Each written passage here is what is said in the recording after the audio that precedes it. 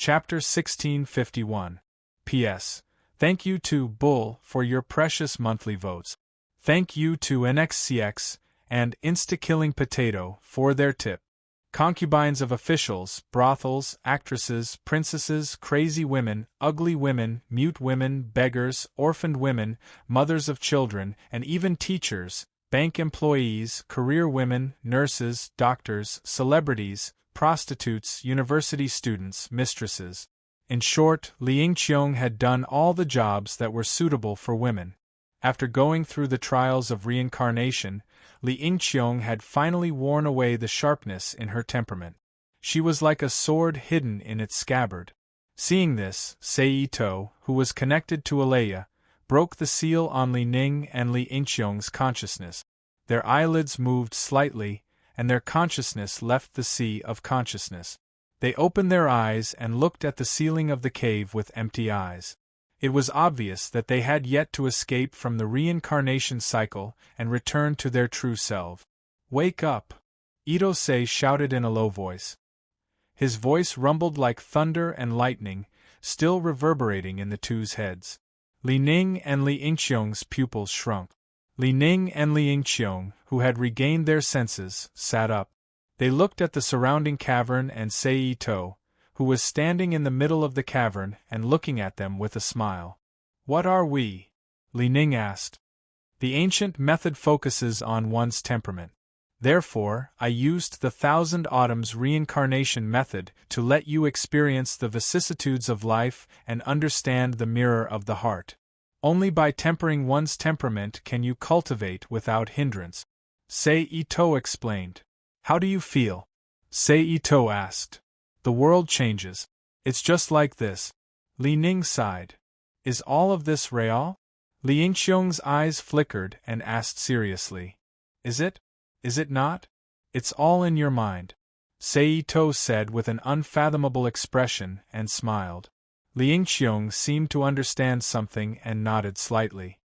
"This is the Spirit Awakening Pill. You too take it and practice the method you got in the first reincarnation." At this time, Itose turned his hand and took out 2 small porcelain bottles and threw them to the father and daughter of the Li family respectively. "Is that the real technique?" Li Ning reached out and took the porcelain bottle. He said in surprise. "Of course, it's the true technique." Seito smiled. "All right. The two of you should cultivate according to that method. If you encounter any obstacles, you can search for the memories in the reincarnation to break through. You can ask me for an answer."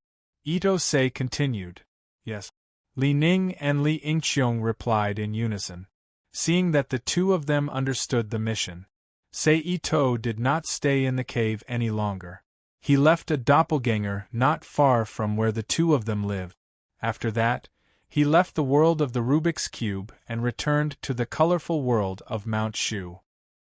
"White Sun, Heisha, Nanming, Tianshu, which one should I go first?" Seito stood on the top of the mountain and looked at the night sky. He muttered to himself, "The foundation is important and the method is second. Let's go to Wind Cave Mountain to get the White Sun technique." With this thought, Seito did not hesitate. He immediately stepped into the void and quietly disappeared into nothingness. Wind Cave Mountain was located in Fuzhou, far away from the land of Sichuan and Shu. Fortunately, Seito's teleportation method was strange, and he did not have to worry about the obstacles of mountains and rivers. Therefore, it only took a quarter of an hour for Seito to appear in the boundary of Fuzhou. Then Seito did not stop and went straight into Wind Cave Mountain. He found the White Sun Cliff Flower Rain Cave and flashed into the cave. In an instant, a strange humanoid pattern appeared in front of him. It's similar to the Han Daoyin technique. They both use the body to cultivate qi. Looking at the pattern carved on the wall, Seito said softly. Since the Han Dynasty, the Daoyin technique had been passed down. However, it was mostly passed down to the families of the emperor and officials. Very few people knew about it. It was an ancient method of cultivating qi. It was passed down to later generations, and it was respected as the supreme technique in Buddhism, the I Ching Jing. It could be said that it was just a copy of the wisdom of Taoism. Then Saito did not hold back. With a thought, he opened the world of the Rubik's Cube and scraped 3 feet into the ground to collect the pattern in the cave, including the skin and bones, into the world of the Rubik's Cube. As for the future opportunity of Ling Yunfeng, what did it have to do with him? With a wave of his hand, Saito put away the power of the world that fell from the sky. He did not stay in the cave any longer and disappeared in a flash. After more than 15 minutes, Saito's figure appeared in the sky above the Wugui Gorge at the border of Yungui and Guizhou. Spiritual light gathered in his eyes, and he scanned the scenery of the gorge with the technique of thousands of miles. Very quickly, an ancient and dilapidated temple entered his sight. It should be here. Thinking of this, Saito put away his spiritual eyes and appeared in front of the temple with teleportation. Snake King Temple. On the dusty door of the temple, there were 3 large golden words written on a black plaque with paint peeling off. Saito withdrew his gaze and slowly looked around. The place where the Snake King Temple was located was a barren mountain with few trees. In addition to the knee-high weeds that grew around it because no one had cleaned it for a long time, there were only a few trees planted by the monks when the temple was opened. They were very lush. Other than that, below the temple's wide platform, there were many fields, shaped like 8 gowns, high up and low down, big and small, with distinct levels in picturesque disorder. Inside the fields were planted a lot of bean and wheat plants, rice and hemp. They were growing quite well, the lush green color was very beautiful. Saito withdrew his gaze and turned to look at the big temple in front of him. The temple walls were still intact, and there were no signs of collapse. However, many of the walls had fallen off, revealing the mud and grass stalks inside. It looked very dilapidated. On both sides of the temple's door, 2 angry arhats stood by the side, guarding the temple's door. Saito stepped into the temple. However, he did not meet with the 2 siblings who were residing in the temple. Instead, he directly entered the rear hall from the side path. Finally, he stopped in front of a small green stone table that was embedded with a small green jade stone that was about 2 feet wide and 4 feet long. Saito stretched out his hand, and the green jade stone flew out of the green stone table under an invisible force. It fell into Saito's palm. As soon as the jade stone entered his hand, a multicolored light burst out from the jade stone. The entire jade stone looked like it was made of nature. 4 ancient runes of the 5 elemental treasured mantra could be vaguely seen from the jade stone. Needless to say, this thing was the fundamental method of Hesha Taoist sect back then, the Hesha Strange Book. Saito turned his hand and put away the treasure book, and he disappeared on the spot. Almost the next moment after he left, accompanied by a sudden flash of golden light, a person with an immortal temperament appeared in front of the green stone table in the ruined temple. His brows were tightly knitted, and he was silently calculating something with his fingers.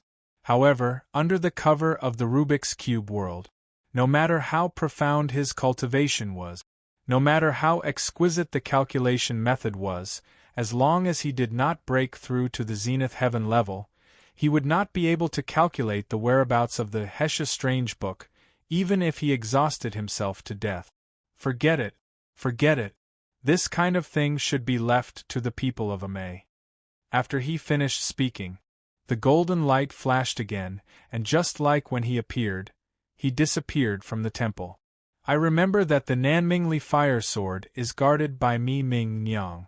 Mi Ming Nyang lives in the Great Snow Mountain and is a little difficult to find. Since that's the case, I'll take the few scrolls of the Heavenly Book first. After thinking, Saito did not hesitate and immediately teleported to the Qingluo Palace in Qingluo Mountain that was closest to him. The Qingluo Palace in Qingluo Mountain's Qingluo Valley was an important spiritual mountain treasure land in Shu Mountain. It was originally occupied by God Hand Bikuei Feng's mother and 8 disciples, who were known as the 8 demons. However, a man is innocent, but he will get into trouble because of his wealth. Because he had a precious jade box with a scroll of the heavenly book in it, it was related to the famous wandering immortal Ling Hun of the unorthodox sections. Therefore, Ling Hun had long made arrangements and had his eyes on this place. When the time was right, he would join forces with others to sweep through this place and seize the treasures. He would also conveniently turn this place into the place where he would establish his sect. If it was during the time of the original, this place would naturally be a gathering place for demons and immortals. It would not be easy to hide and steal the treasures. However, the story had just begun. There was still more than half a year before Zhou Chun would go down the mountain to meet Mao Xiong and lead to the sword battle in Yun Temple. Although this place was still within the calculations of others, it was not strict and there were no old immortals guarding it. In addition, Sei Ito himself was an anomaly who avoided the mysteries of heaven. There was no need to worry about others causing trouble. However, at the same time, there was also a troublesome existence in this operation, and that was the owner of the original item, Wei Feng's mother. In the original, because she wanted to meet with Yun Temple, she hid the treasure in the palace and it became a treasure that everyone could take. But now, the sword battle in Yun Temple had not started, and no one had come to look for it. Therefore, although the jade box should still be hidden in its original place, there was an extra Wei Feng's mother guarding it. If I remember correctly, Wei Feng's mother seemed to be a guy who had just reached the nascent soul stage, right? Sei Ito appeared at the peak of Qing Luo Mountain and looked down at the valley room filled with demonic aura. Thinking of this, Sei Ito's lips curled up slightly. He activated instant transmission and disappeared from the place. In the next moment, Sei Ito appeared in Qing Luo Palace. At this time, it was late at night. Although it was the best time to meditate and cultivate qi, the demons in the palace were not like this. Each and every one of them was hugging beautiful girls and seeking pleasure in their respective side rooms. They were making lewd sounds without the slightest intention to cultivate. This made Sei Ito, who came in stealth, secretly let out a sigh of relief. In his opinion, it was better not to fight if he could. If the battle were to start, it would implicate the heavenly secrets and let Ame or the old beggar find out about this matter. That would not be good. Then, Sei Ito released his divine sense and searched the hall. Soon, a dark room was projected into Sei Ito's mind through his divine sense. Sei Ito quickly stepped forward and came to the side of the main seat in the hall. He bent down and pressed the mechanism. In an instant, there was only a hua sound, and a small sunken space appeared, but there was nothing inside. Seeing this, Sei Ito laughed and pointed forward. In an instant, there was an invisible ripple. Then, there was a crackling sound and a new dark room appeared in the original dark room.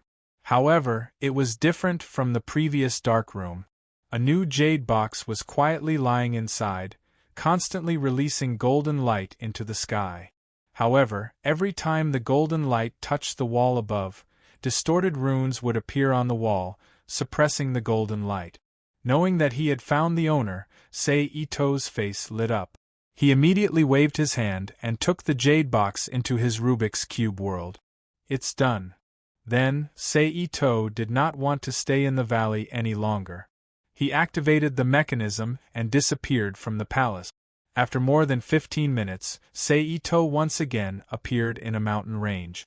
This place was called Four Gates Mountain, where another heavenly book was hidden. Just like the heavenly book obtained by Qing Luo Palace, there was also an evil cultivator guarding it. This person's name was Zhu Hong, and he was the favorite disciple of the founder of Wutai sect, Ancestor Hunyuan. He had obtained many Wutai sect's secret technique. However, his temperament was not good. After Ancestor Hunyuan died in the second sword battle, he immediately took the sect's treasures and heavenly book and fled here. He cultivated in secret and was ready to come out and sweep the world when he mastered the heavenly book. Sei Ito glanced around. For a moment, his gaze paused and he flew over. This was a valley, similar to the peaks around the Four Gates mountain. It was bright all around, but there were no weeds growing on it, nor were there any trees to hide it. What was even more strange was that there was not even a shadow of birds, beasts, or insects. It was very strange. Seito, who was looking ahead, sneered. His 5 fingers hooked like claws and scratched the void in front of him from top to bottom like a tiger claw scratching a wall. However, at this moment, clouds of black gas flew out from the mountain wall. They coiled and merged into a large black snake. They opened their mouths and bit at Seito. Seito did not change his first move. His other hand also stretched out like a claw. His 10 fingers were like hooks, bringing out pitch-black cracks as they slashed at the black snake. Puff! In an instant there was a soft sound. The black snake turned into smoke again, and the scene changed like a mirage. A dark cave appeared in front of him. Seito did not hesitate and stepped into the cave. The passage in the cave was not long, only 14 or 15 meters. With Seito's speed, it did not take long for him to reach the end. Then, an extremely wide hall appeared in front of Seito. 4 red candles as thick as a human arm were embellished in the middle. They emitted a fluorescent glow, illuminating the hall. On the 4 walls of the hall, there were strange pitch-black runes drawn on them. Although they looked strange, the hall exuded a sense of mystery, and one could not help but look sideways. However, the moment Seito stepped into the hall, the environment of the entire hall changed. It became as dark as a ghost cave. Waves of chilly wind blew around him, and at the same time, heart-wrenching screams and roars echoed in the cave. Amidst the screams and roars, Seito felt a sense of absent-mindedness. However, Seito's mind immediately cleared, and he let out a cold snort with the tiger's thunderous roar. In an instant, a ripple visible to the naked eye spread out from Seito. Chapter 1652. The tiger's roar of thunder was so grand that it suppressed the ghostly howls in the cave as soon as it appeared. However, good things didn't last long. The next moment, the dark cave shook slightly. Young boys and girls who looked like they were carved from jade appeared in the cave. Their eyes stared straight at Seito. The next moment, one of the young girls changed into a terrifying ghost with a green face and fangs. She bared her fangs and claws and pounced at Seito. Behind her, the other young boys and girls also transformed into ghosts and bit at Seito. "Humph, little ghosts, how dare you show off in front of me?" With a cold snort, Seito waved his hand horizontally. A dazzling and grand thunder instantly appeared from his arm. Then, it suddenly exploded, and turned into a sky full of silver rays that jumped throughout the entire cave. The thunder that jumped out was like a big net, enveloping all the ghosts in the cave. Under the bombardment of the thunder, the ghosts' faces distorted and they opened their mouths to scream. They turned into black smoke and disappeared in the cave. Along with the ghost, the pitch-black environment of the cave also disappeared, revealing the original hall once again. Seito took the lead and walked to the small room next to the hall. In that small room, a short and fat Taoist priest with disheveled hair and a sword in his hand was circling an altar. He was fighting there and waving the long sword in his hand, frequently pointing at a black jade gourd on the altar. His forehead was covered in sweat. Just as he was about to bite the tip of his tongue and spit out his life essence blood as a sacrifice, a voice suddenly sounded in his ear. "Don't bother." The fat Taoist priest was none other than the traitor of Wutai, Zhu Hong. Zhu Hong was shocked when he heard this. He hurriedly turned around and threw out a white light behind him. As expected of the beloved disciple of the Hunyuan ancestor, the traitor of Wutai, such a response could be said to be appropriate, but it was a pity. His opponent was Itose, whose realm was much higher than his. His opponent was at least at the level of Fairy Immortal. Therefore, not only did his surprise attack fail, but he was also caught by his opponent. No matter how hard the dazzling white flying sword struggled, it could not fly out of his hand. "May I ask who you are? Why are you here to make things difficult for this poor Taoist? Do you dare to show your name?" Zhu Hong's expression immediately changed when he saw this and asked. Although the tone of his voice was calm and normal, his expression still revealed that he was trying to put on a strong front. "Will you know if I tell you?" Saito sneered.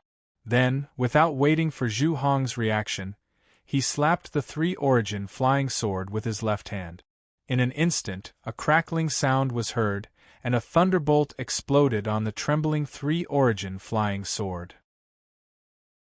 Almost in the blink of an eye, the entire sword was covered in lightning. Puff! The three-origin flying sword was a flying sword that Zhu Hong cultivated with his life. The thought of his primordial spirit existed in it and was connected to his mind. Under the bombardment of the thunderbolt, it was immediately shattered and scattered. It affected his mind, causing Zhu Hong to involuntarily spit out a mouthful of blood. Under the bombardment of the thunderbolt, the three-origin flying sword dimmed and stopped trembling.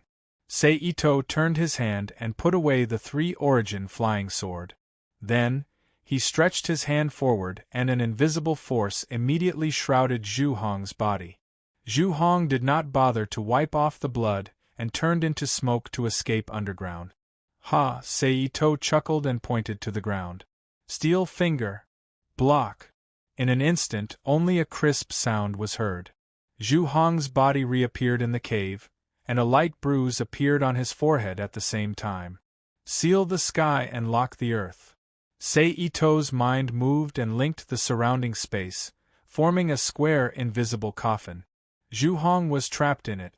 Then, Saito's 5 fingers contracted and slowly clenched into a fist. Under Saito's palm movements, the invisible space coffin quickly contracted and suppressed Zhu Hong's body. But at this moment, a 5-colored mist suddenly appeared on his body and forcefully resisted the shrinking of the coffin. Wutai Sek's defensive treasure. 5 sifting light smoke shield. Seeing this, Saito narrowed his eyes and formed a strange hand seal with both hands. In the next moment, an invisible ripple spread from Saito's body and swept over Zhu Hong, who was trapped in the invisible coffin. In an instant, the mist outside Zhu Hong's body and Zhu Hong's body stopped at the same time. Their eyes were filled with extreme shock. Forbidden technique, time stop. Taking advantage of this gap, Saito flipped his hand and took out Zhu Hong's triple-origin flying sword. While Zhu Hong's eyes flashed, he used this flying sword to pierce through the gap formed by the 5 sifting light smoke shield and pierced into Zhu Hong's throat. Then, Saito's wrist turned and released a blast of extreme yang thunder as the blade spun. Crackle, crackle.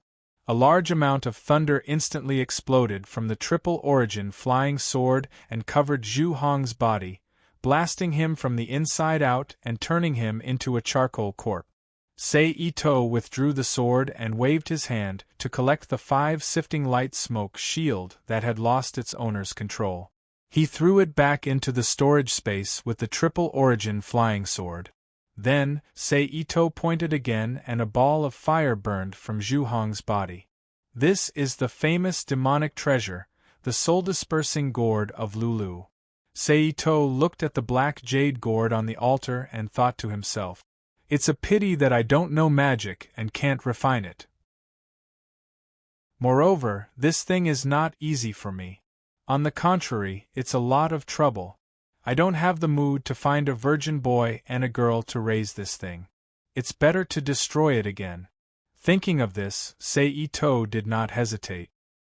He immediately summoned the divine blade, celestial clouds, poured spatial energy into the blade, and slashed at the black jade gourd on the altar without hesitation. With the slash of the celestial clouds, a finger-wide crack exuding a mysterious aura appeared in the void. Crack! The blade light fell and the black jade gourd was split into 2. Whoosh! In an instant, a large cloud of black smoke flew out from the soul-dispersing gourd of Lulu.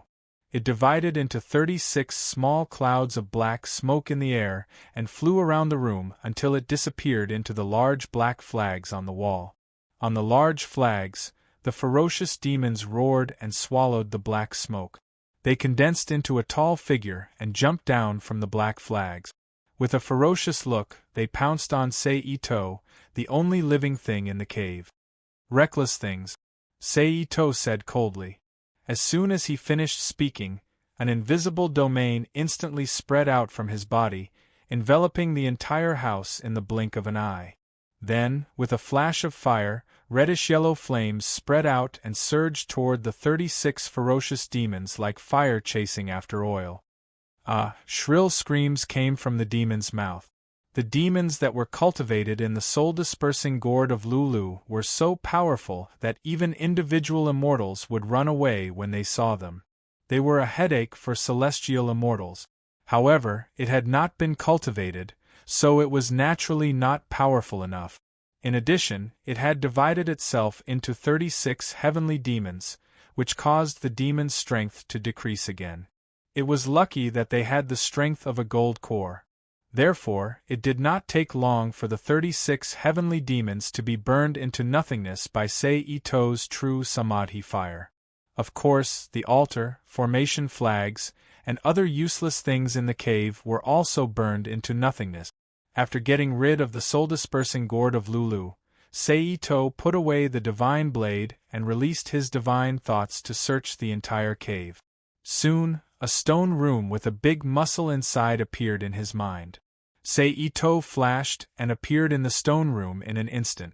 Then, with a flip of his hand, the big muscle suddenly shattered under the attack of an invisible force, revealing a foot-long emerald jade box that shone with fluorescent light.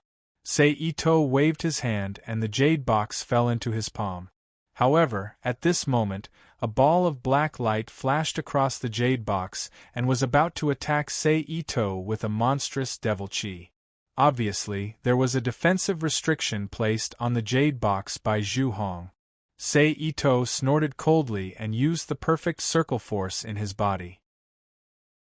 He did not care about the changes in the restrictive spell and directly broke it with force. Crack! Suddenly, the jade box shattered together with the box, revealing a book made of unknown materials hidden in the box. On the title page of the book, there were 6 big words written in strange tadpole language. The Heavenly Book, Purple Mansion, First Volume. As expected, the God Slayer's 1,000 languages ability is also effective on tadpole language. Sei-Ito grinned. In fact, it was understandable. The 1,000 languages could even decipher the ancient Egyptian script, let alone the tadpole language that was popular during the Tang dynasty. Moreover, even if he could not understand it, Sei-Ito was not afraid. At worst, he could find Lu Miaozi and learn it again. Anyway, with the 1,000 languages ability, as long as he was willing to learn any language, there was no saying that he could not learn it.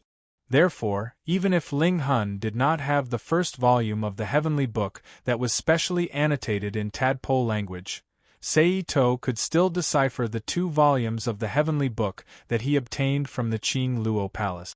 Therefore, this Heavenly Book was the same as the other Heavenly Books written in tadpole language. Now, only the one in the Purple Cloud Palace is left. Sei-Ito thought to himself as he put away the first volume of the Heavenly Book. Then, with a thought, he activated teleportation and disappeared from the cave where Zhu Hong was hiding. Not long after he left, a green stream of light descended, and a woman with an unsightly appearance appeared at the entrance of the cave. Looking at the restriction at the entrance of the cave that had been broken, the woman's face changed. She took out a strange treasure from her arms and carefully entered the cave. The Purple Cloud Palace was located overseas, far away from the Central Plains. It was also in the Chuan Mansion of the Central Plains. The distance between the 2 places was very far. Therefore, Sei-Ito spent almost an hour to arrive at the sea where the Purple Cloud Palace was located. However, if he wanted to find the main body of the Purple Cloud Palace, he would have to patiently search for it. Relying on the memory in his mind, Sei-Ito searched for places similar to the Purple Cloud Palace's environment. Chapter 1653. Fortunately, there was still more than half a year before the plot began. Sei-Ito had the time and patience to wander around the sea. Therefore, he was not anxious that he could not find the Purple Cloud Palace in a short period of time. Instead, during his leisure time, he flipped through the newly obtained Taoist books in his hand. There were a total of 4 books. The White Sun solution was found in the Flower Rain Cave at the White Sun Cliff of the Wind Cave Mountain. The 5 elements formula was found in the Evil Spirit Gorge Snake King Temple between Yunnan and Guizhou. The Hesha Strange Book. The copy of the Heavenly Book in the Jade Box stolen from the Green Conch Palace of the Green Conch Valley, and the lower volume of the Heavenly Book in the bottom layer. The first volume of the Heavenly Book, which originally belonged to the Wutai Grandmaster Hunyuan, was also obtained from Zhu Hong of the Four Gates Mountain. Among them, the White Sun solution was not much to say. It was used at the beginning of cultivation and was used to build the foundation. After Sei-Ito recorded a few marks, he gave one of them to Li Ning and Li Yingqiong, who were cultivating so that they could stretch their bodies. The rest were thrown into the various libraries of the Rubik's Cube world for the people in the inner world to study. Hesha Strange Book was much more profound than White Sun Technique, but Ito Sei, who had his own system, didn't have the heart to practice it. He only thought of it as a reference, and he wanted to understand the secrets of the 5 elements. As for the last Heavenly Book, just like the Hesha Strange Book, Sei-Ito skimmed through it. From it, he learned 2 or 3 spells that seemed to be quite powerful. Then, he devoted all his attention to the things related to the primordial spirit described in it. After all, when he came to this world, his original purpose was to find some methods of using the primordial spirit at the level of celestial immortals and above. It would be a reference for his own future cultivation. In this way, Sei-Ito slowly stayed in the North Sea for 4 to 5 days. On this day, just as he routinely dived into the sea to search the surroundings with the water escape technique, a magnificent palace building appeared in Sei-Ito's mind through his perception. Found it, Sei-Ito couldn't help but rejoice as he recalled the description of the Purple Cloud Palace. With a flash of his body, he moved like a fish in the sea and arrived in front of the Purple Cloud Palace. Sei-Ito materialized and stood on the platform outside the palace gate. Then, he raised his hand and shot out a white light. As the white light flew out, it triggered a series of multicolored restrictions in its path. Who is so bold to behave atrociously in my Purple Cloud Palace? At this moment, a voice filled with malevolence quickly rang out from the Purple Cloud Palace. In the next moment, a beautiful woman in purple appeared in front of Sei-Ito. Who are you? The person looked at Sei-Ito from head to toe and asked. I am Xian Daozi. I'm also an independent cultivator of the North Sea. I've come this time because I have something to give to the Violet Cloud Palace. Sei-Ito clasped his fist and smiled faintly. What benefits? Without waiting for the woman to speak, 2 other people also dressed in purple, but their appearances were not the same. However, both of them were extremely beautiful women who walked out from the Purple Cloud Palace. Among them, Nuzi, who looked slightly older, asked, Big sister, the woman who came out first greeted her. You 3 must be the 3 palace masters of the Purple Cloud Palace, right? Sei-Ito asked with a smile as he slowly swept his gaze over the 3 people. That's right, Chu Feng admitted with a nod. Could it be that the palace master intends to talk here? Sei-Ito pointed at the surroundings and asked calmly. Big Phoenix frowned and turned to the side. She spread her arms and said, We've been rude. Fellow Taoist, please. Big sister. The woman who came out with Chu Feng called out softly. From the expression in her eyes, it was clear that she didn't want Sei-Ito to enter the palace. It's fine. If this fellow Taoist really wants to harm us, there's no need for him to go through so much trouble, Chu Feng said with a shake of her head. Then, she looked at Saito and continued, with fellow Daoist strength, it shouldn't be a problem for you to forcefully break into the palace. When the two women beside Chu Feng heard this, their expressions changed. Shock and disbelief appeared in their eyes. Saito smiled. He neither admitted nor denied Chu Feng's words.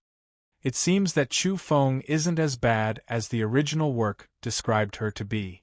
She still has some intelligence, Saito thought to himself. Under the guidance of the three women of the Purple Cloud Palace, the group passed through a courtyard filled with all kinds of precious flowers and rare herbs and entered the main hall of the Purple Cloud Palace. Then, the three women and Saito sat down as guests and hosts. Servants, serve the guests tea, Chu Feng, who was sitting in the main seat, shouted. Saito looked around and took in the beautiful scenery of the palace. He softly praised, as expected, this is a wonderful place for immortals. When they heard Saito's praise, the three phoenixes revealed smug expressions. At this moment, a woman who looked to be around 14 or 15 years old and wore a collar around her neck walked into the hall with a cup of tea in her hand. She placed the cup on the table beside Saito. This must be the mother of stone, Lu Rongbua, Saito thought to himself when he sensed the spiritual energy emitted from the maid. Fellow Taoist, please. Chu Feng raised her cup and invited him. Please. Saito also took the teacup beside him and returned the gesture. Then, they opened the lid of the teacup and drank the tea. Good tea, Saito praised again. Chu Feng smiled and didn't say anything else. Instead, she asked, may I know what benefits fellow Taoists spoke of earlier? Saito put down the teacup and raised his head to look at Chu Feng. He faintly smiled and said, an item from the inner palace of the Purple Cloud Palace. With that, the atmosphere in the palace froze. At the same time, a sliver of shock flashed through the three phoenixes' eyes. Fellow Taoist, you must be joking. Chu Feng's face stiffened as she dryly laughed. They had coveted the inner palace's treasures for many years. Unfortunately, they hadn't been able to take them all. Although they were unwilling to give up, they knew that it was because they weren't strong enough. As a result, they would enter the palace every 3 to 5 years and use their magic power to break open the crystal pillars in search of treasures. This had almost become their obsession. Saito looked meaningfully at Chu Feng and slowly said, are you really joking? For a moment, the entire palace fell silent. Speak, where did you learn of this?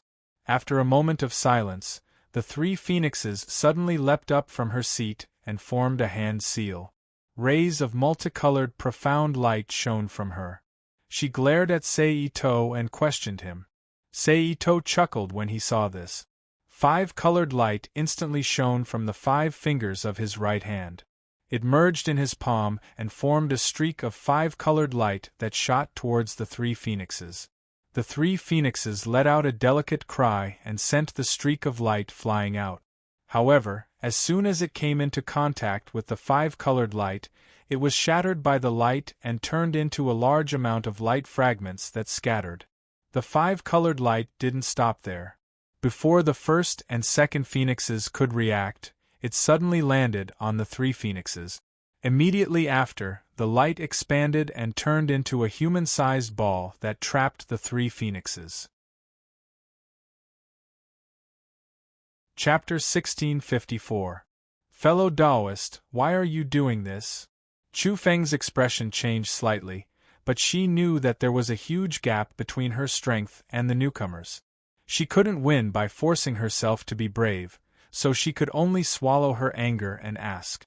I saw that fellow Taoist's third sister was arrogant and hot-tempered. I know that it's not the way to immortality, so I'm teaching her a lesson on your behalf. Saito picked up the teacup with his right hand and gently swept the tea lid back and forth with his left hand, as if he was fiddling with the floating leaves in the teacup. I will educate my sister. Fellow Taoist, you don't have to worry about it, Chu Feng said with a gloomy expression. After saying that, the mysterious qi in his chest circulated.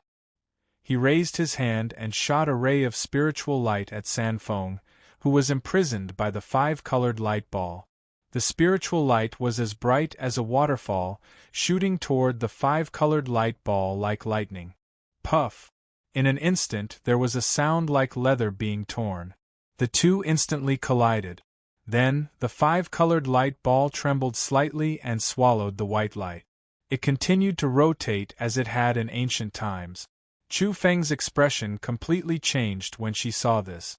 Although the sound of this attack wasn't exaggerated, it was indeed her full-strength attack. She originally thought that since it couldn't really intimidate others, it should be able to break the other party's spell. Who knew that in the end it would end up like this? It made Chu Feng angry, but it also made her feel uneasy. Fellow Taoist, my little sister was reckless and offended you. Please spare her this time on account of her young and ignorant age.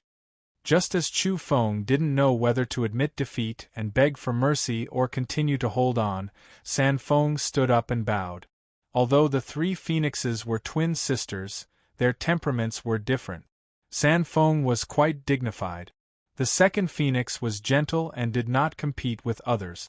However, the third phoenix was arrogant and impatient.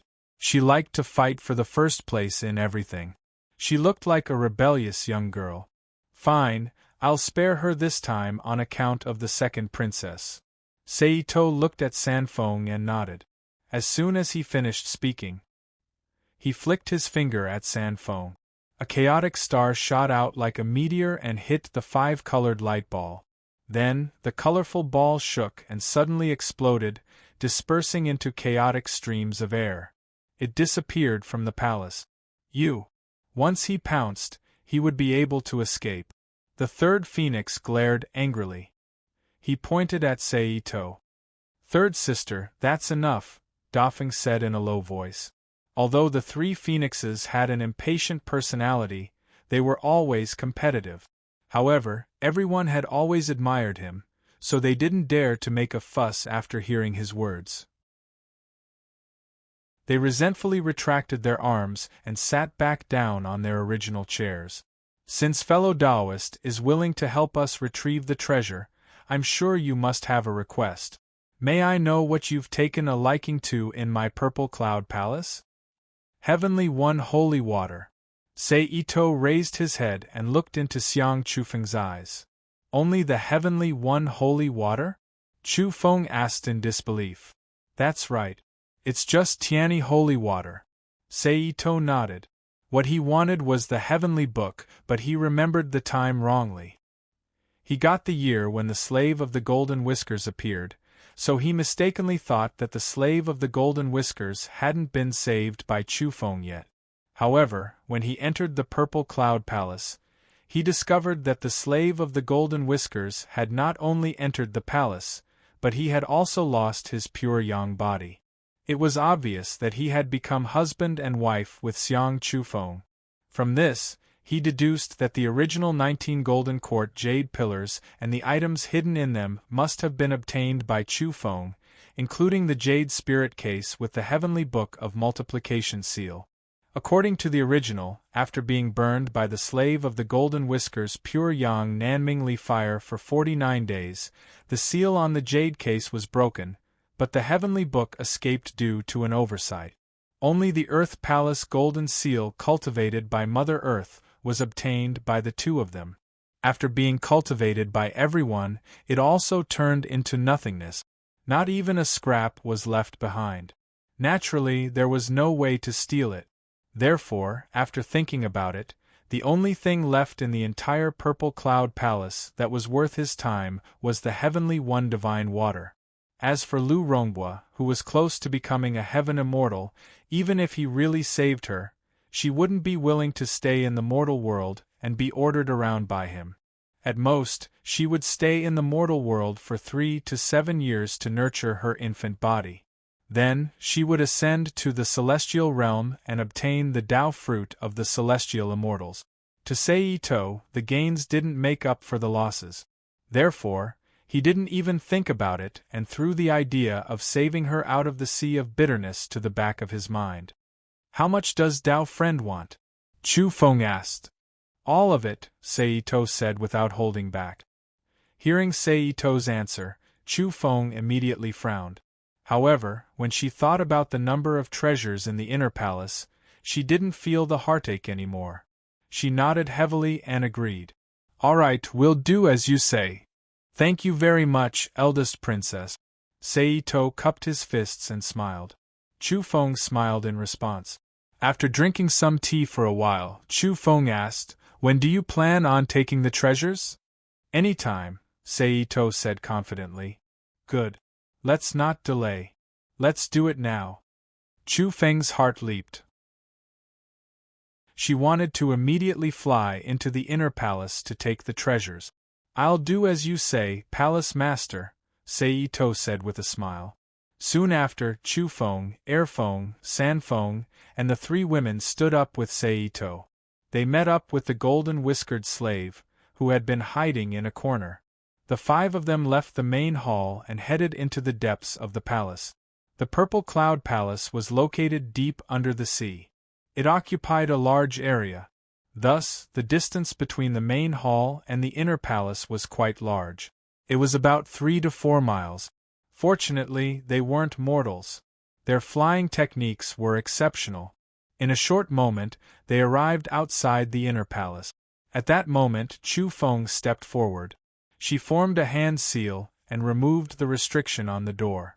She then took the lead and led Air Feng, San Feng, the golden-whiskered slave, and Seito into the inner palace.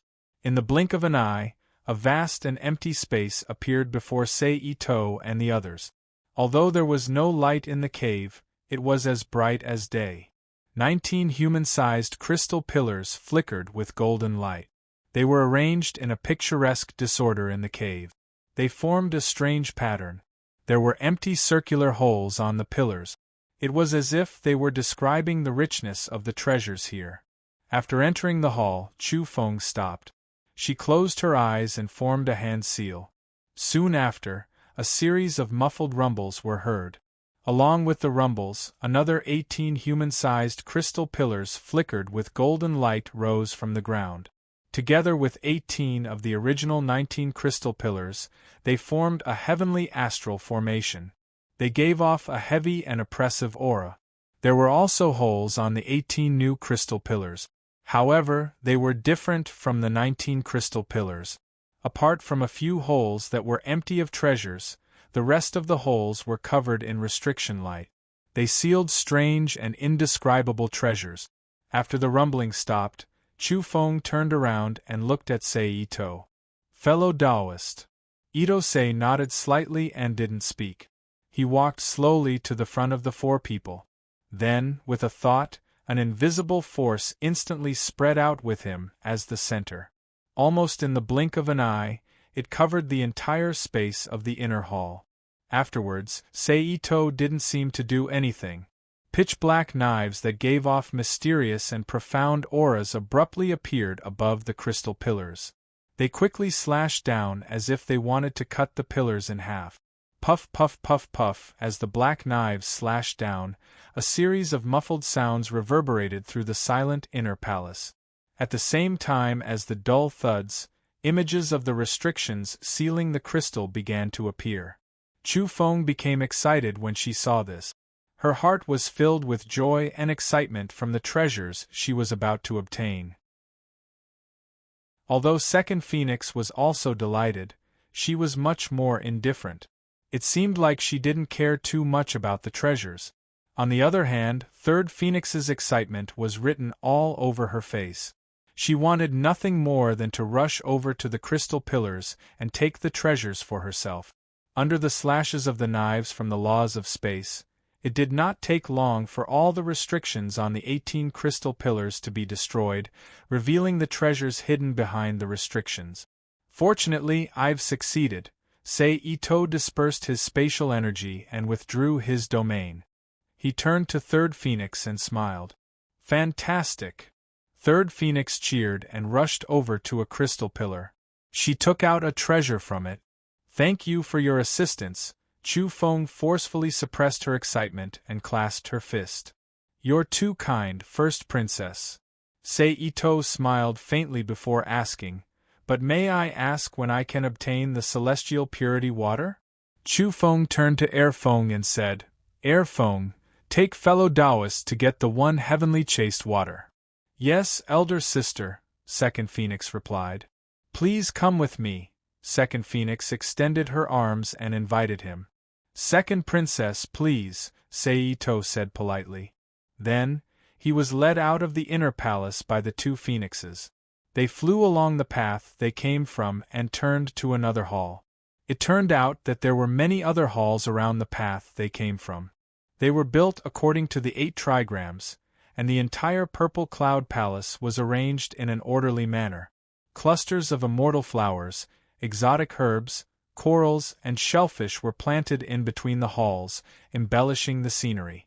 A few minutes later, the two of them stopped in a magnificent palace that was equally beautiful and definitely not something ordinary people would ever see. "Please wait for a moment," Second Phoenix said. Then, she ignored Ito and went around a wall, disappearing from Ito's sight. It was not until 5 or 6 minutes later that she reappeared in front of him. But compared to before, there was a yellow jade gourd in Second Phoenix's hand. Needless to say, the gourd must be a tool to store the celestial purity water. "Fellow, this is all the celestial purity water stored in the palace. Please keep it well," Second Phoenix said as she handed the yellow jade gourd to Ito. "In that case, thank you very much, Second Princess." Ito reached out and took the gourd.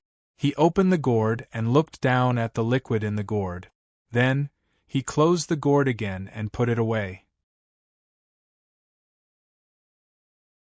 Chapter 1655. P.S. Thank you to Solon, Wonget, and Xerbatangii for their precious monthly votes. Thank you to Seckle Potato and Halcyon for their tips. In addition, I think the first princess has no time to meet guests now, so I won't disturb you too much. Please apologize to the first princess on my behalf. Ito cupped his hands and said politely, we were negligent." Erfong hesitated for a moment and then smiled bitterly. "Don't mention it. Goodbye." Itose smiled and said politely, then said goodbye. "I'll see you out," Erfong said. After that, she led Ito out of the palace. Because they didn't dare to waste time, the two didn't use the escape light, but moved out on foot. Along the way, the two talked a little to pass the time. After more than 10 minutes, the two finally arrived at the water-repelling passage outside the Purple Cloud Palace. "Second Princess, please wait." Ito stopped and said, "In that case, I won't see you out. Take care, fellow Taoist." Erfong stopped and chuckled. Itsunari cupped his fist and bowed to the two phoenixes. Then, he jumped out of the water channel and plunged into the sea. Immediately, he cast the 5 elements water escape technique. His body merged with the sea and instantly disappeared from the eyes of the two phoenixes. After an unknown period of time, Ito's figure jumped out of the water and floated in the air. There are many heavenly tomes in Shu Mountain, but there are only a few that can be taken. 3 of them are already in my hands, and the rest is the one in Guangqingzi's old residence in the western Kongtong Mountain. Unfortunately, that book is entangled with the mysteries of heaven, and I can't get it now. Ito thought to himself as he flew inland. In other words, the heavenly tomes are closed, and it's time to get the treasure after a moment. With a plan in mind, Ito turned into a streak of silver light and flew towards the continent. A few moments later, Ito returned to the mainland. At this time, the sky was close to dusk, and it was not the time for action. Fortunately, Ito entered the Rubik's Cube world and merged with the Shadow Clone in the eastern forest to check on the progress of the Li father and daughter. Li Yingqiong was indeed worthy of being the main character of the original novel and her biological father.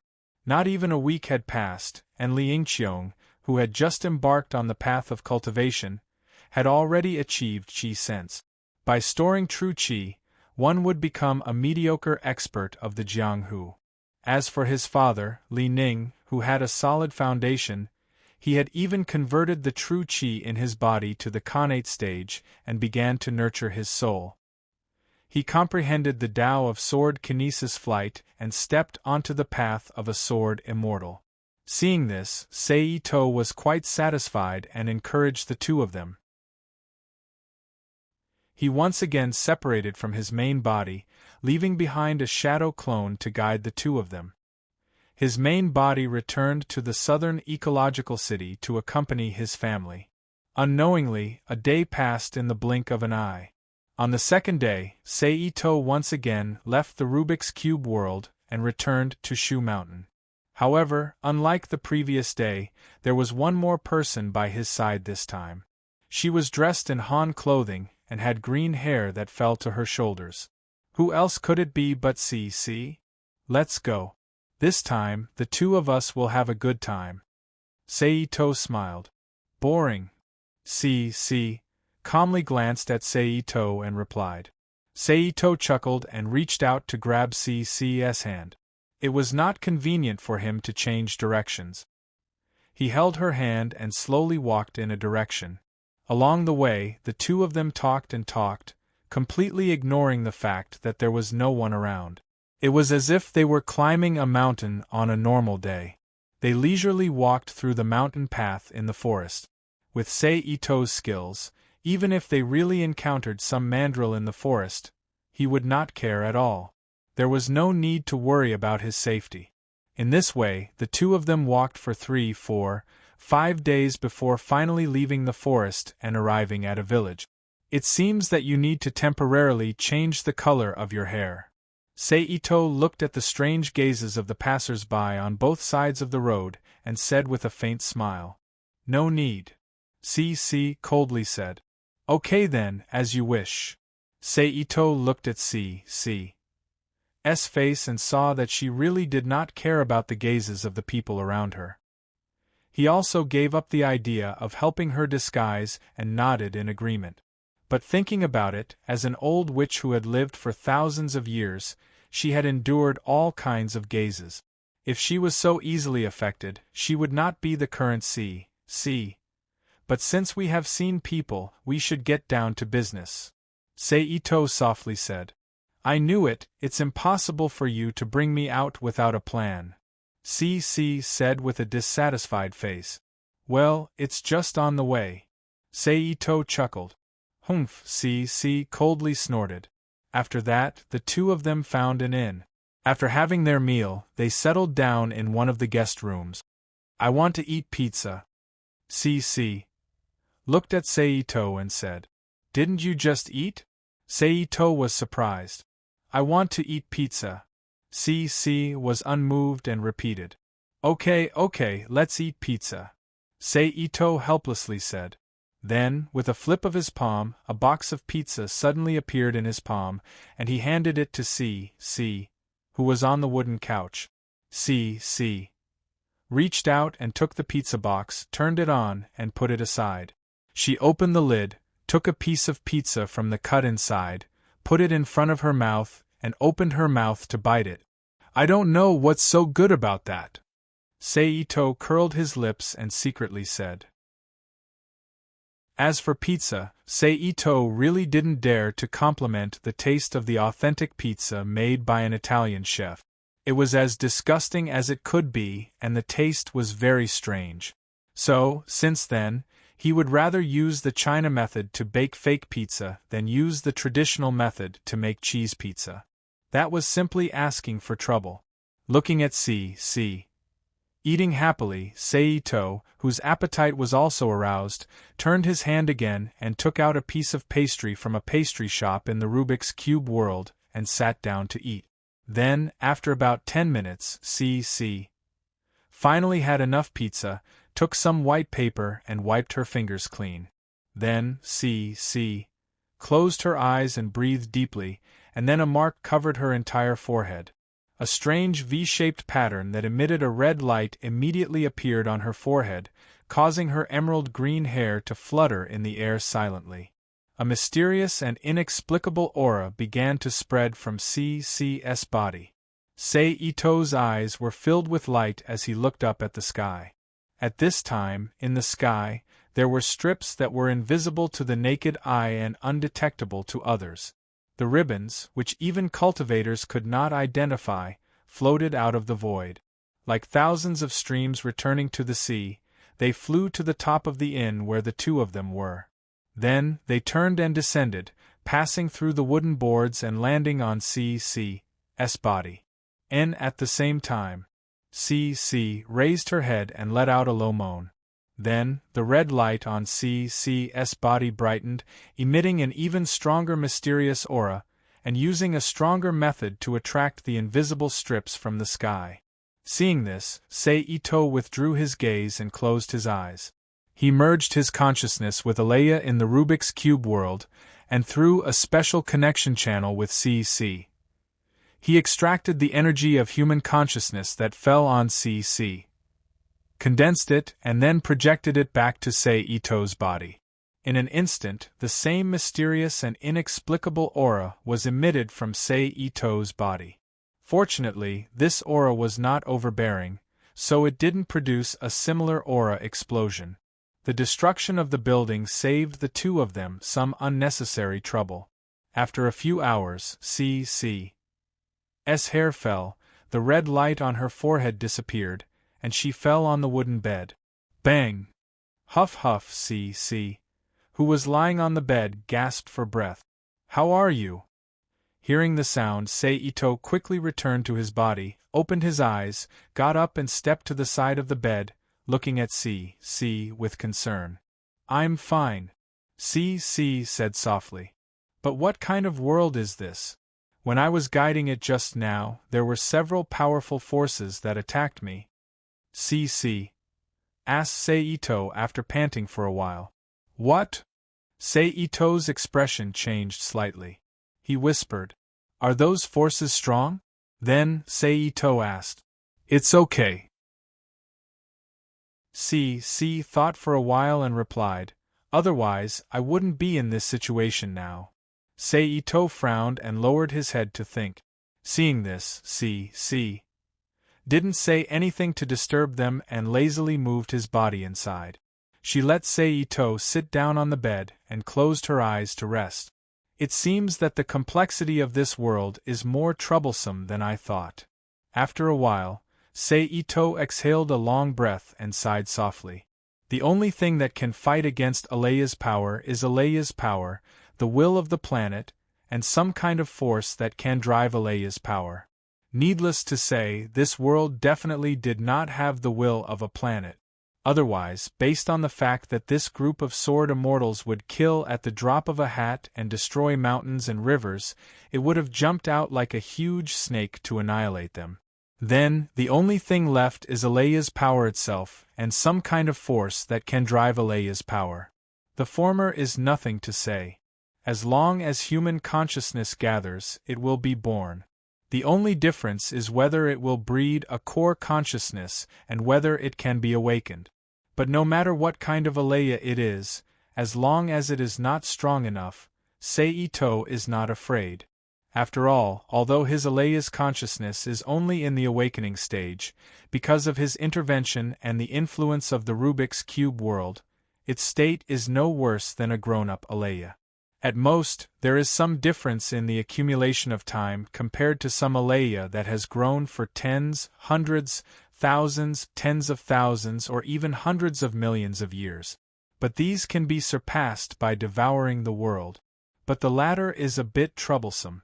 Because a person who can drive Alea with a human body must have a high level of cultivation, and must have meritorious deeds in the human world, be widely praised by the world, be on the path of Tao, and become an immortal. In other words, at the very least, he must be an immortal who is widely praised and worshipped by a lot of people. Of course, in addition to this, it is also possible that there are people in this world that are similar to the three divine artifacts of the King of Fighters world, but this possibility is very small. But if they are immortals, Ito may not be able to easily take them down. Chapter 1656. P.S. Thank you to the Silencer for your precious monthly vote. Let's hope that the other party is an immortal with incense offerings.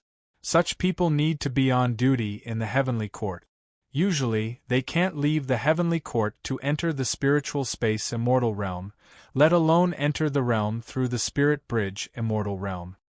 Seito thought to himself. Then, Seito temporarily put this troublesome thought aside.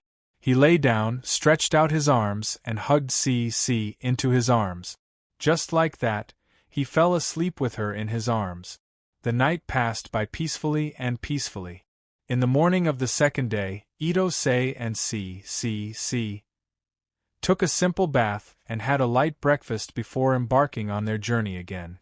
But this time, the two of them didn't walk. Instead, they took out a carriage and drove along the pipeline to other towns. Do we still need to guide them? On the way, CC, who was eating pizza casually, asked. In the last battle, do you think those people used their full strength? Seito asked. I'm not sure. CC replied. Seito lowered his head and thought. If it was for safety, it was naturally best to stop and not guide them. But this way, it would seem like he was afraid of the other party. Not only would it affect his state of mind, but it also made him somewhat unwilling. Then, Seito looked up at CC and decided, let's do it again. But this time, you have to slow down and try not to attract the attention of those people. CC nodded slightly and agreed. But you don't have to worry too much. If those people come looking for trouble again, you can directly use the full power of Alea to guide the remaining human consciousness in the void. Seito continued. You want to lure those people out? CC asked with a frown. No. I want you to frighten them once and make them more obedient. Make them behave. Itose said in a deep voice. As mentioned before, those who could use the power of Alea were powerful people. None of them were below the immortal realm. However, as mentioned before, the other party had to have meritorious deeds in the human world. Then what was merit? Imparting the Tao was a merit. Serving justice was a merit. Eliminating evil and promoting good is a meritorious deed. Saving the people is a meritorious deed. In short, whatever is beneficial to people. All of them could be used as merit, and this point had directly cut off a portion of the influence that the Alea could exert on the Shushan world. For example, the legendary Buddha Tathagata, Guanyin the Savior, the three pure ones of Taoism, and some of the righteous gods of the heavenly court.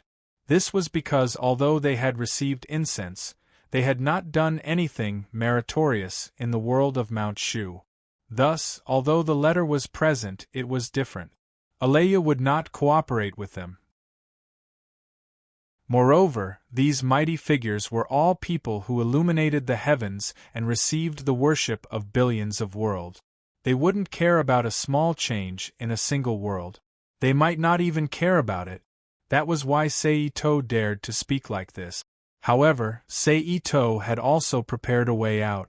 As long as the situation was slightly off, Seito would immediately bring C into the Rubik's Cube world and leave the Shushan world at the first moment. Anyway, other than those magic treasures that were dispensable to him, his main goal had been achieved, so there was no need to stay here for too long. All right. C responded. Then, C sped up and finished the pizza in her hand. Then, she closed her eyes and activated the power of Alea once again.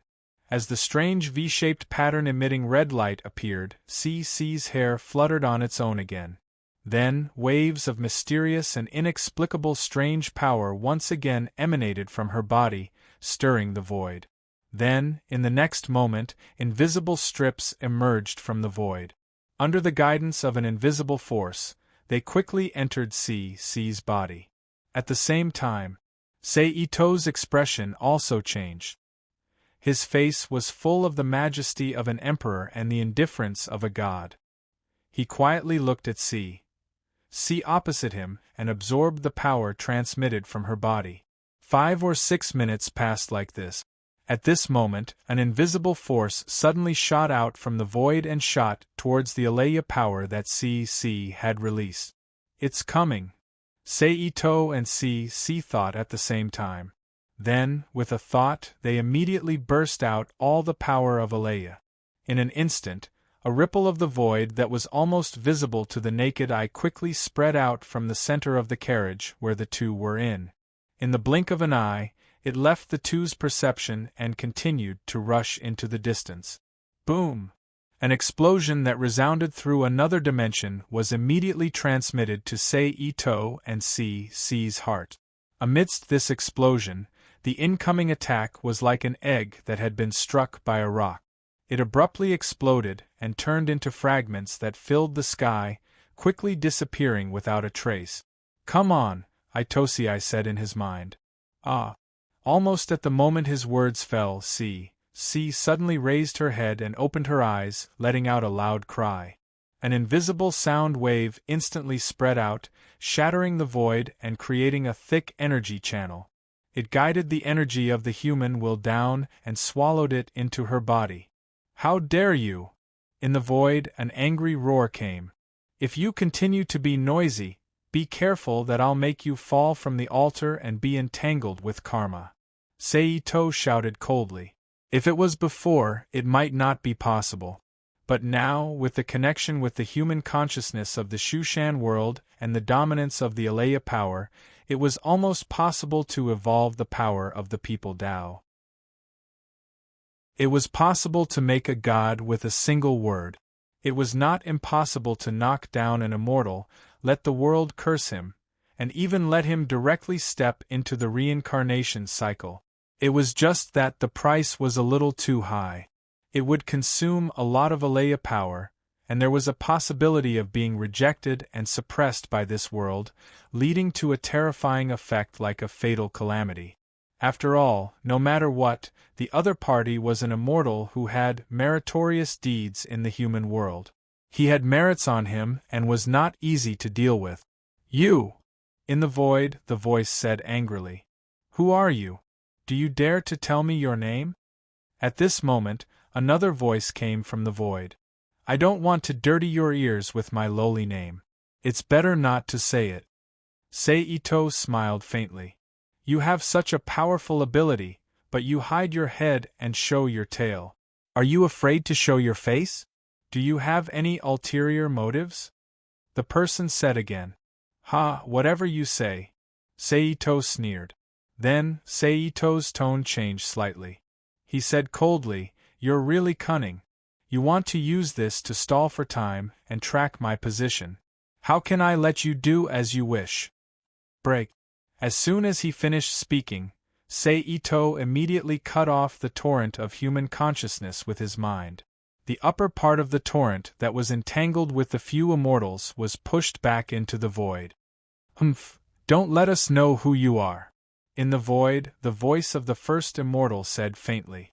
However, before he could finish his sentence, he disappeared along with the restored void barrier and the human consciousness. Phew, that was dangerous. After devouring and absorbing the human consciousness that was intercepted, Seito, who had left the state of Alea, exhaled softly. He did not expect that his original intention of guiding the consciousness of Alea into his body so that he would have the ability to speak and the aura of unkillable to protect himself. He did not expect that he would be so unlucky as to meet an expert like Li Jingshu the Ji Luzhenren, who was at the level of a golden immortal on the land. His self-defense plan had led to such trouble in the end. However, the good thing was that both sides had only exchanged words and fought a little with the human consciousness. They did not meet face to face, so he did not have to worry about them coming to the lower realm to find trouble with him. As for the future, he would just have to deal with whatever came his way. When the time came, it would not be up to them to decide who would win or lose. "Forget it, I'll send you back," Seito said as he turned his head to look at CC, who was panting softly. Upon hearing that, CC rolled her eyes at Seito, but she did not refuse. Seeing that, Seito did not hesitate. He immediately changed his mind and sent C.C. and the carriage she was in back to the Rubik's Cube world. After that, Seito, who had returned to being alone, did not waste any time. He immediately used his mind to teleport and moved toward the secluded palace where the father and son of Wu Hua were buried near the White Sun Cliff of Mount Baiyang. At this moment, regardless of whether it was the higher-ups of the Buddhist sect, the Taoist spiritual masters of Amei, or the demonic path giants of West Kunlun, they were all shaken by the Alaya power that CC had unleashed. They gathered in twos and threes to discuss what had just happened and the various situations that might arise from it.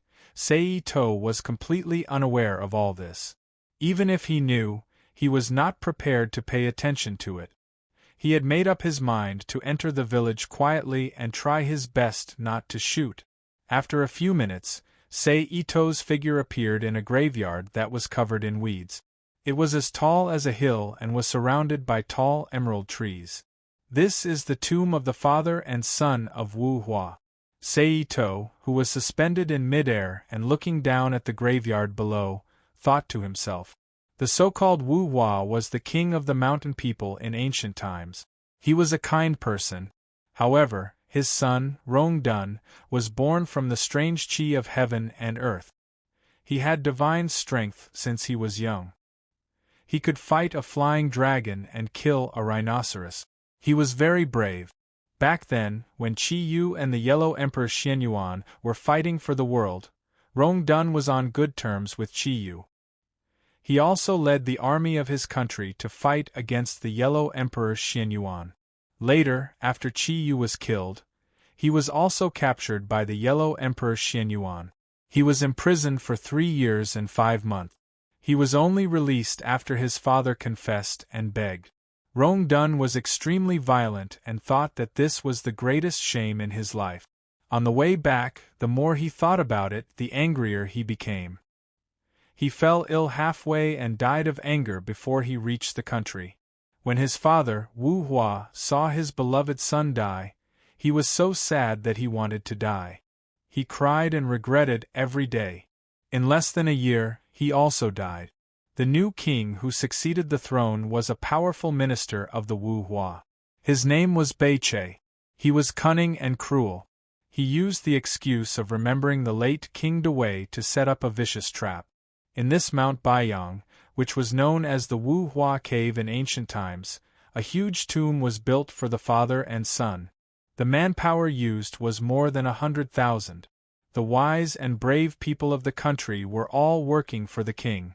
They had no time to do anything else, so he could be the stable king.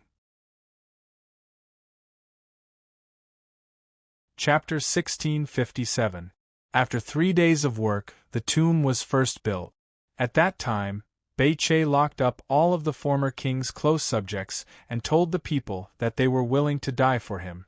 After 17 years of work, the tomb was finally completed. At that time, the entire country was in an uproar, but in the end, he died at the hands of the mob. However, Beiche's actions benefited the father and son of Wu Hua. Because the place where the tomb was buried was excellent and filled with yin qi, and the father and son were not ordinary people, after a long time, they obtained the spirit domain's earth qi and became zombies. In this spirit cave of heaven and earth, the father and son could have achieved good results if they had followed the right path. However, their son, Rong Dun, had a strange temperament and an inextinguishable pent-up anger in his heart. He only made things difficult for good people. Wu Hua loved his son dearly, and had no choice but to kill many people. In the end, he became an evil spirit.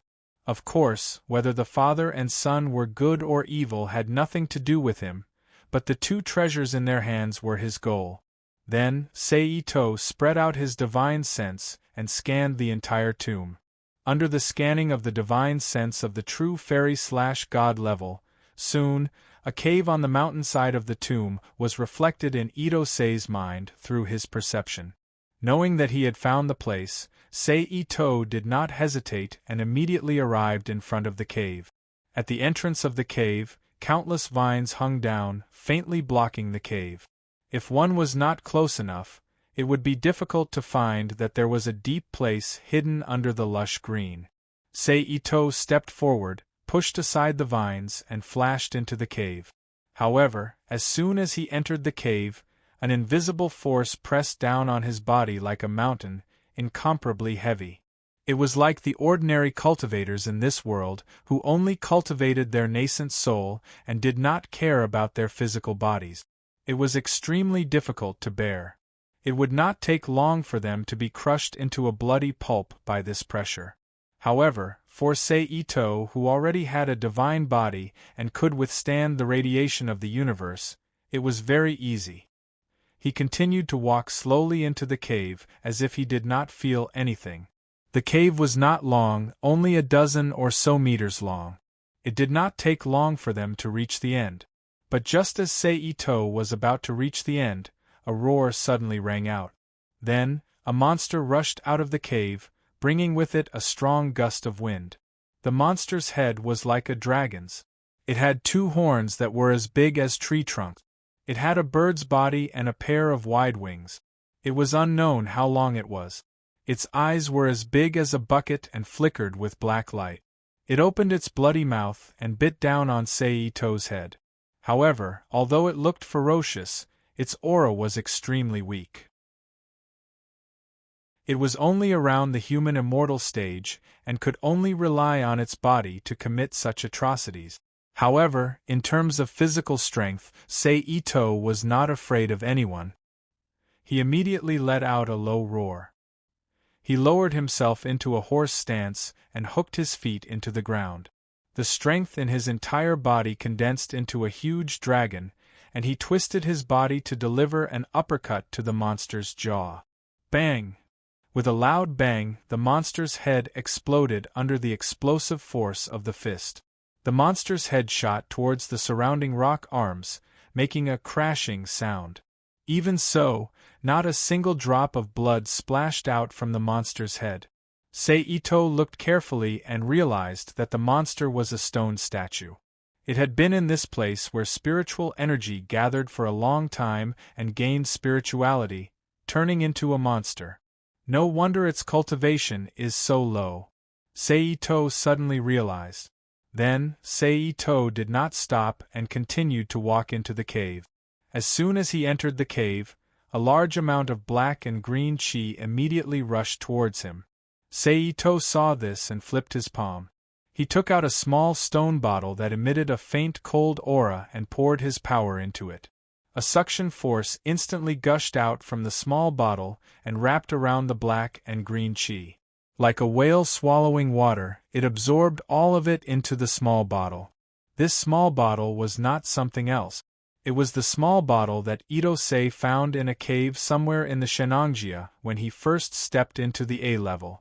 At that time, although Seito had the yin-yang technique, he did not know how to use it, so he could not use it. Moreover, he did not like this method of raising ghosts. Thus, even after he understood the method of cultivation, he still put it aside and never used it. However, he did not expect that he would get the first reward here. The treasure of the cultivator under Fengyu, absorbing the yin ghost chi in the tomb of Chiyo's good friend. Sure enough, the changes in the world are very strange. Looking at the stone bottle in his hand, Seito shook his head and muttered to himself. He was no longer the young man from back then. He had long understood that the so-called Fengyu was Chiyu. It was just that Feng was the surname of his tribe, just like how he also had the title of Yendi. That's right, Chiyu was not only the ancestor of Jili, but also the last Yendi. However, just like in the legends when he caused the chaos of the Yellow Emperor, he also used force to seize the power of the previous Yendi and became the leader of the entire Yendi and Jili tribe. Therefore, the Battle of Yen and Huang not only referred to the battle between the Yellow Emperor tribe and the Yendi tribe, but also referred to the battle between the Yellow Emperor and Chiyu. After collecting the soul ghost aura that was naturally derived from the land of profound Yin, Ito Ching once again took a step forward and walked into the depths of the cave. This time, there were no changes on the way. Seeing this, Seito was slightly happy. While carefully observing the possible restrictions around him, he sped up into the cave. Not long after, Seito came to the end of the tunnel. This was a stone room. Of course, on the way forward, he also passed by many stone rooms, but unlike those narrow stone rooms, this stone room was extremely large, like a secular conference hall. Inside, there were quilts, mattresses, cabinets and other daily necessities, and all of them were rare treasures that were difficult to find in the outside world. If he guessed correctly, this must be the residence of one of the Wu Hua father and son, or the Cheongqi demonic beast. Seito looked around and simply searched the situation in the room. He found that there were no treasures that were worth his attention, so he did not stay in the room any longer and walked into the depths of the tomb through another door. However, they didn't walk for long before a faint, strange smell wafted into their nostrils. Seito's heart trembled. He quickly held his breath, closed the pores all over his body, and at the same time, released his Xian Qi to protect his body. He concentrated on checking the condition of his body. Fortunately, there was nothing unusual. Seito, who was a little relieved, was still alert. His eyes quickly searched around. Soon, 2 pools of black oil, which seemed to be the source of the strange smell, came into Seito's sight. The black oil was contained in 2 pots and jars, placed on both sides of the stone couch. There were 3 thick black sticks on each of the jars. He didn't know what they were for. This is not the divine oil, right? Seito, who saw the black oil, guessed. Thinking of this, Seito stretched out his hand and waved. He wrapped a small drop of the oil from the jar with psychokinesis, and then released a fire spell. In an instant, he saw a flame, exuding a blazing heat, and the surrounding air was distorted by the heat. It really is the divine oil. Feeling the change in the power of the fire spell, Seito was overjoyed. Then without hesitation, he immediately opened the Rubik's Cube world and wrapped the 2 jars of black oil without hesitation. After taking the divine oil, Seito carefully searched the stone room again. After confirming that there was nothing worthy of his attention, he did not delay and walked into the depths of the cave again. This time, there was no pause along the way. Not long after, he came to the deepest part of the tomb, in front of a wide passage. Seito stopped, hid his figure, and listened to the sound in the passage. Walala! Pung pung! Walala! In an instant, a series of sound of stones falling to the ground came from the passage. Looking at the situation, I came early this time. I can't even break the outer wall of the imperial tomb, let alone steal the 2 treasures. Sure enough, in a world like Shushan where time is blurred, it is very difficult to accurately pinpoint a certain point in time. Seito sighed silently. But forget it, if I can't break it, I can do it myself. It's better than waiting here and waiting for Yang Jin to come. Thinking of this, Seito did not hesitate anymore. He immediately changed his mind and opened his own domain. In an instant, an invisible force spread from Seito's body. In a blink of an eye, it poured into the passage, enveloping the few people who were busy in the passage.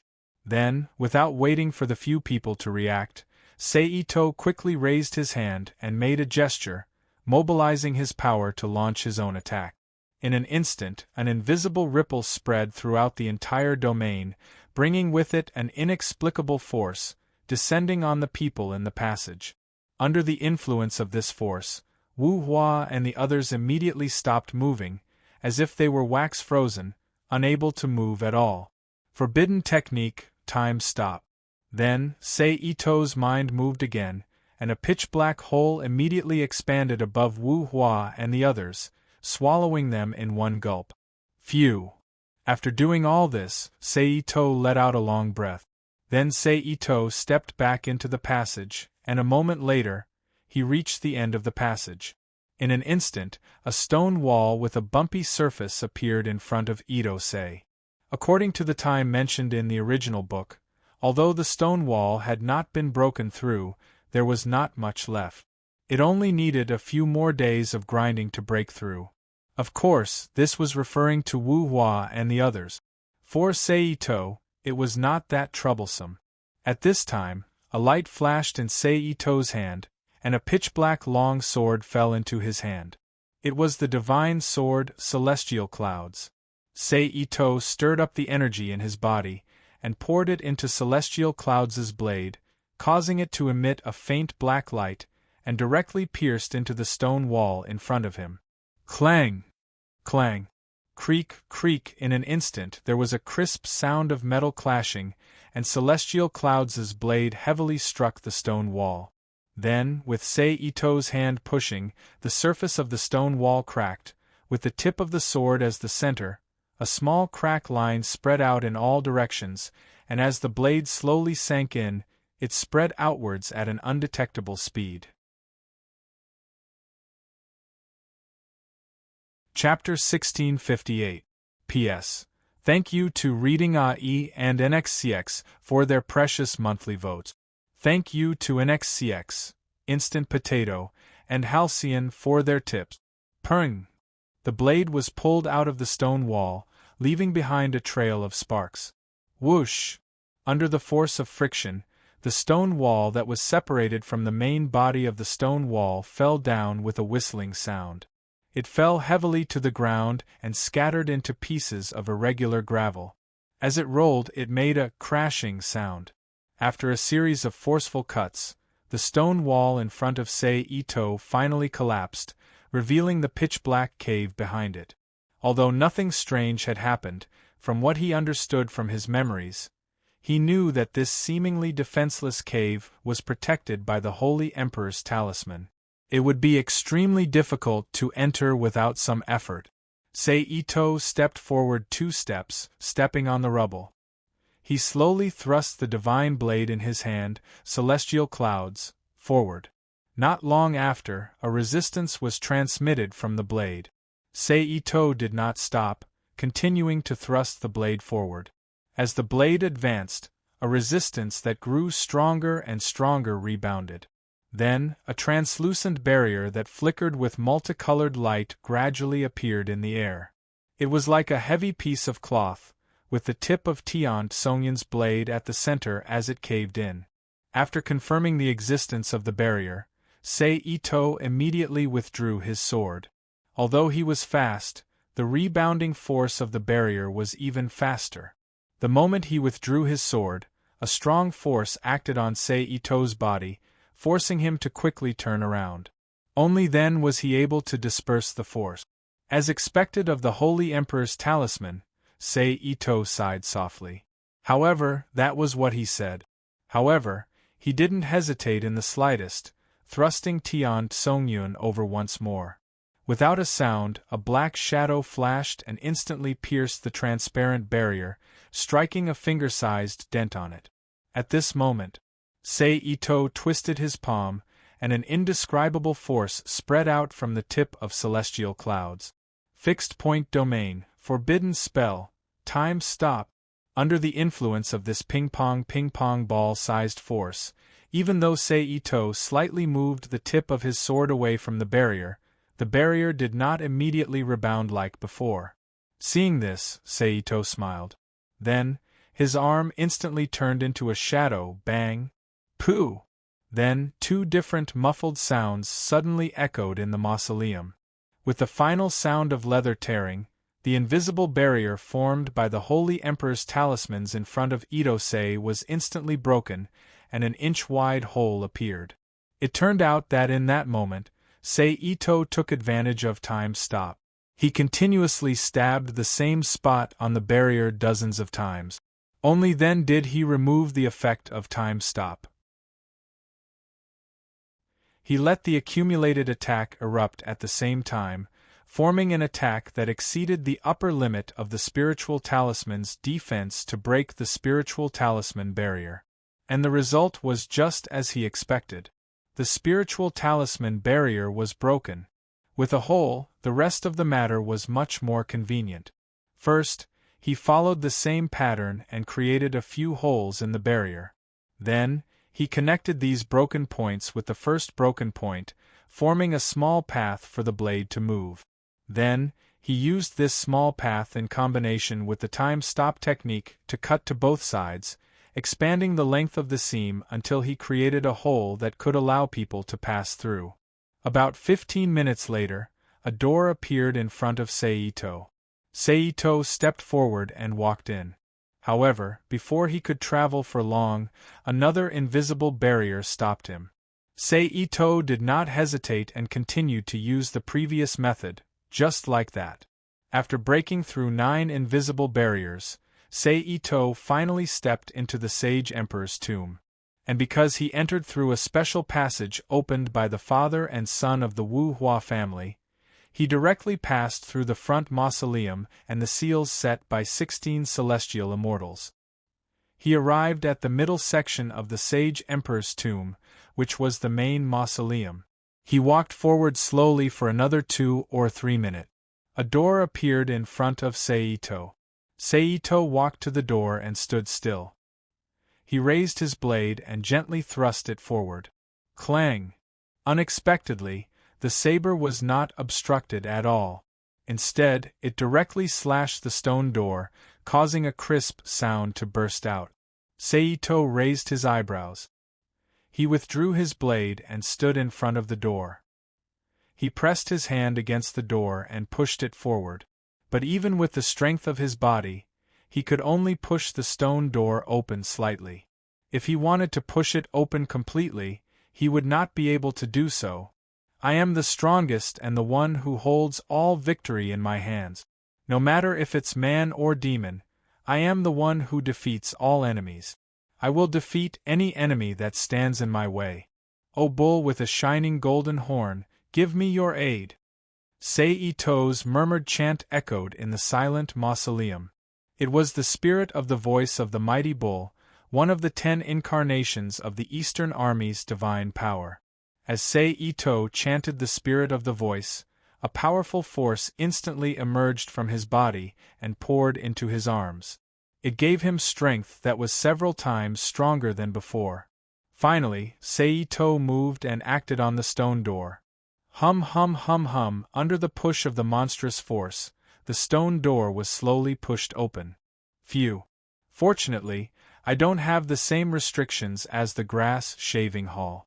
Otherwise, I would have to use the monstrous force fist to destroy the stone door, Seito said to himself after opening the stone door.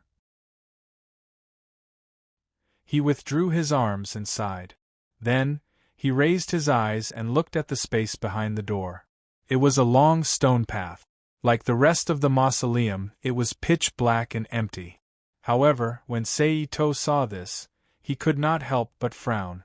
According to common sense, any mausoleum of emperors, especially the path leading to the main room where the coffin was, should have traps and mechanisms. If it was in a Xianxiao world, there would be restrictions and formations lying in ambush. It definitely wouldn't be like this, where there was nothing weird about it. Even if the Yellow Emperor was a kind and benevolent ruler, there would still be restrictions and formations. The craftsman who built the cenotaph for him should not have made such a mistake. Unless that person was dissatisfied with the Yellow Emperor. But in that era, other than Qiyu and Jili, who would be dissatisfied with the Yellow Emperor. Not to mention that the other party had managed to get past the Yellow Emperor and many ministers, as well as the great task of building the Yellow Emperor's cenotaph after the Yellow Emperor.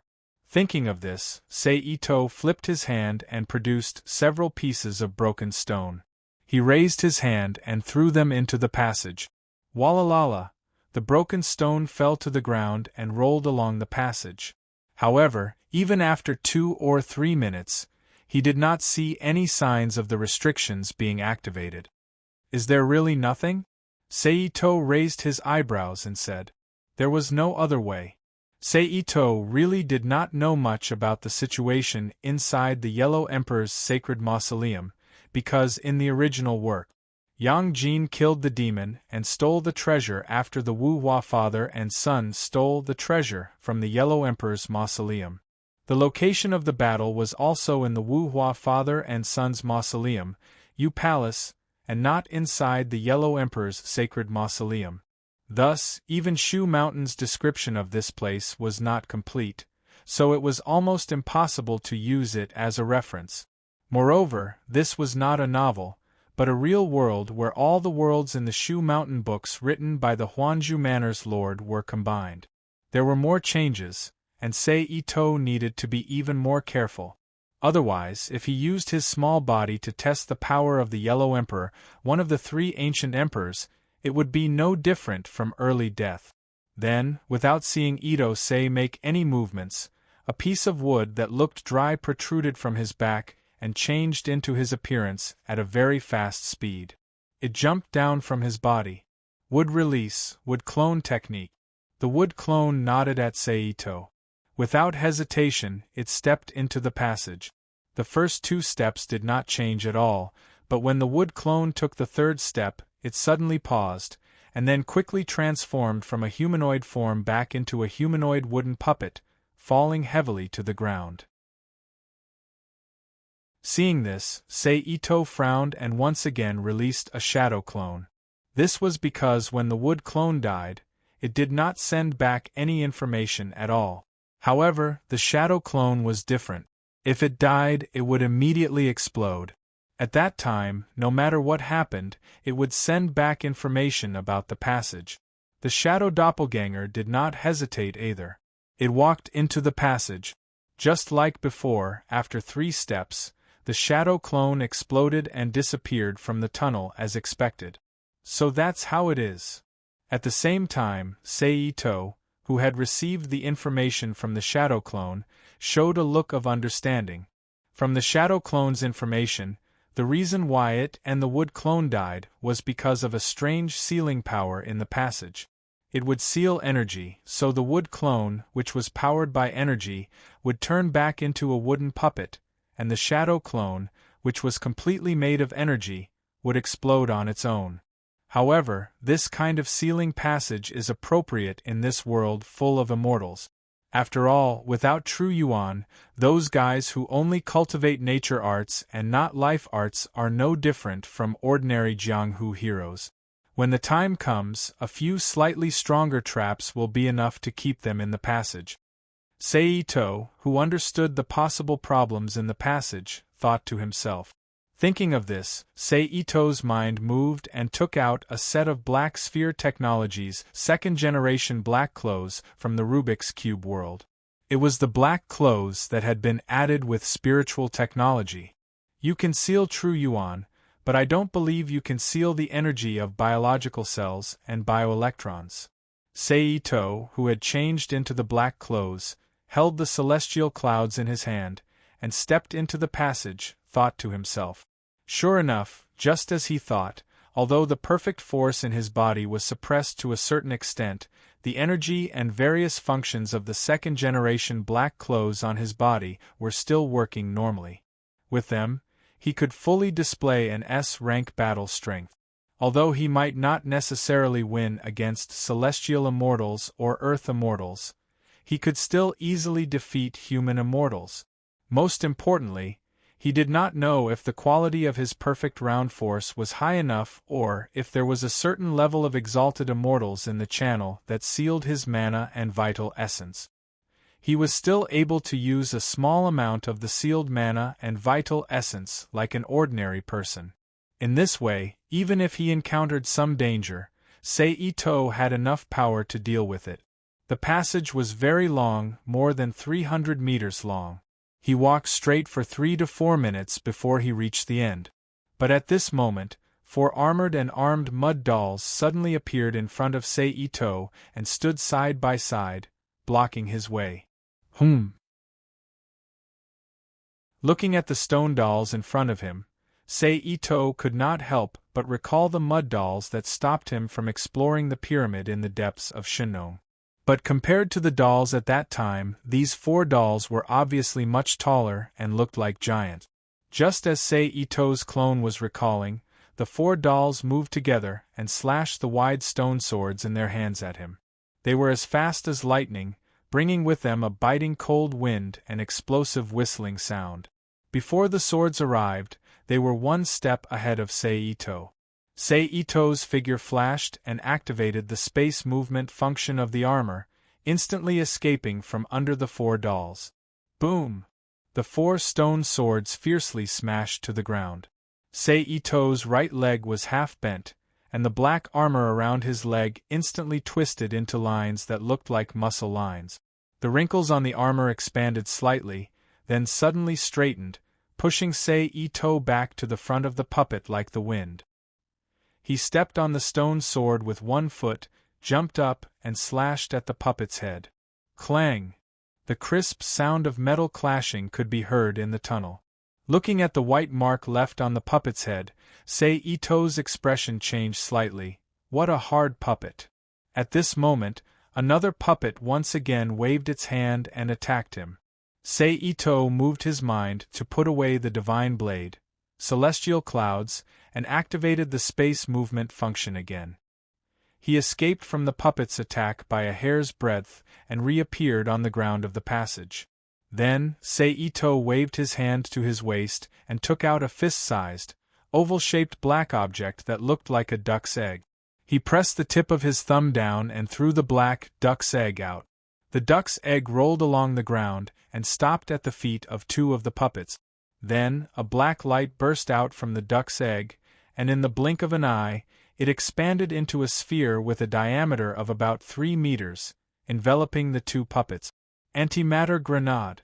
Under normal circumstances, an antimatter grenade's explosion diameter was about 5.5 meters, but in this place, it was unknown if it was affected by the hardness of the ground, but it was actually able to block the antimatter grenade's downward expansion. It only caused a dent of less than 30 centimeters. In addition to the puppet's material characteristics, it was able to forcefully reduce the effective attack range of the antimatter grenade. 5 seconds later, the black ball formed by the antimatter grenade disappeared, and the battered puppet was revealed. It was missing an arm, a leg, and half of its body. A small piece of its head was missing, and it looked like it could fall off at any time. Needless to say, just by looking at the situation, it was obvious that these 2 puppets were basically useless. Chapter 1659. Ito was here to take the treasure, not to destroy it. What's more, this was the tomb of Yellow Emperor Xianyuan. Even if it was just a cenotaph, Ito couldn't be too presumptuous. Therefore, after crippling the 2 puppets, Ito didn't want to continue fighting. He quickly rushed forward and passed through the gap between the 2 puppets, continuing to go deeper into the passage. Next, it was a smooth journey. Other than the power in his body being suppressed, there were no other traps or puppet guard. However, good things didn't last long. Just as Ito was about to run through the passage, 4 tall puppets appeared in his sight. Ito narrowed his eyes and once again took out an antimatter grenade from his waist. He pressed the switch and threw it out. As soon as he reached the side of the 4 stone puppets, the antimatter grenade suddenly exploded, silently creating a pitch-black sphere with a diameter of about 4 meters, enveloping 2 of the stone puppets. Then, after waiting for 5 seconds, 2 puppets appeared in the passage, directly lying on the ground. Obviously, compared to the damage caused by the explosion on the ground, the antimatter grenade that exploded directly next to the puppets and had a larger effective attack range was more powerful. It directly turned the 2 puppets into scrap metal. Ito's veins protruded, and like a gust of wind, he passed through the 2 puppets that hadn't reacted yet. This time, a new passage appeared in front of him. Ito didn't hesitate and rushed through the passage. Sure enough, it didn't take long for 4 new mud golems to appear in front of Itosii through the infrared night scan. Ito still didn't hold back this time.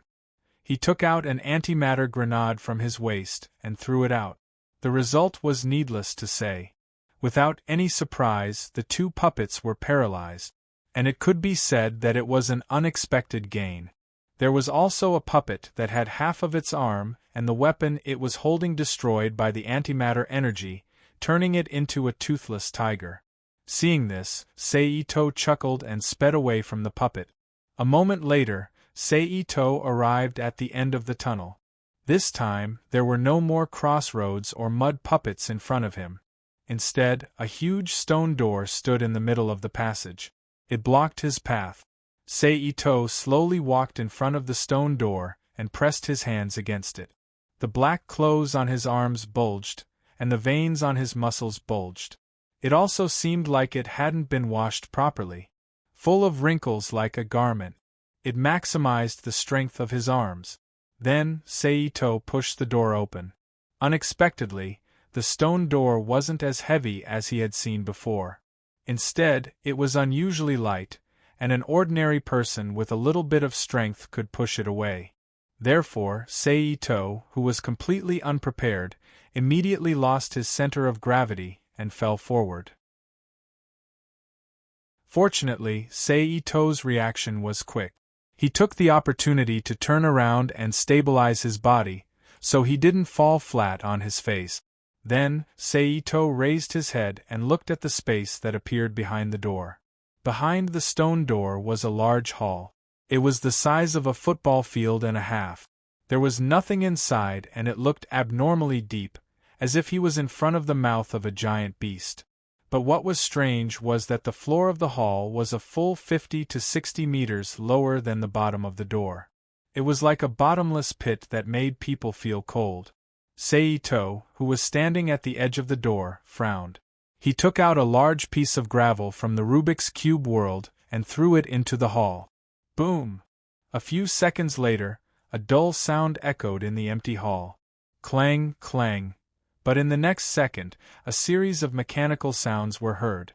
Then, Seito discovered that in front of him, on the wall of the hall, hundreds of doors suddenly opened.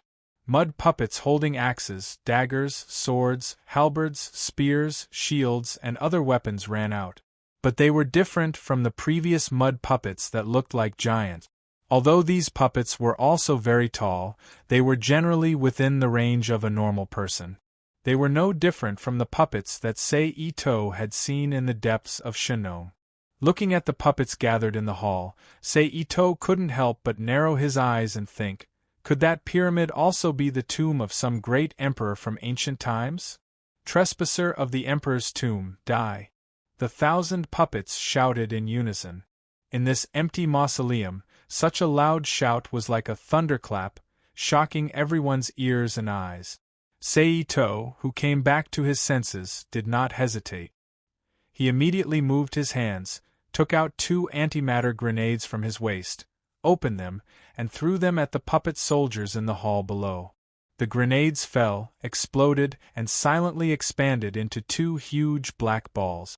However, at this moment, a change that exceeded Seito's expectations suddenly occurred.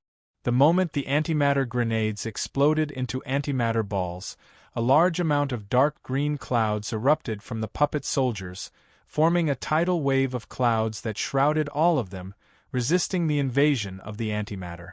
And under the shroud of this dark green cloud, they really blocked the bombardment of the antimatter grenades and survived. Then, without waiting for Seito to move again, a large amount of lightning and flames spewed out from their bodies, shooting straight at Seito, who was standing at the edge of the door. Seito dodged and hid behind the door on the side. Boom!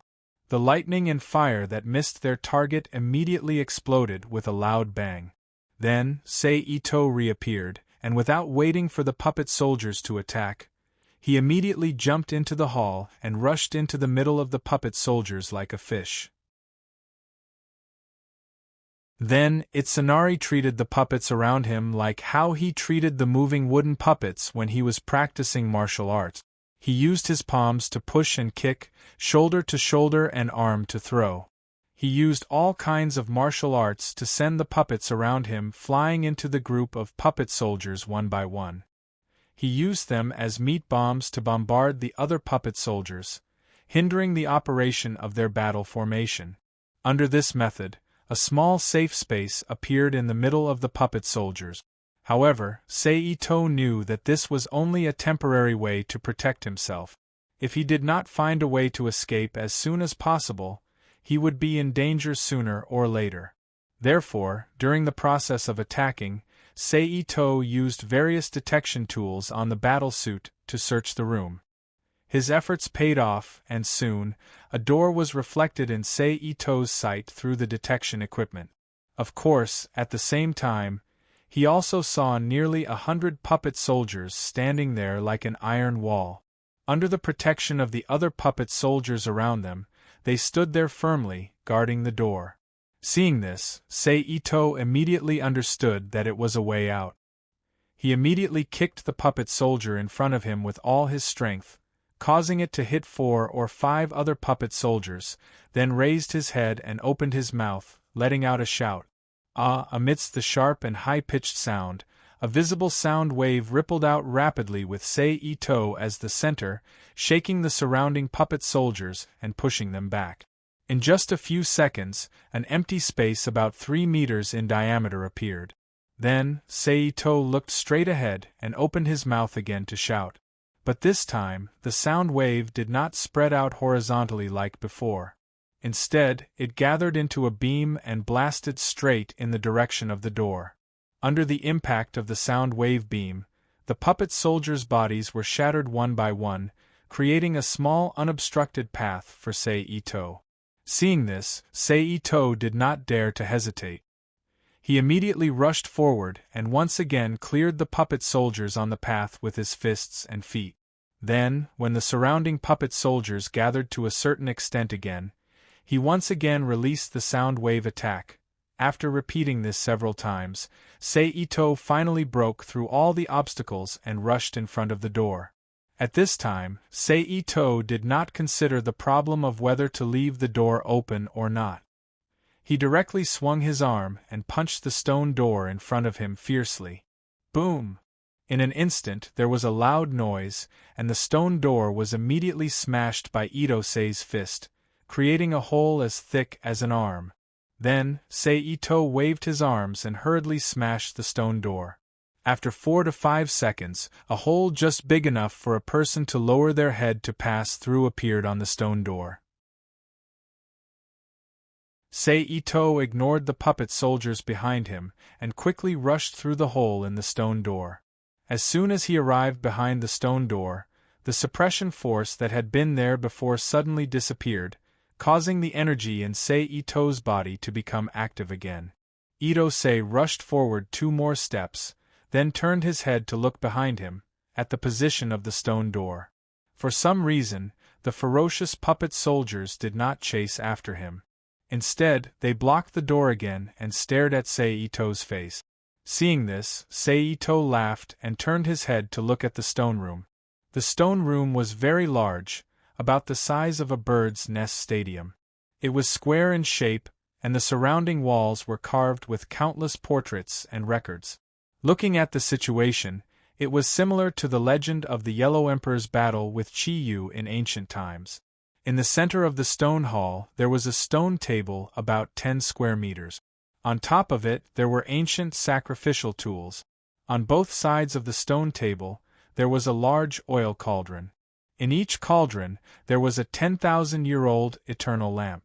There was a lot of oil in the lamp, which was used to burn the flames of several feet high. Behind the stone table, there were 9 three-legged cauldrons. They were placed in the position of the 9 palaces, surrounding a huge coffin in the middle. Seeing this, Seito understood that this stone room was undoubtedly the main room of the Yellow Emperor's tomb. The coffin was used to store the clothes left behind by the Yellow Emperor after his ascension. As for the 9 cauldrons surrounding the coffin, they were the 9 cauldrons of Huaxia that gathered the fortune of the 9 provinces. To be honest, Seito was somewhat interested in the 9 cauldrons of Huaxia. However, when he thought about the things that would be involved, Seito immediately extinguished the thought of taking the cauldrons. He focused on searching for the purpose of his visit to the tomb, the Xianyuan Erbao. Chapter 1660. The so-called Xianyuan 2 treasures referred to 2 treasures, namely the 9 Doubts Cauldron and the Haotian Mirror. Both of them were primordial treasures. The Haotian Mirror could break all kinds of restrictions and spells, especially the Nine Doubts Cauldron. The Nine Doubts Cauldron could store magic treasures and flying swords. However, other than that, under the effect of its core, the Chaos Origin embryo, this treasure could also manifest the void world. If it was real, it would be real. If it was fake, it would be fake. It could be created and destroyed at will. In his memory, the Hautian mirror should be on the vault of the tomb, which meant that it was on the roof. Following this information, Seito raised his head and looked at the vault. Instantly, a quaint oval mirror appeared. The surface of the mirror was green like a puddle of spring water. However, upon closer inspection, he discovered that there was an extremely strange force that seemed to be sucking in his consciousness. Seeing this, Seito's heart skipped a beat and he quickly retracted his gaze. However, he had confirmed the location of the Hautian mirror. Then, Seito summoned a barrel-shaped multifunctional intelligent robot from the Rubik's Cube world and placed it beside him. "Take down the mirror from above," Seito pointed at the mirror on the vault and ordered the robot beside him. "Yes, Private R." The 3 spherical crystals on the front of the robot flickered and an electronic voice replied. Then, the intelligent robot opened both sides of the barrel and 2 3-headed hooked claws reached out and shot toward the vault. Clang! Instantly, a crisp sound was heard and the 2 hooked claws bounced back as if they had hit a hard shield. "I forgot the hardness of the rocks here." Seito squinted his eyes and thought to himself. Thinking of this, Seito summoned the godly saber equals celestial clouds and held it in his hand. He used his teleportation ability to create a space tunnel between him and the wall beside the Hautian mirror. Then, he stabbed the sword into the tunnel. Bang! In an instant, there was a clang as the tip of Tian Tsongyan's blade sank into the rock above the mausoleum. Then, Seito moved his arm slightly and used the celestial clouds as a lever to tilt the Hautian mirror beside him. Creak, creak, fine sounds immediately reverberated through the silent mausoleum. Clack! After 3 to 4 seconds, a strange sound was heard. The oval Hautian mirror fell from the sky. Seito didn't need to instruct it. The intelligent robot quickly shot out a rope and wrapped it around the Hautian mirror, and pulled it back. "Master," the intelligent robot presented the treasure. Itose was not polite and directly reached out to take it. He looked at it. It was indeed like what was written in the book. It was neither gold nor jade. It was the ancient seal script with tadpole characters on its back and the shape of a cloud dragon, and a strange bird seemed to be bulging, but to the touch there were no marks. It was not carved yet, it was carved deep into bones. At first glance, it was still the same faint green light that he had seen before. He stared at it, but the more he looked, the farther he could see. Inside, there was a colorful rain of flowers and golden clouds. Wind, cloud, water, and fire appeared in the golden clouds one by one. They were constantly changing. However, Seito didn't dare to look at it too much. He immediately stopped when he felt that his consciousness was being pulled away. He closed his eyes and focused his mind. At the same time, he began to recall some of the treasure-worshipping methods that he had seen in the heavenly book. All treasures of the heavenly sanctum like this required a set of special treasure-worshipping methods to be used successfully. Of course, it didn't mean that one couldn't use it without a secret method. However, compared to the secret methods of the heavenly sanctum, the ordinary treasure-worshipping methods were not only difficult to use, but also consumed a lot of time and energy. It was many times more troublesome than the secret method. After a while, Seito opened his eyes again. He opened his mouth and spat out a mouthful of pure and round energy onto the Hautian mirror. Then, he began to perform a simple sacrificial ritual on the Hautian mirror according to the secret method in his mind. Although it was a simple sacrificial ritual, it consumed a lot of Seito's energy in just a few minutes. He sighed, "It's hard to refine a great treasure." Fortunately, the Hautian mirror could be used after a simple sacrificial ritual. He could use its power to deal with the other great treasure, the Nine Doubts Cauldron. Then, Seito poured his energy into the Hautian mirror. It lit up the mirror and illuminated the entire main room of the mausoleum. In an instant, the entire mausoleum became green, as if it was the aquamarine cave hidden deep under the water. Under the illumination of this misty green light, there were places in the entire tomb that were shining brilliantly, and there were places that were still the same. However, there were places that had completely changed their appearance, showing a completely different scene. For example, in the void above the coffin, a small cauldron that seemed real and illusory suddenly appeared in Seito's eyes. The small cauldron was golden. On the lid of the cauldron there was a strange beast. It had the head of a bull and the body of a snake, the nose of an elephant and the tail of a lion. It had 6 legs and 4 wings. Its front legs were high, and its back legs gradually lowered. It looked extremely ferocious. The lid of the cauldron was not big, but the monster was ferocious and powerful. The belly of the cauldron was filled with the shapes of all kinds of things, including the sky, the earth, the mountains, the wind, the clouds, the thunder, the rain, the sun, the moon, the stars, the flying plants, the monsters and evil spirits that had never been seen before, small insects and scales. There were also many red books and talismans in the middle. The strangest thing was that the cauldron was only a few feet in radius. However, the shapes of all kinds of things on it were too numerous to count. They were not especially vivid and fluttering. The countless things, no matter big or small, looked ethereal and independent. They all had their own positions and did not show any signs of confusion. Seeing such a scene and recalling the description of the Nine Doubts Cauldron in his mind, how could he not know that this was the true body of the Nine Doubts Cauldron? Immediately, Seito activated the Hautian mirror to shoot out a misty green light, shining on the Nine Doubts Cauldron. As expected, under the illumination of the green light, the Nine Doubts Cauldron that seemed to exist in another dimension condensed and showed its physical body. It floated above the coffin. Seito held the Hautian mirror in his left hand and kept shining. His right hand reached into the void with the power of space and appeared beside the Nine Doubts Cauldron. He grabbed the body of the cauldron and pulled it towards himself. However, unexpectedly, although the small cauldron was not big, it was extremely heavy. It was as heavy as a mountain rock. Itose, who knows that it is Babe's own superpower, is not surprised. The muscles on his arms are tied up, and lines of muscle texture-like wrinkles appear on his black clothes, adding strength to his arms and helping him to drag the cauldron. With the support of his black clothes and Seito's own strength, the small cauldron finally moved and slowly moved towards Seito. This stalemate lasted for more than 10 minutes. When Seito left 2 deep footprints under his feet, the small cauldron was finally pulled in front of him under the effect of the green light emitted by the Hautian mirror. Phew! I finally got it. Seito, who was holding the Nine Doubts Cauldron in his hand, let out a long sigh.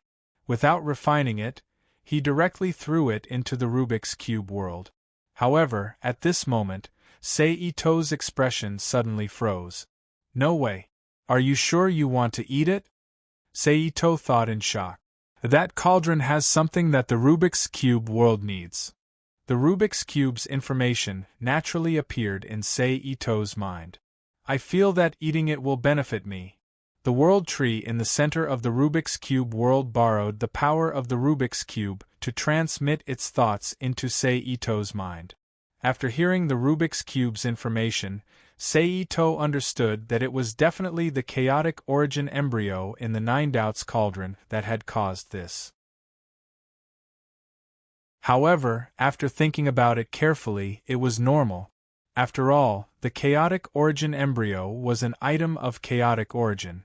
It was a treasure that only existed at the beginning of the world. Moreover, it had the ability to evolve into an illusory world. It was the best supplement for the Rubik's Cube world. For the same reason, it was the same for the world tree, a divine item that could support the heavens and the earth, as well as the various other worlds. Forget it. Swallow it, swallow it. Anyway, the original purpose of taking it was just in case. If I were to fight with the guys here in the future, it wouldn't be of much use. Saito thought. Of course, it was still the Rubik's Cube world that was allowed to swallow the Nine Doubts cauldron. Under normal circumstances, when it and the World Tree were interested in something at the same time, Saito would choose to let the Rubik's Cube world swallow it. This was not only because the Rubik's Cube world was his foundation, but also because the World Tree would often be given certain benefits by the Rubik's Cube world. It was equivalent to swallowing two things at once. It was the most cost-effective. Almost at the moment Saito agreed, the Nine Doubts cauldron stored in the Rubik's Cube world's auxiliary storage space automatically moved to the void of the Rubik's Cube world. Under the strange power of the Rubik's Cube world, it quickly melted and turned into a liquid. It glowed with a blue and white light, and looked chaotic and not very transparent. An egg-sized bead, the innate chaotic origin embryo, was exposed. The bead-sized innate chaotic origin embryo stood upright. The blue and white light immediately separated. The blue light rose and the white light fell. After a while, countless celestial phenomena of the sun, moon, stars, wind, clouds, thunder, and rain appeared in the upper half, and mountains, lakes, and seas, flying and diving plants appeared in the lower half. It was similar to what he had seen in the cauldron's belly. However, everything in this cauldron seemed to be alive. It was just that their movements were slightly slower. If it stood upside down, it would become chaotic again. It was as if the scene just now was an illusion. Then, the liquid wrapped around the innate chaotic origin embryo disappeared into the void of the Rubik's Cube world, exposing the innate chaotic origin embryo to the strange power. Then, the innate chaotic origin embryo exploded and turned into a huge torrent like the sea. It instantly spread out like a sky curtain, and slowly merged into the void of the Rubik's Cube world like the previous liquid. Then, about 10 minutes later, the entire Rubik's Cube world suddenly stopped. A large amount of chaotic gas surged out of the void of the Rubik's Cube world. Some of it was still hidden in the void, and some of it was transformed into innate immortal energy, pervading the entire Rubik's Cube world. At the same time, monster shadows that could only be seen in the classic of mountains and seas appeared on some special continents of the Rubik's Cube world. Just like the creation of the world before the creation of the sky, they hid in stone caves, mountains, magma, and seas.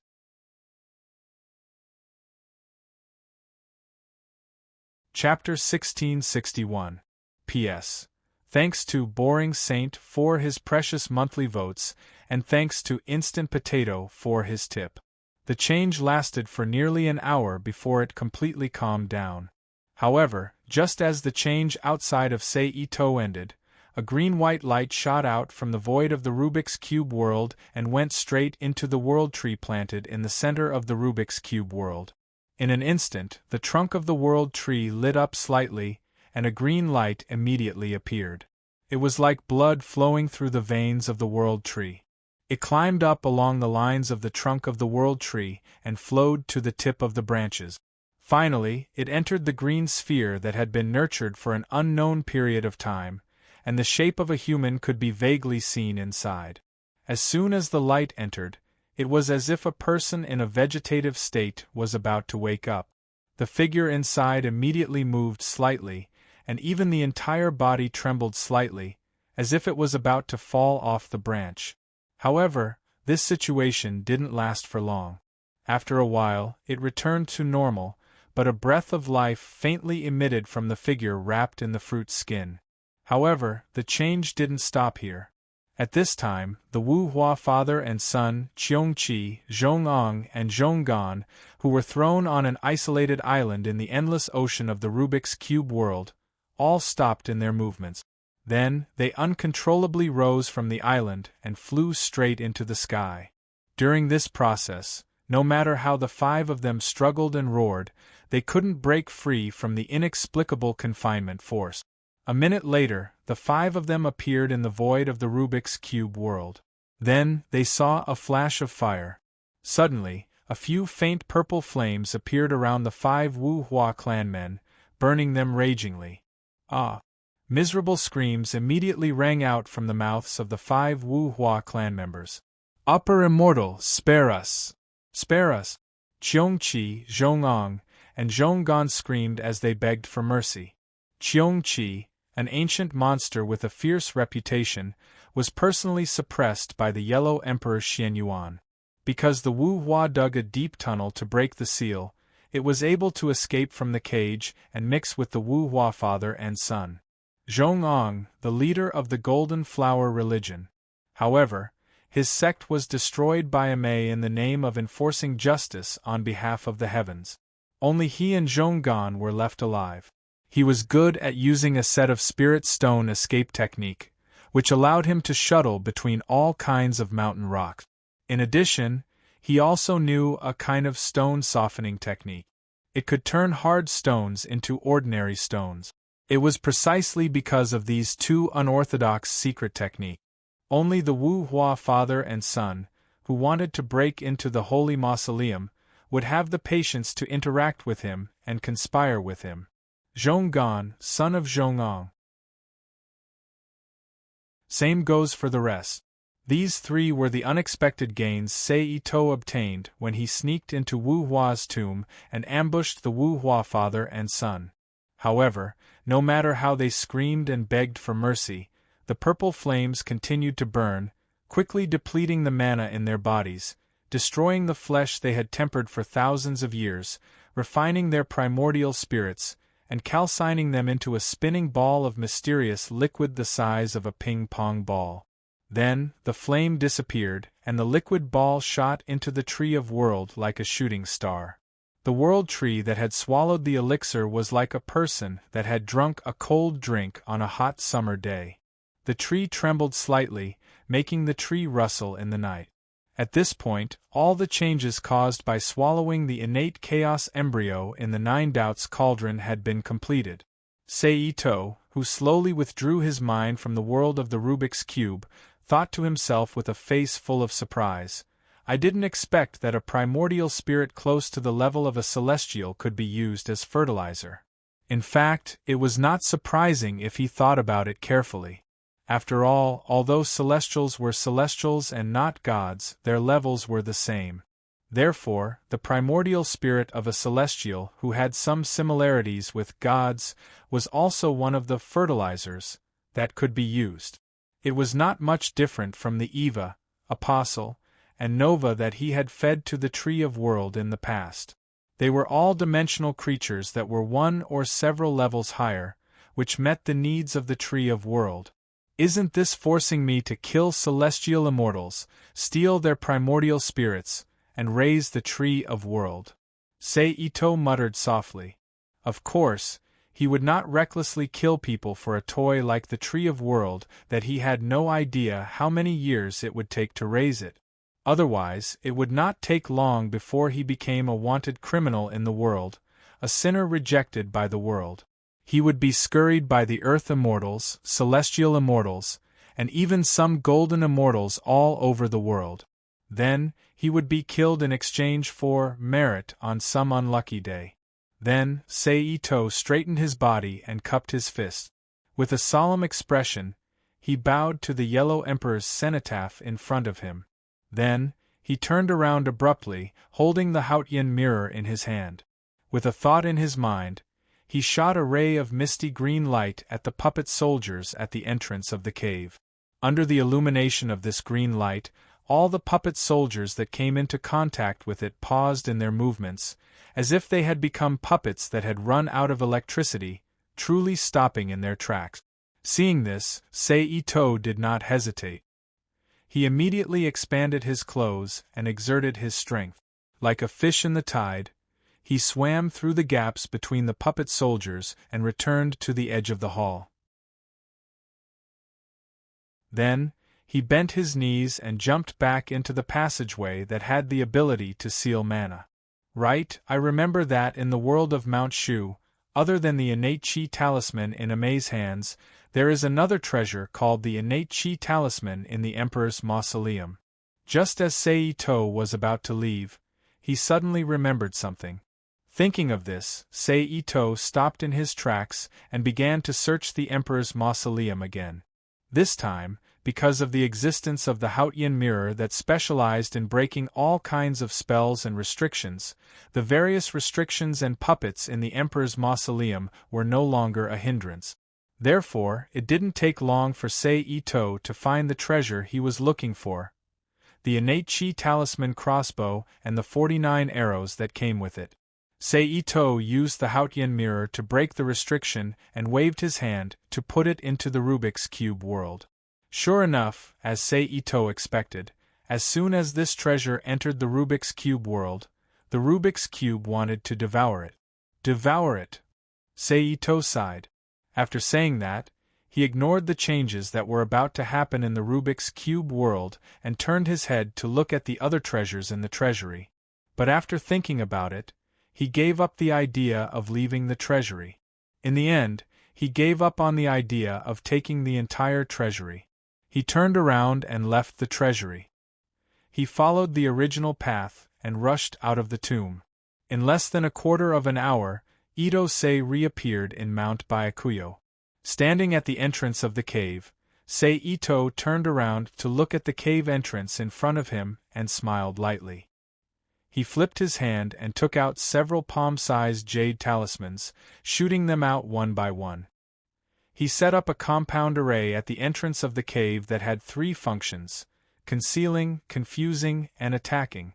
"I've taken someone's money, so I'll take it as a contribution to His Majesty, the Yellow Emperor," Seito said to himself with a rather wicked sense of humor. The array that he set up with his current cultivation strength. Although it didn't say that it couldn't be broken by those below the level of Sky Immortal. But it definitely couldn't be broken by people like Yang Jin. Of course, if the opponent had a magic treasure like the Hautian mirror that could break restrictions and spells, or if the upper limit of the attack was extremely high, like the fire that Li Yingqiong held in the original work. If it was something that could directly burn through the void, it would be useless. But that was a matter for the future. It had nothing to do with Seito. After doing all this, Seito didn't stay in Mount Baiyang any longer, and went straight to Mount Zhongnan. He was going there to get another magic treasure that could absorb people's treasures, the Green Mirage Bottle. Under the continuous travel of the 5 elements escape technique, it took only a quarter of an hour for Ito-sei to appear in Zhongnan Mountain. Mount Zhongnan was also known as Tai Mountain, Earth Lung Mountain. Since ancient times, it had been a wonderful place for immortals. It was where the heavenly abode was located. In the past, there were countless people who came here to seek immortality. However, other than a few people, how many people were happy for nothing and wasted their time? Seito glanced around, and then his body swayed. Dozens of shadow doppelgangers instantly appeared in the forest. They nodded slightly at him, and then flew away from where they were, exploring the strange places from mountain to mountain. Seito stood in place, waiting for news from the shadow doppelgangers. He didn't have to wait for too long. In about 20 minutes, a message suddenly appeared in Seito's mind. It was the message sent by the shadow doppelgangers. Seito, who received the message, didn't hesitate. He immediately released the shadow doppelgangers that were searching in other directions, activated instant transmission, and appeared at the last place where the shadow doppelgangers that sent back the message were last. This place was a valley between 2 peaks. It was away from the sun, so the air in the valley was a bit humid. The weeds were dense, and there were a few snakes and insects. Hundreds of flowers bloomed, and it was a beautiful scene. However, Seito came here to get the treasure, not to enjoy the spring scenery in the mountains, so he didn't have the heart to look. He directly used his mind to search around. Sure enough, in the next moment, there was an obstacle that blocked his divine thoughts. Ito-sei, who knew that it was the right place, immediately started to move and quickly walked over. After arriving at the place where the treasure was hidden, Seito didn't hesitate and immediately acted. In an instant, a large piece of brass essence flew up from the ground, and then a golden light bloomed from where the brass essence flew up. Seito reached out and grabbed the brass essence, and used his mind to throw it into the storage space. At the same time, he turned his hand and took out the Hautian mirror. The mirror turned down and aimed at the golden light rising from the ground, and shot out a green light to shine down. Almost at the moment when the green light fell, the golden light quickly disappeared like snow in fire, revealing a stone box that was about 3 feet long and several feet wide. Its surface was covered with simple and crude talismans. Seito waved his hand, and the stone box immediately flew up from the cave and fell into his palm. "Who are you? How dare you steal from my Zhongnan mountain?" However, just when Seito was about to take the treasure and leave, a flustered and exasperated voice came from afar. Seito took the treasure and turned around, looking at the person who came. The person who came was wrapped in 5-colored light and dressed as a Taoist. His face was long and narrow, and his face was ruddy. He had 3 strands of long beard under his chin. His hair was black and shiny, and his eyes were bright. He looked like a real Taoist. Although his appearance was good, his actions were very fierce. While talking, he raised his hand and shot a 5-colored light. Seito sneered when he saw this, and also raised his hand and threw it. In an instant there was a boom, and a crimson lightning instantly emerged from the void. It flew straight to the 5-colored light, and then gently hit it, shattering the 5-colored light. Then, Seito raised his hand again, and another crimson lightning shot toward the person. Qianyang Third Fire True Thunder.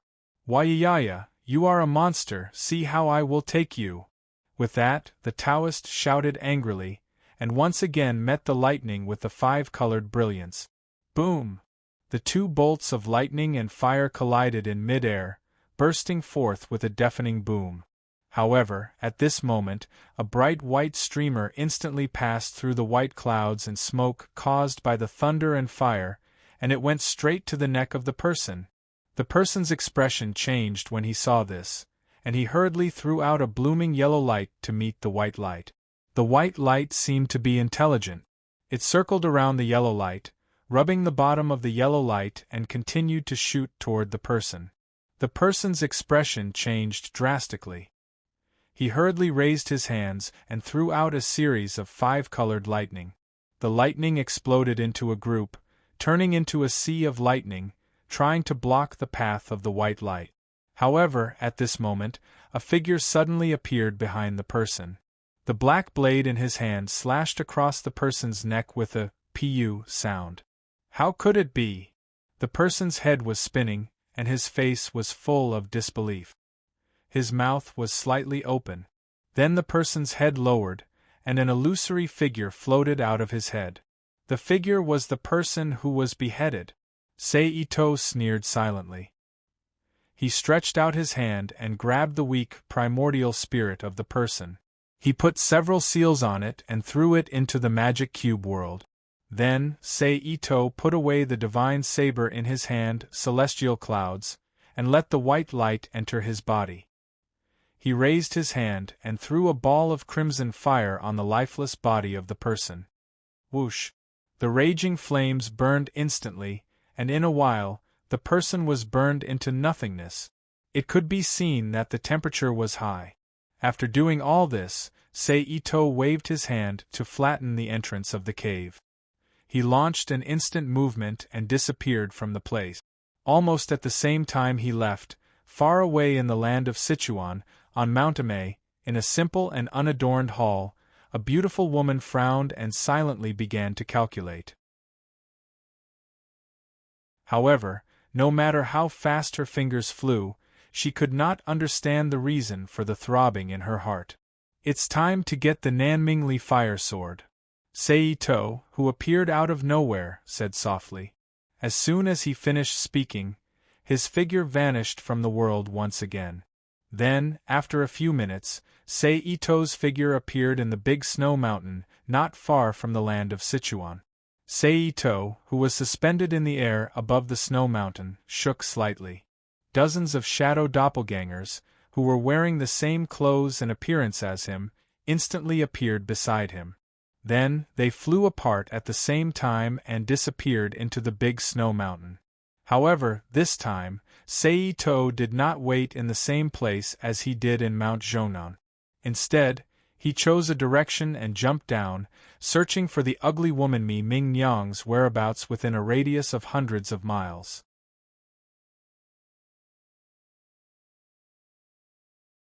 Chapter 1662.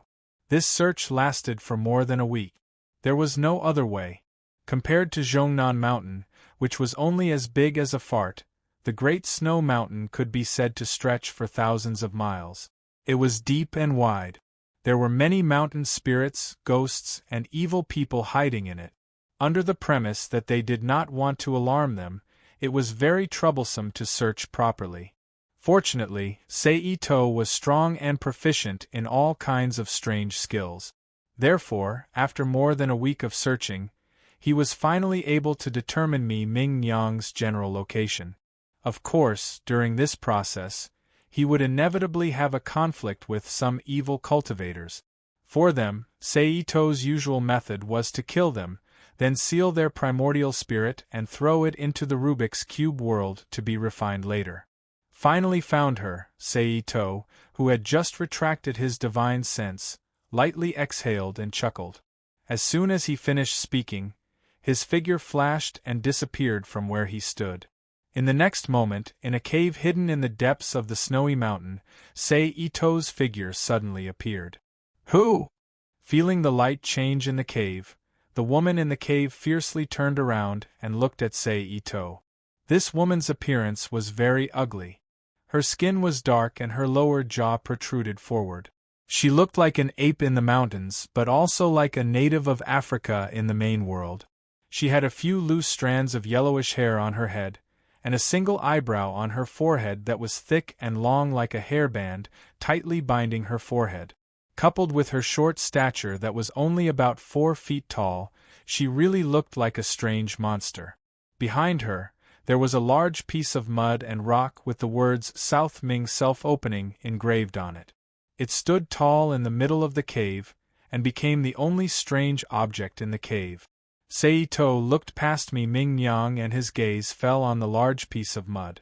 This is the mud that sealed the Nanmingli fire sword, Seito thought. Seeing the person's actions, Mi Mingyang knew that something was wrong and almost didn't think about it. He raised his hand and shot out a beam of dim yellow light towards Seito's face. Seito chuckled when he sensed the incoming attack. He flicked his finger and shot out a reddish-yellow flame to meet the black light. They collided with each other. Bang! In an instant, a muffled explosion sounded. When the flame and the black light collided, the black light immediately exploded and was burned into nothingness by the flame. Seeing that her spell was broken, Mi Mingyang's expression truly changed. Her eyes were filled with despair, unwillingness, and resentment. Don't worry. There will be opportunities to compensate you. Itose saw this and said with a smile. Then, his eyes focused and 2 silver lights shot into Mi Mingyang's mind. Like huge waves in the sea, they attacked Mi Mingyang's weak primordial spirit. In an instant, Mi Mingyang let out a muffled groan and fell to the ground. Seito waved his arm and collected Mi Mingyang and the mud and stones in the cave into the Rubik's Cube world. It's done. Seito was delighted. Then, he didn't stay in the cave any longer. He immediately used teleportation, which was a very strange escape technique in this world, and disappeared from the cave. Almost as soon as he left, a brilliant golden light rapidly flew over and hovered in the sky outside the cave. A beautiful young girl wrapped in golden light was revealed. Her face was cold as she glanced at the empty cave in the mountain. Humph! Then, the girl coldly snorted and turned into a brilliant golden light again, flying towards the southwest. On the other side, after obtaining the Nanmingli fire sword and capturing Mi Ming Yang, Sei Ito didn't stop. 15 minutes later, he arrived at the boundless mountain realm with the most treasures. The cinnabar fruit should have been Li Yingqiong's. Although she is now my fellow disciple, she should get what she deserves. So let me help her get it. Sei Ito stood in the dense forest and laughed strangely. Then, Sei Ito once again split into dozens of shadow doppelgangers, just like he did in the Great Snow Mountain and Zhongnan Mountain. They searched in all directions. Unlike the small Zhongnan Mountains and the Great Snow Mountain, where most of the evil cultivators and demons lived, the Boundless Mountains had a senior master who was ordered by the Longbrow Immortal to guard this place, Fairy Green Sack, Hua Yaosong. Her strength was close to the celestial fruit. In addition to her, there were several rogue cultivators whose strength was above the Earth Immortal level and below the Celestial Immortal level. They were not comparable to those evil cultivators in the Great Snow Mountain who could only muddle along in the bitter cold places. Therefore, Sei Ito was very cautious in searching here. He was afraid that he would accidentally stir up a hornet's nest and draw out the people of Amei who had been irritated by him recently. Fortunately, as the place where the protagonist Li Yingqiong made her fortune, the description of this place in the Legend of the Swordsman of Mount Shu was quite detailed. There was a lot of reference information that could be used. It was much easier to find than Mi Ming Yang, who was still running around. Therefore, after spending about a day and a half, Sei Ito found the strange beast of the Boundless Mountain that led the way for Li Yingqiong, the horse bear. Then, with this as the center, he searched around. Sure enough, it didn't take long for the cinnabar fruit tree with several gemstone-sized red fruits to be found. In this regard, Sei Ito was not polite. He immediately opened the Rubik's Cube world, including the fruits, trees, and soil were all put into the Rubik's Cube world, leaving only a very bright semicircular pit. Then, Sei Ito did not stay here any longer. He used the wood evasion technique to hide in the surroundings and moved towards the shadow of the Boundless Mountain. Under the wood evasion technique, Sei Ito quickly arrived at the shadow of the Boundless Mountain. The shadow of the mountain and the sun of the mountain were separated by a peak, as if there were two different worlds. The mountain forest on the sun side was dense, with abundant flowers and plants. Insects, beasts, snakes, and ants freely traversed through it. It was a primitive forest scenery. On the other hand, the mountain was bare without trees, the soil was dry without grass, and the rocks were severely weathered. Sand and dust filled the sky, as if it was a barren lush plateau. One after another, the tornadoes swam between the mountains. When they collided with the other tornadoes, it was as if the end of the world had arrived. The tornadoes sent gravel flying in all directions, creating clusters of sparks. Anyone who saw this would be terrified and terrified. However, Sei Ito also understood that this was the best time to enter the cave to obtain the treasure. Because the wind in the mountain cave had dissipated, the inside of the cave should be much calmer. If the wind returned to the stream and merged with the inside of the cave, under the pincer attack of the two forces, although he would not be able to do anything, he would definitely not feel good. Thinking of this, Sei Ito waved his hand and created a tornado. It directly bombarded one of the wind pillars, scattering it. Then, his body turned into a rainbow and quickly entered the open cave entrance, rapidly falling down. Just as he had expected, although there were tornadoes in the cave, it was many times calmer than the apocalyptic scene outside. Relying on the protection of the spirit light, Sei Ito continued to move forward. However, as he continued to descend, dark, cold tornadoes began to appear in the cave, causing the surrounding temperature to suddenly drop. Sei Ito knew that this was the 1,000-year mysterious ice and black frost chi stored in the cave. Seeing this, Sei Ito raised his eyebrows and flashed into the Rubik's Cube world, appearing in the void. Then, with a flip of his hand, the stone box from Mount Zhongnan appeared in his hand. Then, Seito's hand gently touched it as if he was touching dust. The ancient runes on the stone box were immediately destroyed, causing the stone box to crack open. Then, Seito opened the lid of the box, revealing the contents of the box. The items were divided into two types, a bottle and a sword. The bottle was about the size of a palm and was not as wide as a fist. It had a thin neck and a thick stomach, like a small vase that had been shrunk many times. The sword had 3 parts, all 3 of which were 3 feet and 3 inches long. The 3 stars on the hilt protruded and corresponded to each other. These 2 items were the treasures used by immortal Zhang Mian of the Han Dynasty to refine demons. They were the green mirage bottle, which could collect magic treasure smoke, and the 3 Yang One sword, which could repel demons and kill enemies for protection. Seito reached out and took the porcelain bottle. He waved his hand and put away the 3 Yang One sword and the stone box. Then, with a change of mind, he used the green mirage bottle in his hand to refine the green mirage bottle. Almost as soon as the power flowed and poured in, the green mirage bottle and Seito got in touch and completed the preliminary refining. Then, Seito did not stop and continued to refine and nourish the bottle. Until a moment later, when there was no more magic treasure, he stopped again. At this time, more than half of the green mirage bottle had been refined by Seito. The rest would be completed in a few days. It was much faster than the ancient treasure Haotian mirror. Then, Seito held the green mirage bottle, flashed out of the Rubik's Cube world, and returned to the wind cave. Whoosh! The violent whirlwind and the black millennium frost chi immediately blew toward Seito. Seito smiled gently. He used his mind to pour power into the green mirage bottle in his hand. 5-colored mysterious light flew out from the mouth of the bottle and shot toward the mysterious ice and black frost chi. It wrapped the mysterious ice and black frost chi and returned to the bottle. Of course, the millennium frost chi, which was carried by the chi, also entered the green mirage bottle. Seeing this, Seito smiled even more. He continued to urge the green mirage bottle to absorb the millennium mysterious ice and black frost chi around him. At the same time, he went down the cave. Along the way, Seito dived very fast. It did not take long for him to go down nearly 1,000 meters.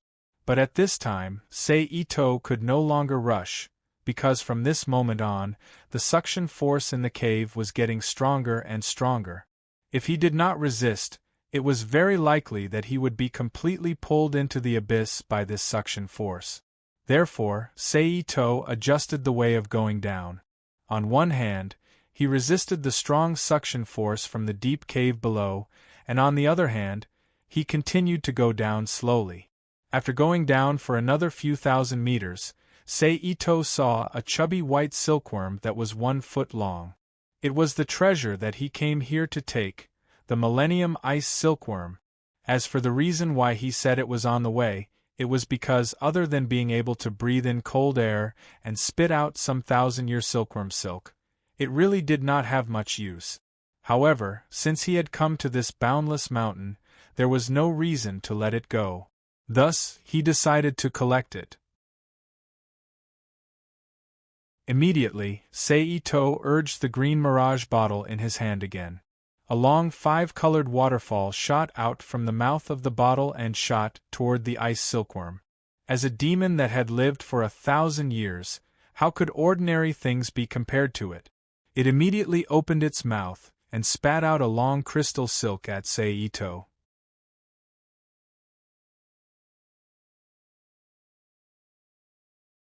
Chapter 1663. Seeing the silk approaching, Seito did not dodge. Instead, he created a bowl-sized spatial passage in front of him and swallowed the silk into the spatial passage. Then, he opened another passage behind him and the silk shot out, hitting the cave wall. Bang! After thousands of years of being blown by the cold wind, even if it was only an ordinary stone, it had now become abnormally hard, comparable to a precious material for refining weapons. Therefore, when the silk that seemed to be able to penetrate a person's body hit the wall, not only did it not leave a single crack, but it also bounced back with a crisp sound, as if it had hit metal. Then, Seito pointed down with one hand and shot out a thick and long flame at the ice silkworm. The flame and the yuan qi in the cave turned into a sea of wind and burned towards the ice silkworm. The ice silkworm made a strange sound, and a large amount of icy white mist appeared around its body to resist the burning of the flame. But at this time, Seito pointed forward again, and the sea of fire instantly cooled and solidified, condensing into pieces of gravel that flew towards the ice silkworm. The application of the 5 elements transformation method. Fire gives birth to earth. The ice silkworm's plump body shrank into a ball and carefully moved its body. Taking advantage of this opportunity, Seito moved the green mirage bottle in his hand. The long 5-colored ribbon quickly flew down and wrapped around the ice silkworm. As a 1,000-year-old baby, the ice silkworm's intelligence was not weak. Knowing that it could not do anything, it slowly withdrew the icy mist around its body and the silk that it had shot out before. It did not resist and allowed the 5-colored ribbon to wrap around it and put it into the green mirage bottle. At this point, there was nothing else in the cave that Seito cared about. He withdrew his hand and turned around. He jumped up along with the Order of the Whirlwind. Compared to the troublesome and time-consuming time of coming up, the return journey with the help of the wind was much easier and longer. In less than a moment, he had flown more than 4,000 meters and reappeared in the boundless mountain shadow. Next, it should be when you. Seito thought. Thinking of this, Seito condensed his spiritual eyes and looked at the world around him. Because the Ancient One, a 1,000-year-old evil, was sealed here, there would always be Yin energy lingering in the air above him. Hence, as long as they could find the location of the Yin energy, they would be able to find the place where the Ancient One was sealed. Very soon, Seito saw a thick cloud of smoke. Seito, who knew that it was the place of the seal, did not hesitate. He immediately turned into a wisp of smoke and sank into the ground, using the earth escape technique to move toward the sealed area. To be honest, it wouldn't be a problem even if he used earth escape to fly. But the key point was that he was in a bad position. Boundless mountain shade. Black winds wreaked havoc in the wind cave all year round. If one were to use the earth escape technique to move forward, if he used earth escape to travel through the wind cave, as long as there was a gust of wind, he would be able to find his way to the cave abode of an itinerant immortal and have a fight. Using the earth escape technique, Seito traveled for a few minutes before he arrived at the place where the Ancient One was.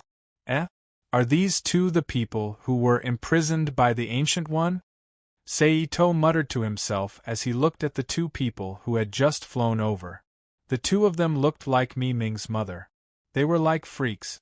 One of them had a leopard's head, a flat nose, rat's ears, eagle's cheeks, and a pair of strange triangular eyes. The other was as thin as firewood, with a wolf-like head and a deathly pale face. They were both extremely ugly. Each of them had a black gourd hanging from their waist. In the blink of an eye, they disappeared into the cave that led to the sealed area of the Ancient One. One of them was called Mi-Su, and the other was called Lu Yuan. Just like Seito, they both wanted to steal the Ancient One's 10,000-year-old warm jade. However, according to the Book of the Past Life, the two of them were even more ambitious. They even wanted to steal the destined Ame green rope. They didn't know the immensity of heaven and earth, and were seeking their own deaths. However, the two of them were lucky. The Ancient One wanted two attendants. Firstly, they could help him gather information from the outside world. Secondly, they could help him find things to replenish the primordial chi he had used up when he was imprisoned by the flaming cloud chains.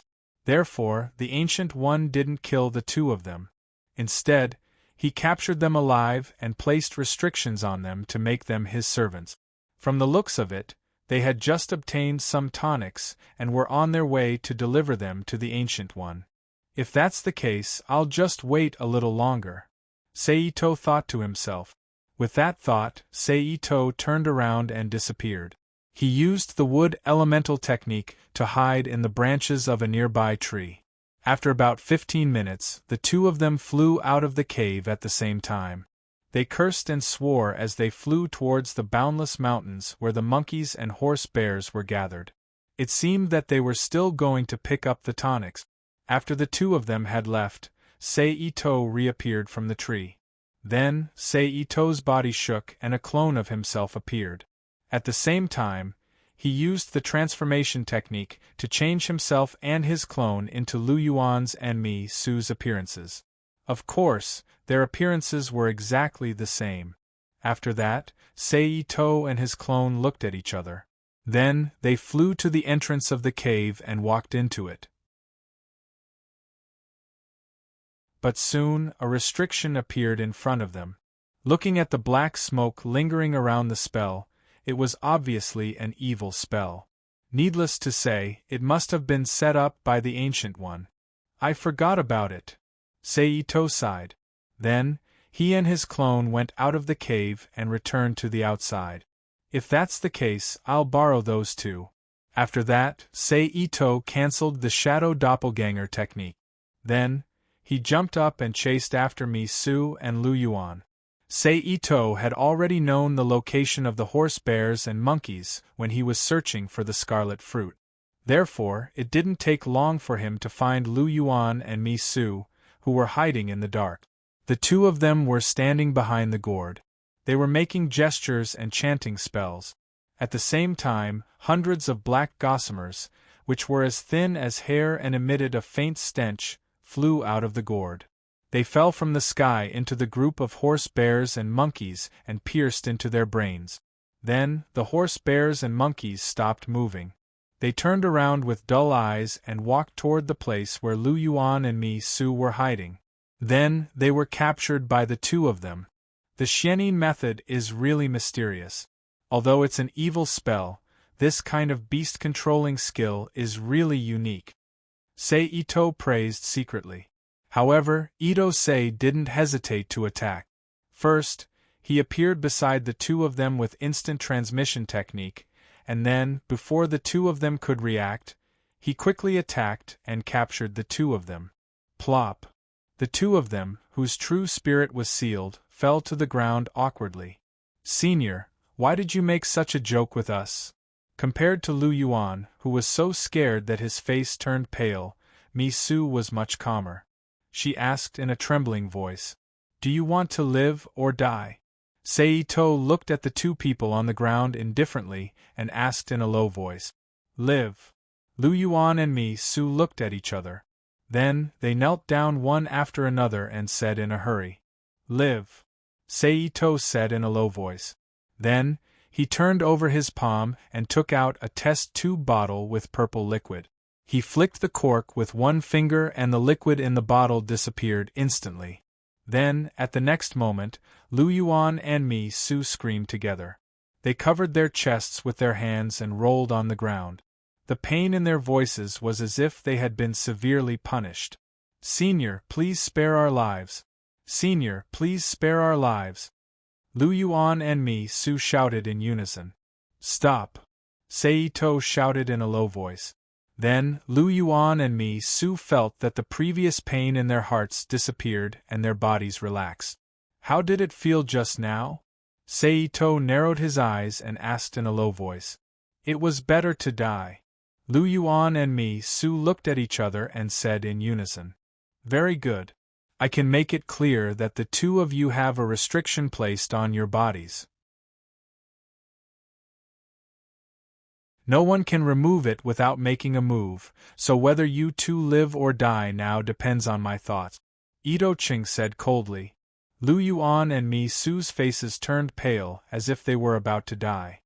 "Now I need you two to help me. If you do it well, I will help you remove the restriction in your bodies. If you don't do it well, Seito said in a low voice. "Senior, please tell us. We will do our best. We will not slack off." Lu Yuan and Mi Su clasped their hands and bowed. "I hope so." Seito said in a low voice. Then, he changed the topic and continued, I know that the two of you have been captured by the Ancient One and have become his slaves. So, what I want you to do is very simple. Take me into the Demon Corpse Ancient One's cave. Senior, do you want to get rid of the demon corpse? Of course, no problem. Mi-Su was very excited and said quickly. Seito snorted and did not refute. Seeing this, Mi-Su was very happy. She asked, Senior, what do you want us to do? I will use the transformation technique to turn into a worm and attach it to each of you. Then you two can go back as usual, Seito said in a low voice. Then attach yourself to me. Mi-Su quickly showed off her achievement. Okay. Seito glanced at Mi-Su and said. Then, he turned into a small insect in a sudden burst of pale white smoke and landed on Mi-Su's shoulder. Okay. Seito's voice sounded. Yes, Senior. Lu Yuan and Mi-Su replied in unison. Then, they picked up Ma Xiong and Yuan Ho, put away the mysterious Ingord, and flew back to the Demon Corpse Ancient One's cave. In a moment they were back in front of the cave. Then, they adjusted their spirits and stepped into the cave. According to their previous movements, they broke through the layers of inhibition formations in the cave and went into the depths of the cave. Not long after, a human figure appeared in front of Seito.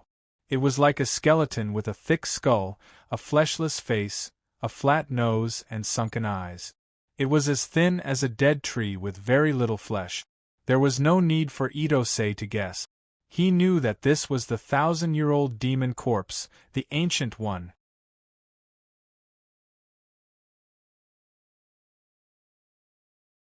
Chapter 1664. P.S. Thank you to Reading IE, Spectator of the Grey World, and Gu168-878-0145 for their precious monthly vote. Thank you to JD and Instant Potato for their tip. Thank you to Yenexien for your comments. At this moment, the Ancient One was cultivating with his eyes slightly closed. He wasn't sure if it was because he had just received the beast blood or if it was a coincidence that he was in a meditative state. There was a ball of purple light on his chest that was glowing brightly. Seeing this, Seito didn't hesitate. He immediately revealed himself and shot out a ray of light from his hand. Like a bolt of lightning, the beam of light shot towards the Ancient One and severed the mystic silk pouch around the Ancient One's neck. With a wave of his hand, the Ancient One used a teleportation technique to retrieve the pouch and threw it into the Rubik's Cube world. Seito then recalled the ray of white light and quickly retreated, ignoring Lu and me. The Ancient One had used the 10,000 years warm jade to nourish his body. When he lost it, he woke up immediately. With a loud roar, dozens of banners appeared on the walls of the mountain. The banners were of different sizes and had drawings of demons on them. They vibrated together and shot out hundreds of black gas as thick as a man's arm. They were like black rainbows, accompanied by blood-curdling screams. The banners intertwined in the air and formed a large net of smoke that enveloped the area. This was the Ancient One's famous treasure, the Dark Een Beast Amassing Banner. It was the Dark Een soul-refining formation. This formation was one of the top formations in the Shushan world. It was extremely powerful and powerful. If he hadn't retreated quickly, he wouldn't have been able to escape without paying a heavy price. As for Lu and me, who were left behind by him in the formation. Anyway, they were the scum of the demons. Their lives had nothing to do with him. He was just using the Ancient One to do justice for the heavens. Seito didn't stop. He quickly retraced his steps and rushed out. Stay here. The Ancient One shouted angrily and shook the banners. Thousands of black murderous threads shot out again like a torrential rain. Moreover, there were over 100 sparkling and translucent, profound lightning pearls mixed within as if they were unable to be taken down. Seeing this, Seito did not dare to be too slow and immediately extended his arm. With a flick of his fingers, he created a curtain of fire, blocking the mountain path and blocking the pursuers behind him. Boom, boom, boom, boom. A violent explosion reverberated in the cave. Saito didn't stop moving forward. He once again set up a curtain of fire behind him as he rushed out of the cave. In just over a minute, Saito successfully flew out of the hole. However, at this moment, then a figure appeared behind him. The newcomer had a handsome appearance and a handsome figure. However, his eyes were filled with endless killing intent.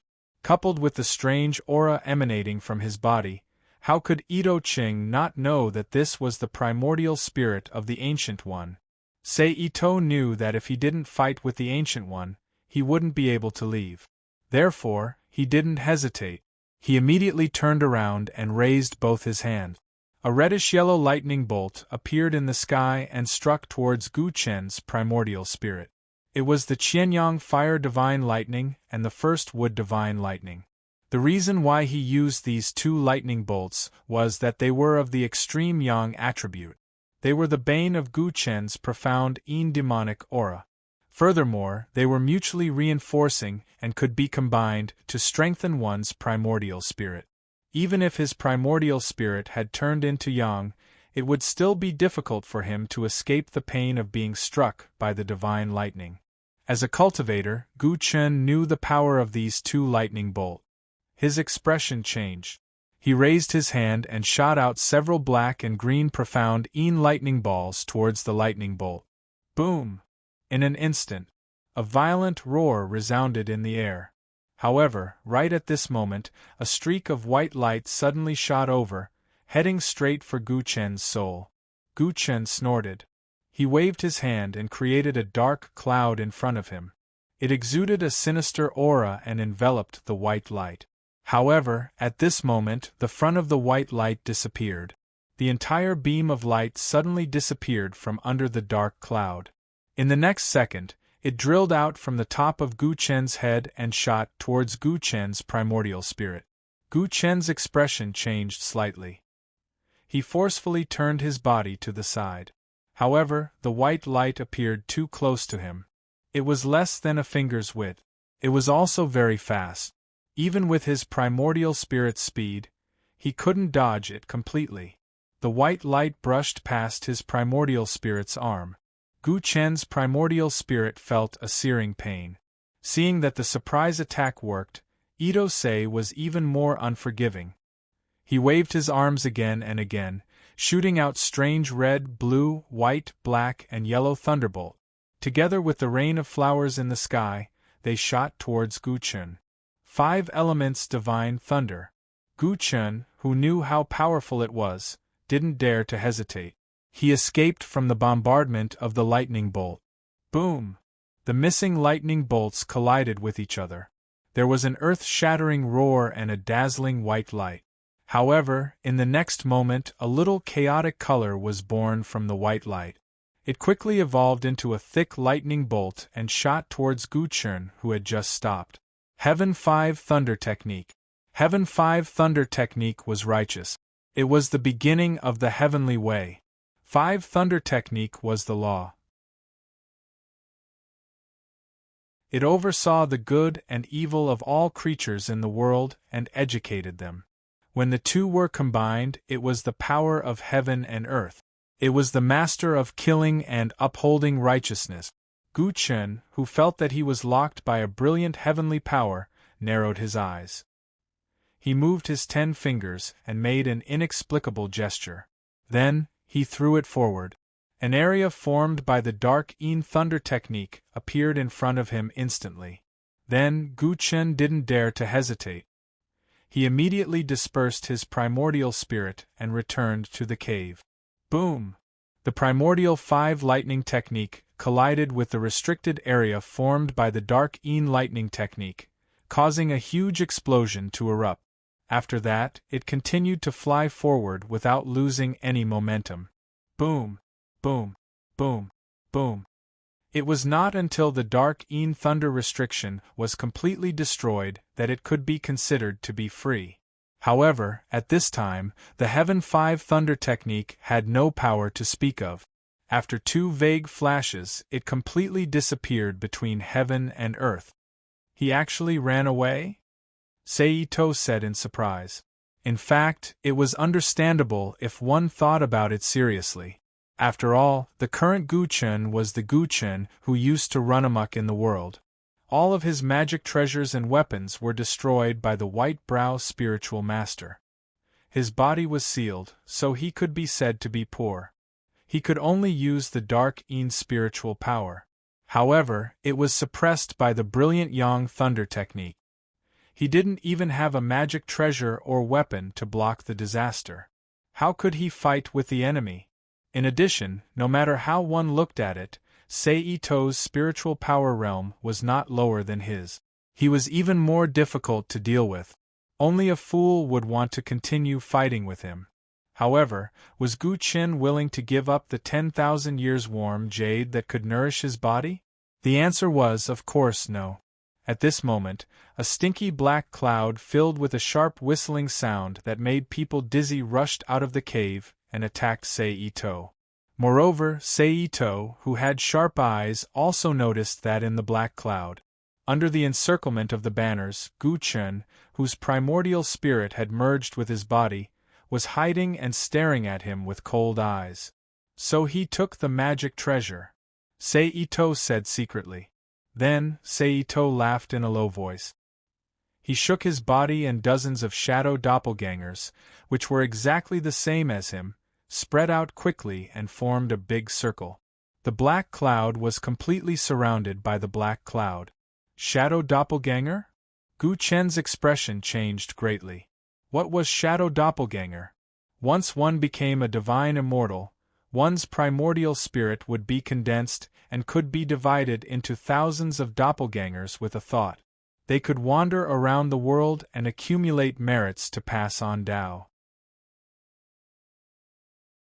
It was a great magic that ordinary divine immortals could not use. It was a magical method similar to one person with a thought. No matter what, it was not something that Gu Qin could have. Therefore, at this moment, Gu Qin hesitated. Do I really have to become enemies with such a great magic for the 10,000 years warm jade? However, while he hesitated, Seito did not. Almost at the same time, the shadow doppelgangers waved their hands and threw out red fire and thunderbolts, bombarding the black cloud that Gu Qin had created. Boom, boom, boom, boom. Under the bombardment of the thunderbolts and flames, the black cloud began to boil. The black smoke immediately rolled and evaporated, locking inward. At the same time, Gu Qin, who had been hesitating, was awakened. Let's fight. Gu Qin, who was furious, shouted and stopped flying. He used his mind to release the Xianin beast gathering banner around him. It formed the evil formation that was famous in Shu Mountain, the Xianin soul refining formation. In an instant, an even thicker and more filthy black cloud spread out and covered Gu Qin and the banner, blocking the thunderbolts and flames outside the formation. However, it was a pity that the number of banners was not enough. It could only make up a small formation, but it could not completely set up the big formation. Then, the black cloud rolled and thousands of black threads flew out of the black cloud, shooting toward the shadow doppelgangers around him. The shadow doppelgangers moved and dodged the attacks of the black thread. Roar. However, at this moment, a loud roar came from the black cloud, forming a huge shock wave that spread and shook the consciousness of the shadow doppelgangers. As expected, under the influence of this loud roar, a few shadow doppelgangers could not dodge in time and had their heads pierced by the black threads. They exploded into clouds of smoke and disappeared in mid-air. Camouflage? Gu Qin frowned as he looked at the white smoke that was created when the shadow doppelgangers died. Pray to the Heavenly Lord, descend to answer the thunder and kill the demon.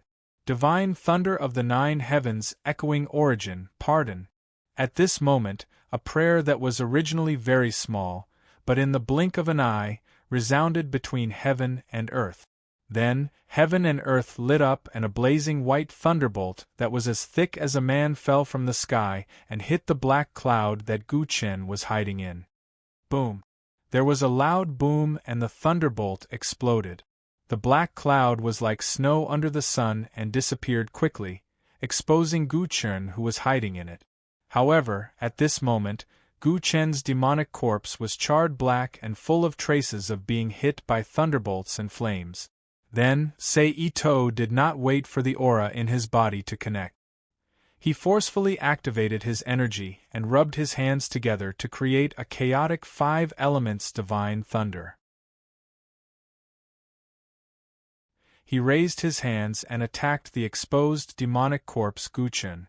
Gu Chen shouted and tossed out a small black flag with a demon drawn on it. It was none other than the serene beast amassing banner that he had painstakingly created. Boom! The next moment there was a loud explosion. The 5 elements divine thunder exploded on the surface of the serene beast amassing banner. It broke the surface of the banner like a chisel hitting a rock. The lightning spread and burned the banner made of serene black silk into tatters. However, it was also because of this that Gu Chen found a chance to escape with a black wind. Of course, he could not escape far away unless he was willing to lose his body. Otherwise, the flaming cloud chain on his body would activate and force him back into the cave. Therefore, his escape this time was just an act. Since you want to pretend, I will play along with you. Sei Ito narrowed his eyes and looked in the direction that Gu Chen had left and sneered. Then, he turned into a wisp of green smoke and disappeared in the air. After about 5 or 6 minutes, a figure walked out of the forest cautiously. The person was not old, about 20 years old. He was dressed in a white robe and had an elegant face. He looked like a scholar from the secular world. This person was called Zhuang Yi. He was the disciple of Kuyitsi, a disbanded immortal of the unorthodox school. Because of Ku Yitsi's relationship with Ame, he had reached an agreement with Ame. He pretended to be a traitor and joined Gu Chen's sect. In the future, when Li Yingqiong and other Ame disciples came to establish their power, he would be a spy. Judging from his current appearance and behavior, he must be scouting for the enemy for Gu Chen to see if the enemy had left. After carefully searching the area, Zhuang Yi made sure that there were no enemies around. Then, he forcefully crushed a jade tablet. The next moment, Gu Chen, who had left before, appeared outside the cave again with clouds of smoke in the air. However, at this time, in addition to the injuries caused by Sei Ito's thunder, Gu Chen also had burn scars on his body. Obviously, they were caused by the fire cloud chain when he pretended to escape. Gu Chen, who was suspicious by nature, flew around the cave several times and used his divine sense to observe the surroundings. After confirming that the enemy was indeed not hiding nearby, he put away the black cloud and the serene beast gathering banner and descended from the air. However, just as his feet were about to land on the ground, a white light suddenly flew out from the air and slashed directly at Gu Chen's body. Gu Chen was shocked when he saw this. He desperately rolled to the side and dodged the sword attack. However, before he could stand up, another black sword suddenly appeared beside him. The sword slashed down from above and broke his protective light. Gu Chen's corpse that had been condensed for thousands of years was cut in half. At this time, Gu Chen did not dare to hesitate. He summoned a demon wind and rolled up Zhuang Yi and the lower half of his body to fly into the sky. Want to run? It's too late. With a soft shout, the surrounding space shook, and a transparent barrier that was invisible to the naked eye instantly blocked in front of Gu Chen. With a dang sound, it stopped him and wrapped around him and Zhuang Yi before he could react in time. Who are you? Why do you have to make things difficult for me? Gu Chen, who had revealed himself, glanced around with an ugly expression and questioned. I didn't want to make things difficult for you, but you just had to chase after me at that time. Fate is like this. Who can you blame? At the same time, Sei Ito's figure also appeared from the void. He silently looked at Gu-chen, who was trapped by the space lock. Hearing Sei-Ito's words, Gu-chen's expression turned ugly.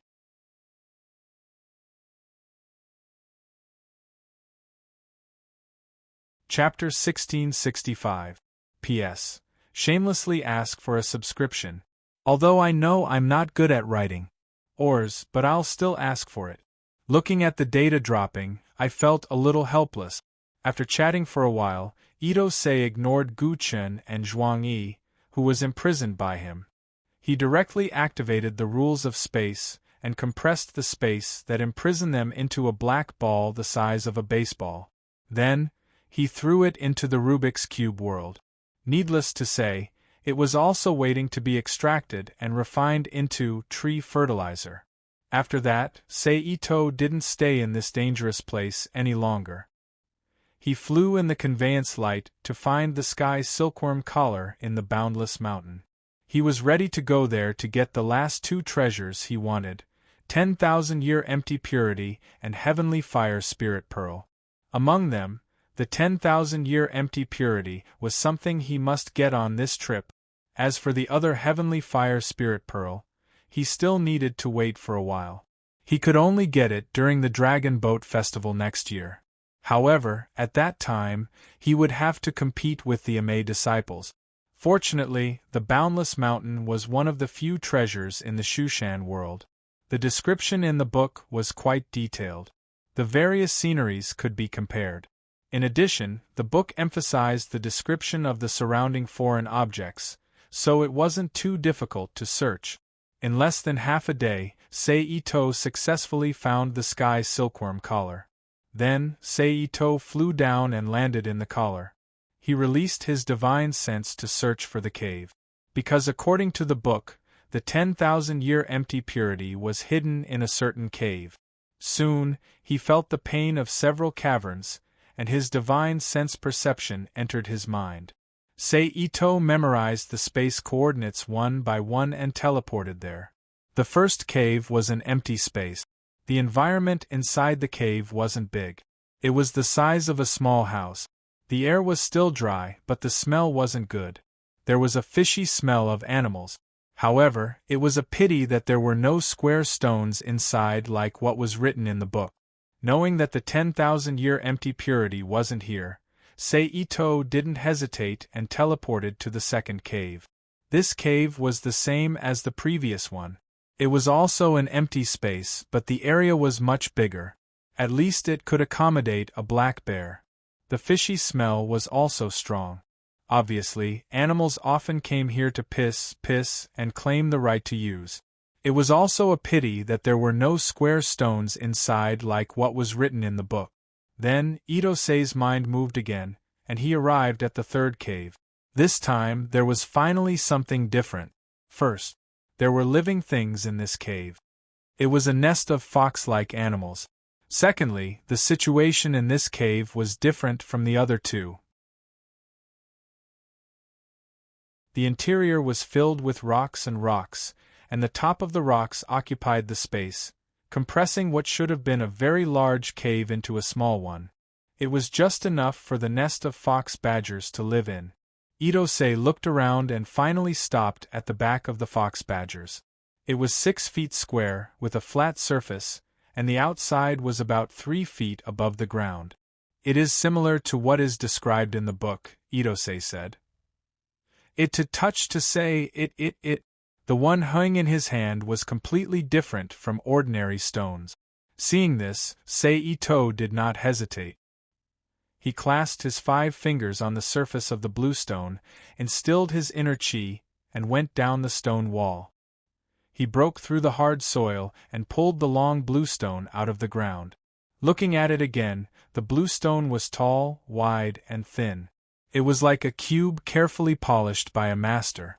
Sei-Ito raised his sword finger and cut the stone wall bit by bit, shaving off the thin layer of stone.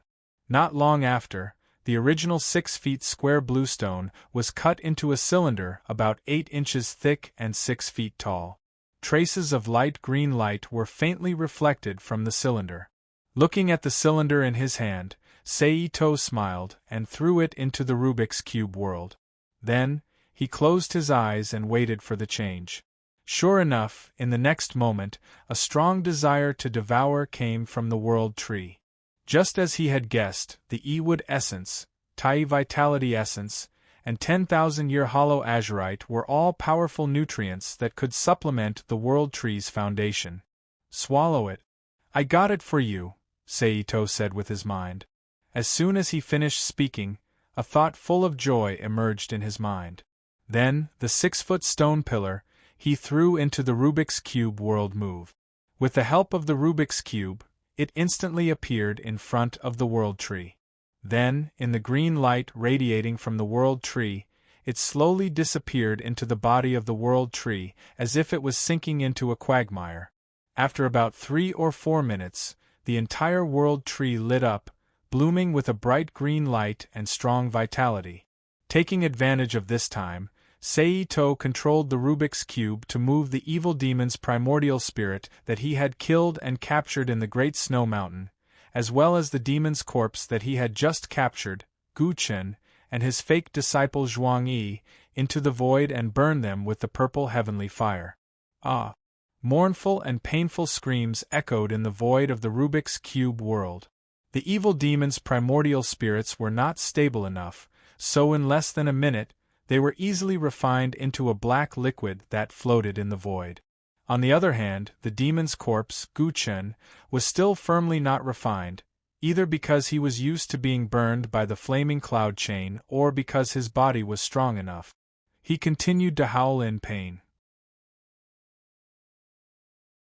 As for his fake disciple Zhuangyi, his physical body was destroyed long ago.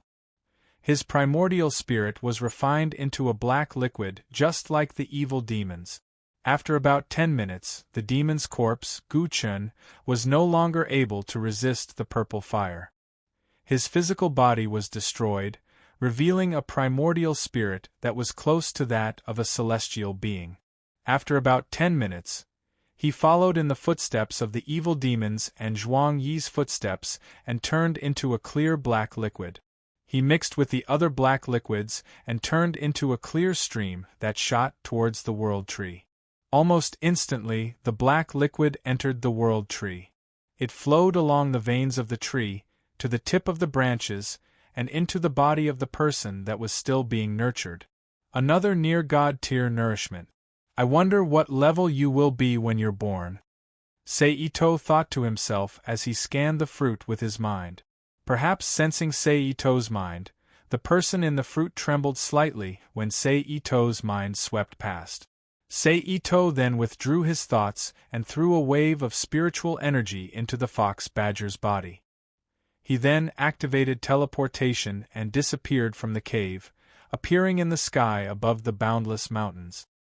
His figure flashed again and disappeared from the boundless mountains. After an unknown period of time, Seito's figure appeared as the void rippled. At this moment, he was in the air above a river, surrounded by mountains and verdant trees. Below his feet, the river water was surging, and the blue waves were rippling. Under the illumination of the sun, it reflected specks of silver light, dazzling the eyes. This was the Yuan River, the place where Guangqing Zi's golden ship sank, the #1 treasure trove in the original novel. This time, I should be considered to have destroyed the entire Shu Mountain Sect's property. Seito muttered to himself with a strange expression as he looked at the blue waves below his feet. Then, with a twist of his body, he turned into a puddle of liquid and fell from the sky. Pa! The water surface rippled and water droplets bounced, creating circles of faint ripples. Seito, who turned into water and dived into the river water, released his senses. He followed the flow of the water and slowly moved under the water while searching for the golden ship. Needless to say, his luck was pretty good. Not long after, a rebound force was transmitted back to him through his senses. Found it! Seito, who was using the water escape technique, muttered to himself. Then, his figure scuttled and quickly rushed towards the location of the rebound force. A moment later, Seito appeared in a body of water. This body of water was the same as the previous body of water. The water was clear and there were plenty of fish. However, Seito, who was observing with his spiritual eye, knew that there were layers of hidden restrictions in front of him that emitted a dangerous aura, blocking his path forward.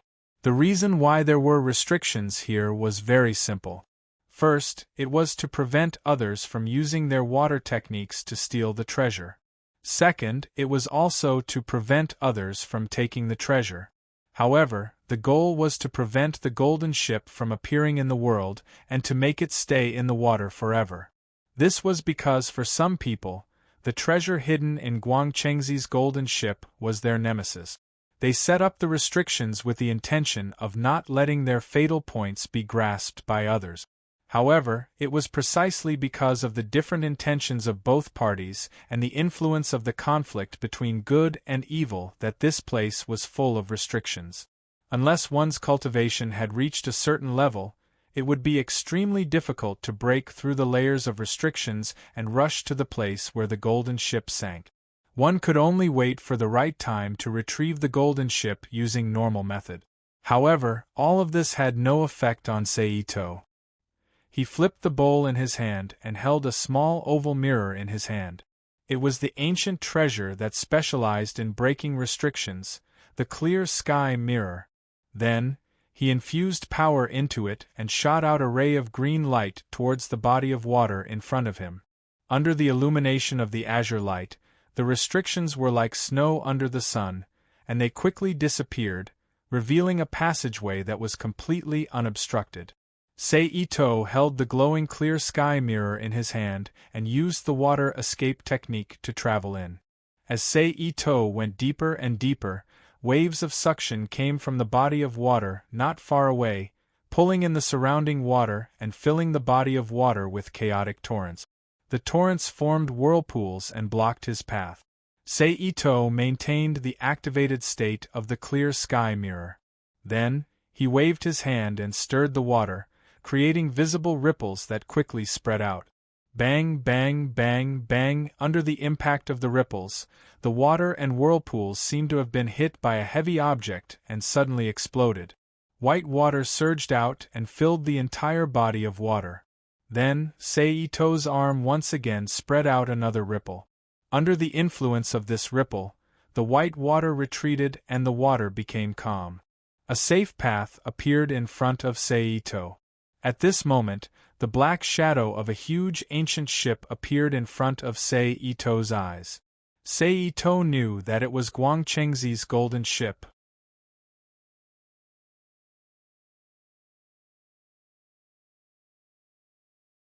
Chapter 1666. Seeing the golden ship, Seito no longer hesitated. He immediately released the power of concentration on his body and followed the powerful suction force produced by the water eye to float forward. Under the powerful suction force produced by the water eye of the Yuanjiang River, Seito was almost instantly pulled to the location of Guangchengzi's golden ship. However, when he was still 4 or 5 meters away from Guangchengzi's golden ship, Seito suddenly stopped and floated in the torrent. Guangchengzi's golden ship, as a treasure ship left behind by Guangchengzi, naturally had defensive restrictions set up by Guangchengzi in the past to prevent those who did not respect the rules from forcibly opening the ship and selling the treasure, or if the golden ship fell into the hands of evil and became an accomplice in persecuting the righteous path. Therefore, for safety, Seito had no intention of testing the power of Guangchengzi's golden ship's defensive restrictions in such a chaotic underwater environment. Then, Seito's eyes slightly focused as he admired Guangchengzi's golden ship in front of him. The golden ship was in ancient times, especially the style of the Song and Ming dynasties. It was about 20 meters long and 5 or 6 meters wide. There was a pavilion built in the middle of the ship, which was a 3-story style. On each floor, there were more than 10 wooden windows. On the top of the highest floor, there was a pagoda-like roof protruding high. Ropes were connected to the 4 corners of the ship, and ribbons and flower cloths were hung, decorating the ship.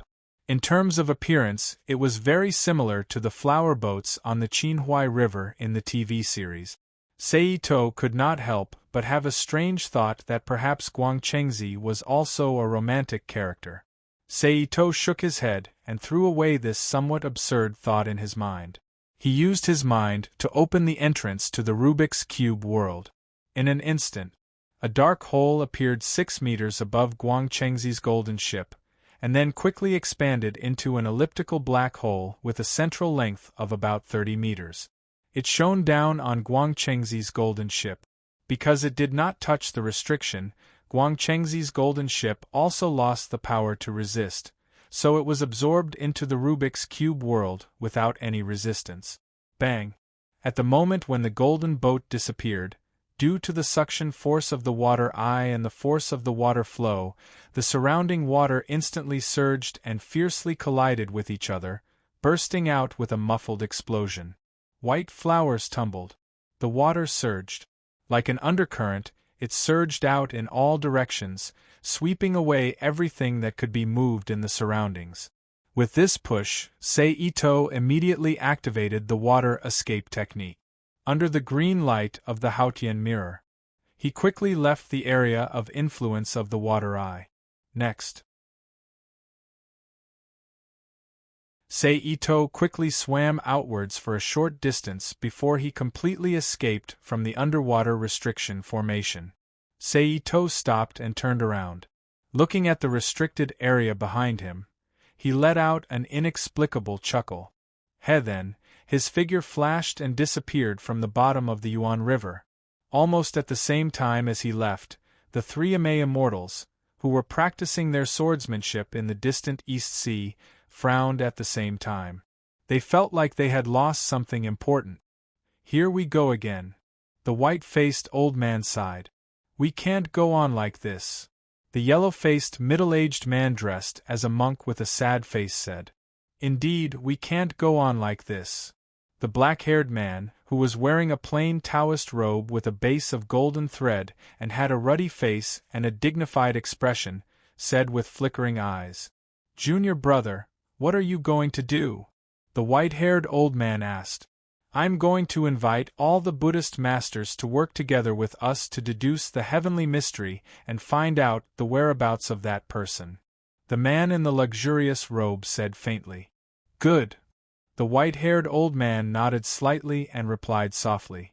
After that, he closed his eyes again and his mind wandered. Similarly, the monk with a bitter face on the side also nodded slightly and closed his eyes to comprehend Tianxian. The man in the luxurious robe did not care about the 2 people's actions. He turned his hand and a 1-foot-long sword appeared in his palm. He silently operated his primordial spirit and left a wisp of spirit on it. Then, he raised his hand and threw out the short sword.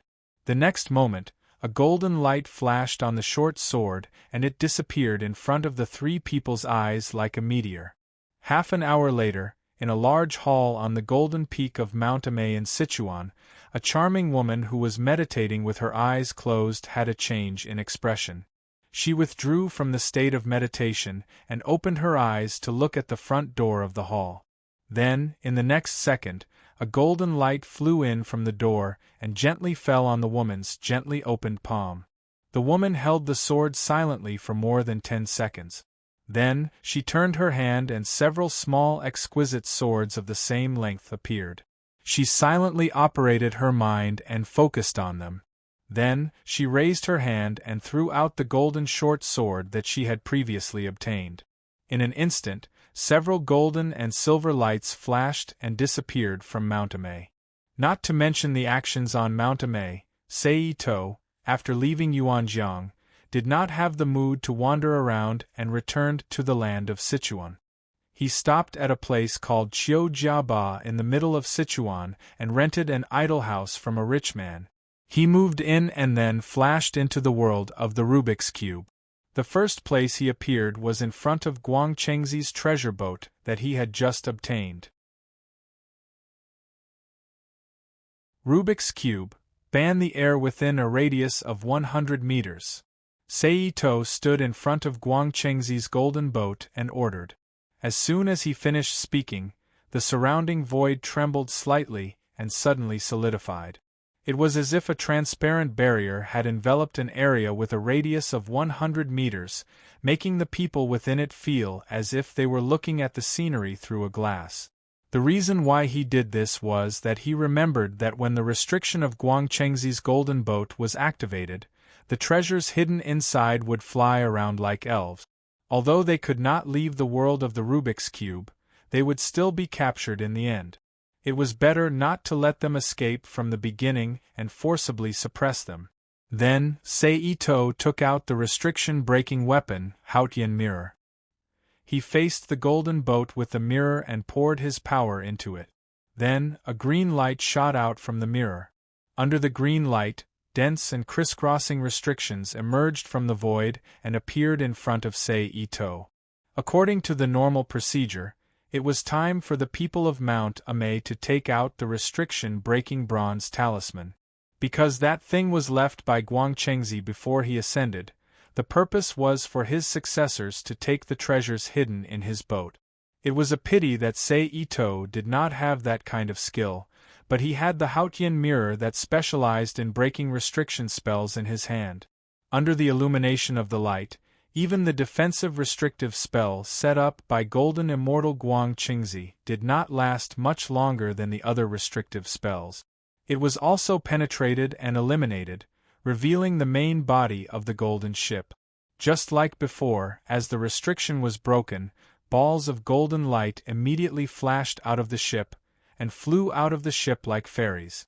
However, because Sei-Ito deliberately shone in one direction, although many of the restrictions on the whole boat were broken, there were still some restrictions that were not affected. Therefore, those treasures that were about to fly away were immediately blocked by the remaining restrictions and flashed with light. Of course, there were a few lucky treasures that happened to fly out of the broken restrictions, but they were immediately intercepted by the surrounding no-fly zone. No matter how they collided, they could not fly away. If I remember correctly, the most suitable thing for me in this boat seems to be the true explanation of the heavenly book left by Guangchengzi, right? Sei-Ito thought to himself, ignoring those treasures that missed their target. Then, the energy in Sei-Ito's body moved again, enlarging the green light in the mirror and illuminating the whole treasure boat.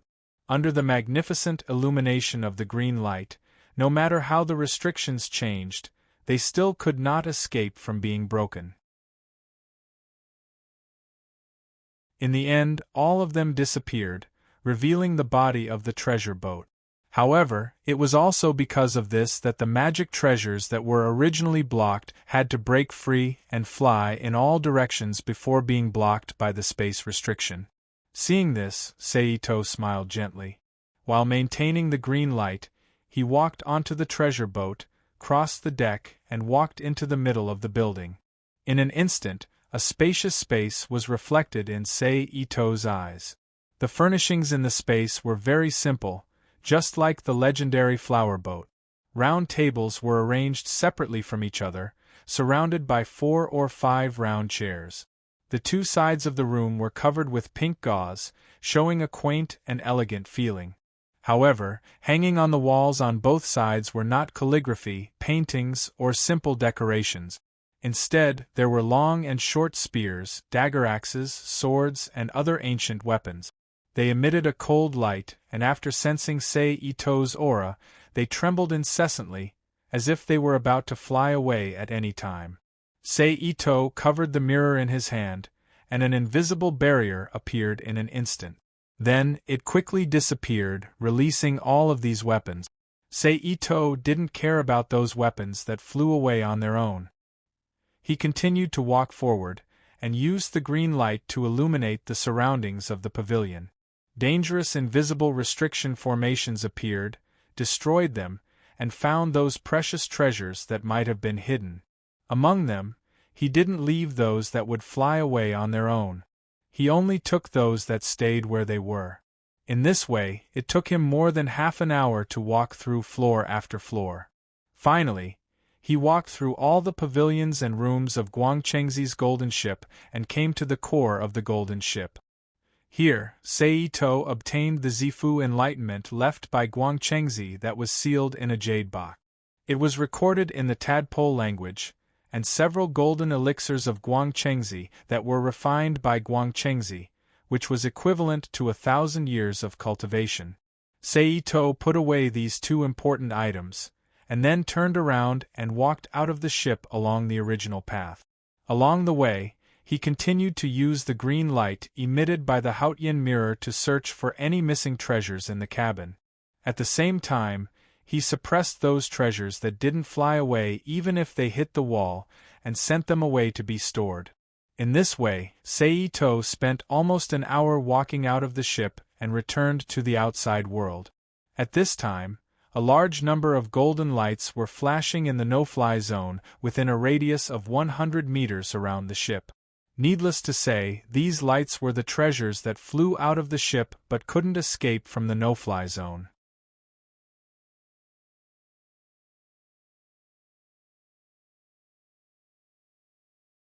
Chapter 1667. P.S. Thank you to 33 Levels and Blessed Premonition for their precious monthly vote. Thank you to Instant Potato, JD, XX Hwash Empire, and Halcyon for their tip. Seito, who was standing outside the ship, waved his arm and released a series of thunderous flames. They turned into 5-colored auspicious lights and shot into the void within 100 meters like rain. In an instant there was a series of rumbling sounds. The white light was dazzling and the thunder rumbled. The magic treasures that were colliding with the void immediately stopped. The light around them dimmed, revealing their true forms. Seeing this, Seito's palm did not stop. He raised his hand again and released a series of flying thunderbolts. Boom! Boom! Boom! For a moment, there was only the rumbling of thunder in the entire world. There was not a single sound to be heard. After a quarter of an hour, the magic treasures had their protective spiritual light destroyed and revealed their true forms. They fell to the ground like small beasts that had been subdued. At this time, Seito waved his arm. All the magic treasures within the 100-meter forbidden zone stopped falling and flew to Seito on their own. They floated in the air like soldiers waiting to be inspected. Seito looked around and saw dozens of strangely shaped magic treasures.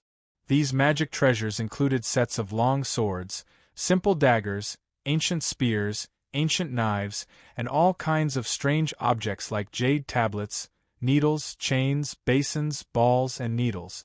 Together with the magic treasures he had collected before, there were more than 90 of them. It could be said that it was a great harvest. Seito waved his arm and collected all the magic treasures. Then, his figure flashed and disappeared. The next moment, he appeared in the eastern forest on the mountain where Li Yingqiong and her father lived. At this moment, Li Yingqiong and Li Yingqiong were each holding a long wooden sword. They looked serious as they compared their sword skills. Bang, bang, bang, bang, a series of sounds of wooden swords clashing echoed in the air. Bang. Then, at this moment, there was a muffled bang. The wooden sword in Li Yingqiong's hand was immediately knocked out of her hand. Her throat was held by the wooden sword in Li Ning's hand. "Father, I lost," Li Yingqiong said with some unwillingness in her eyes. "Qiong-er, there's no need to be like this. You should know that when I was your age, I wasn't as powerful as you, Qiong." Li Ning withdrew his sword and laughed lightly. Li Ning, who had passed the age of knowing his destiny, was very satisfied with his current life. Although it was a little boring, he could practice the Tao and live forever. At the same time, he would be able to teach his daughter to slowly become a talent. This was many times better than the previous days when he didn't know where he would return to. The only thing that bothered him was that his daughter's talent was too good. She was so good that she had only been learning the sword for a dozen or so days, but she was already at his level. He needed to treat her more and more seriously. Pa pa pa pa. At this time, a sudden round of applause interrupted Li Ning's thoughts and attracted his and Li Yingqiong's attention. "Greetings, young master," senior martial brother. The Li father and daughter cupped their fists and greeted together. If there was anything else that was more depressing, it would probably be the issue of how to address this young man who had said that he and his daughter were fated to be husband and wife. Every time this happened, he would involuntarily think about it. In fact, he was a generation younger than his daughter. How could he, as a father, endure this? No need to be so courteous. Seito waved his hand and smiled. Li Ning and Li Yingqiong didn't argue and straightened up. Seito walked to their side and pointed at the ground. A stone table and 3 stone chairs suddenly appeared on the ground. Then, Seito sat on one of the stone chairs without hesitation. Then, without greeting the father and daughter of the Li family, he willed it and a 4-foot-tall man wearing a black robe appeared. His face was extremely ugly. His hair was dry and messy, and he looked like a strange ape appeared in front of him and the Li father and daughter. This person was none other than the ugly woman who had taken away the Nanming Li fire sword earlier, Mi Ming Nyang. Seeing the ugly woman suddenly appear, Li Yingqiong, who was startled, instinctively let out a low cry. Mi Ming Nyang. Seito calmly called out. Hearing her name being called, Mi Ming Nyang's heart skipped a beat. Her eyes were filled with surprise as she looked at Seito. This was because she remembered very clearly. Regardless of whether it was when she was captured or when she was thrown on a deserted island, the other party had never asked for her name. But now, her name was called out by the other party. How could she not be frightened? I said that I wanted to give you an opportunity. Now I want to lead you into the sect and teach you the celestial immortal method. Are you willing? No matter what Mi Ming Nyang was thinking, Ito-sei said in a low voice. Are you serious? Mi Ming Nyang was moved. As a cultivator of the orthodox Tao, she had a very strong desire for the orthodox Tao. So when she heard Seito say this, even if she knew that he wanted to use this method to exchange for the treasure in her hands, she was still moved. What's more, Mi Ming Yang was very clear in her heart that with her own strength, so what if the other party really snatched the treasure away? Would she have any room to resist? To be able to exchange for such compensation was already a great fortune, not to mention that the immortal Tao was the kind that could directly cultivate to the immortal Tao. However, it was precisely because this compensation was too great that Mi Ming Yang was somewhat afraid, thinking that he was using words to trick her. Of course it's true.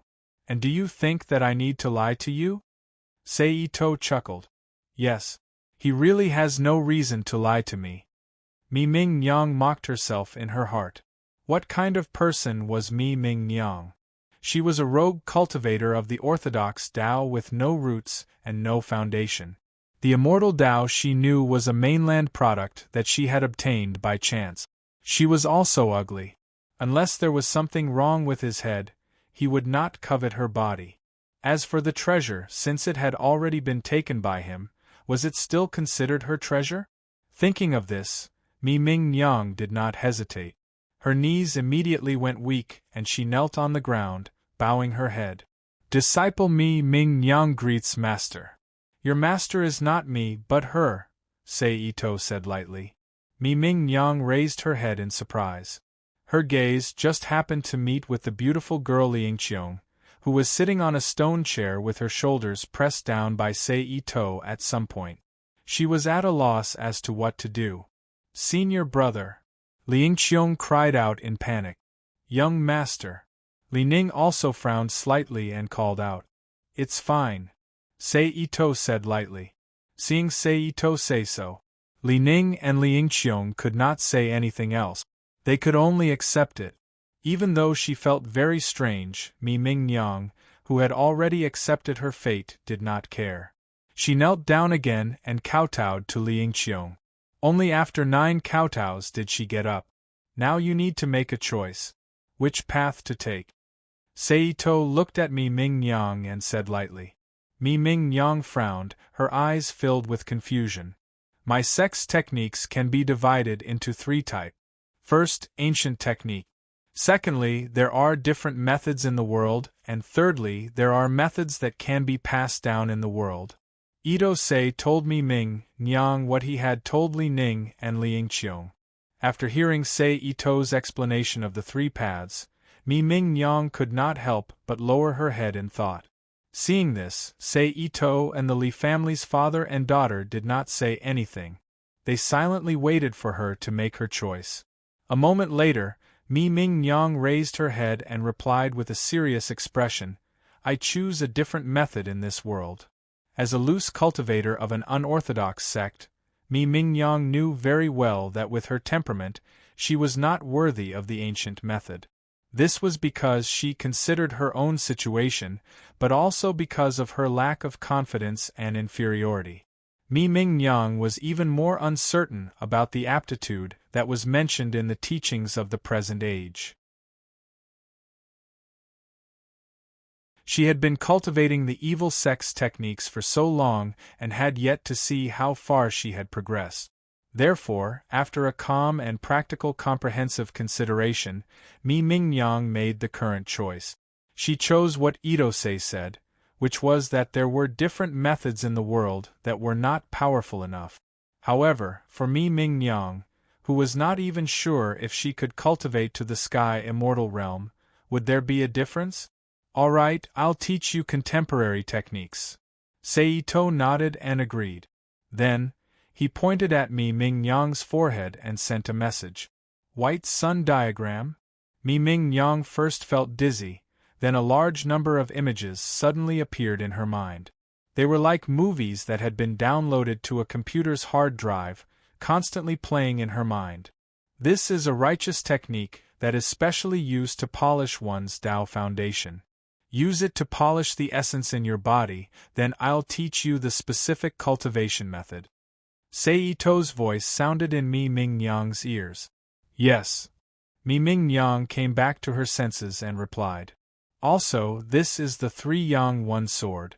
It was used by Han Dynasty Taoist Zhang Mian to protect himself and slay demons. I'll bestow it to you today. Cultivate it well." At this moment, Sei Ito flipped his hand and took out 3-foot-long flying swords that were stacked together. He used psychokinesis to deliver them to Mi Ming Nyang. "Thank you, martial uncle." Mi Ming Nyang knelt on the ground and received the flying swords with both hands. "Rise," Ito-sei said softly.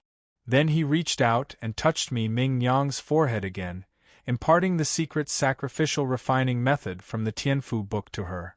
Sei Ito said, "Go to the mountain and open up a cave." "Yes." Mi Ming Nyang nodded and immediately flew into the air in a faint yellow light. In the blink of an eye, she arrived at a nearby mountain peak. Senior Marshal Brother is biased. At this moment, Liang Qiong's voice sounded. Sei Ito turned his head and looked at the dissatisfied Liang Qiong with a smile that wasn't a smile. "You gave father the three-origin flying sword and now you gave my disciple Mi Ming Nyang the three-yang single sword, but you didn't give me a flying sword. If this isn't bias, then what is?" Liang Qiong sullenly said. The three-origin flying sword was the flying sword that Sei Ito had obtained when he killed the traitor Zhu Hong. After he used some materials to refine it, its quality was not inferior to the three-yang single sword or the other famous flying swords of Shu Mountain. Sei Ito had given it to Li Ning when his cultivation was high enough and he could practice flying sword. "Who said I didn't prepare it for you?" Sei Ito strangely laughed. Liang Qiong was pleasantly surprised and looked at Sei Ito with shining eyes. "I've already prepared your flying sword for you, but have you reached the Qi disciple stage? If you haven't, I won't give you the flying sword." Sei Ito rubbed Liang Qiong's head and lightly laughed. Liang Qiong's cheeks turned red and her voice froze on the spot. It couldn't be helped. Although she was talented and had excellent qualifications, Qi disciple was still a painstaking effort. Without elixirs and without eating treasures, she wouldn't be able to succeed without at least a year and a half. let alone reach the stage where she could use her chi to nourish her primordial spirit and use a flying sword. Even in the original work, Li Yingqiong first practiced qi on Mount Amei with Li Ning and Zhou Qingyun's father, Zhou Chun, for half a year. Later, she cultivated on Mount Amei for 3 to 4 months and ate many elixirs and treasures before she succeeded. So, work hard. When the time comes, I'll give you the flying sword. Seito said with a smile. Then, the tone of his voice changed slightly.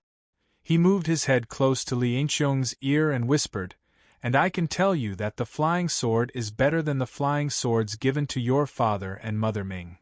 Feeling the heat in her ear, Li Yingqiong's cheeks became even redder. But after hearing Seito's words, she no longer cared about the shyness in her heart. She raised her head and asked, "Really? More real than real gold?" Seito laughed. "Well, I'll go cultivate now," Li Yingqiong decided. After that, she casually said goodbye to Li Ning and immediately used her qin gong to rush back to the cave room on the mountain. "You also go cultivate. I'm leaving."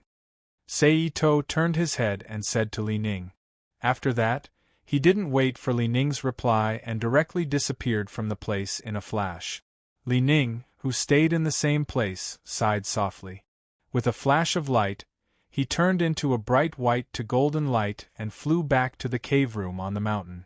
On the other side, Seito, who appeared in a deserted place, summoned the mud and stone that sealed the Nanmingli fire sword in front of him. Then, Seito waved his hand and a yellow jade gourd suddenly appeared in his palm. This gourd was none other than the Tiani primordial water that he had asked for from the Purple Cloud Palace. Seito took the gourd in front of him and pulled out the cork. He extracted a drop of Tiani primordial water from the gourd and shot it at the mud and stone in front of him. Almost at the moment when the two came into contact, the drop of Tiani primordial water immediately sank into the mud and stone.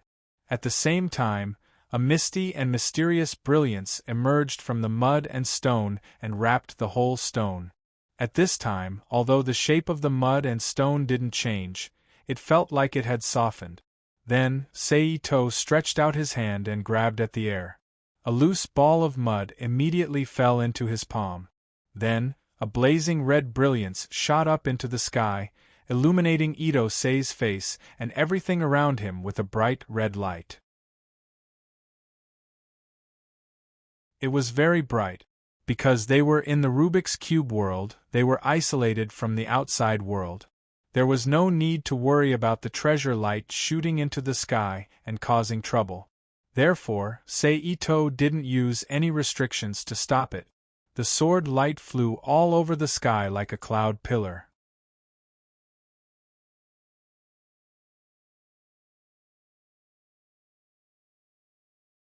Chapter 1668. The Nanmingli fire sword was 3 feet and 3 inches long, while the hilt was 3 inches long. It was about 4 feet in total and was 2 fingers wide.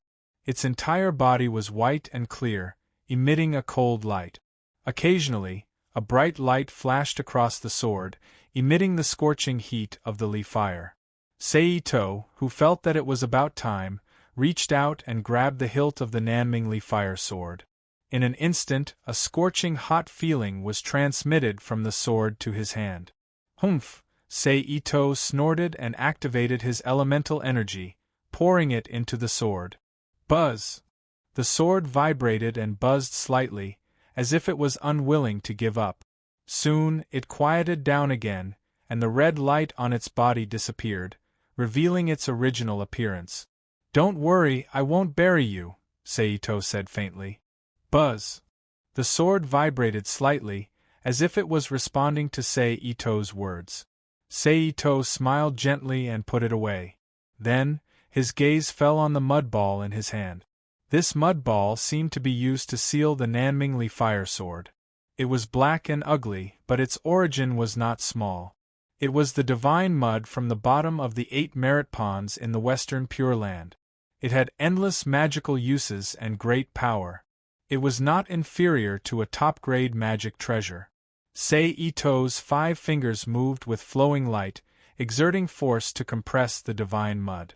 After a while, the huge stone mud ball was compressed to the size of a marble, dark and gloomy. However, if one looked closely, one could vaguely see the 5 colors of red, white, gold, black, and yellow. They were constantly changing, appearing and disappearing at will. Why did I suddenly think of Ji Gong? Looking at the black mud ball in his hand, Sei-to could not help but ask in astonishment. Because just now, he suddenly remembered that he had seen Ji Gong, played by Yu Benchong, when he was young in his previous life, especially the most famous part. The scene of Ji Gong rubbing the mud on his chest, making pills, and feeding people to save lives made the black mud ball in his hand uncontrollably have some different emotions. It's better not to think about it. If I continue to think about it, I'll probably throw this thing away. Sei-to, who quickly put away the mud ball, shook his head and threw away the unpleasant scene in his mind. He thought to himself. Then, when he returned home, he buried the 10,000-year warm jade in the ground and connected it with a magnifying array. The effect of the 10,000-year warm jade was amplified and used in the whole house to improve the physique of his mother, eldest sister, Li Nai, and the others. He stayed until the next day. Only then did he bid farewell to his family and return to the Shushan world. He appeared in the house that he had rented.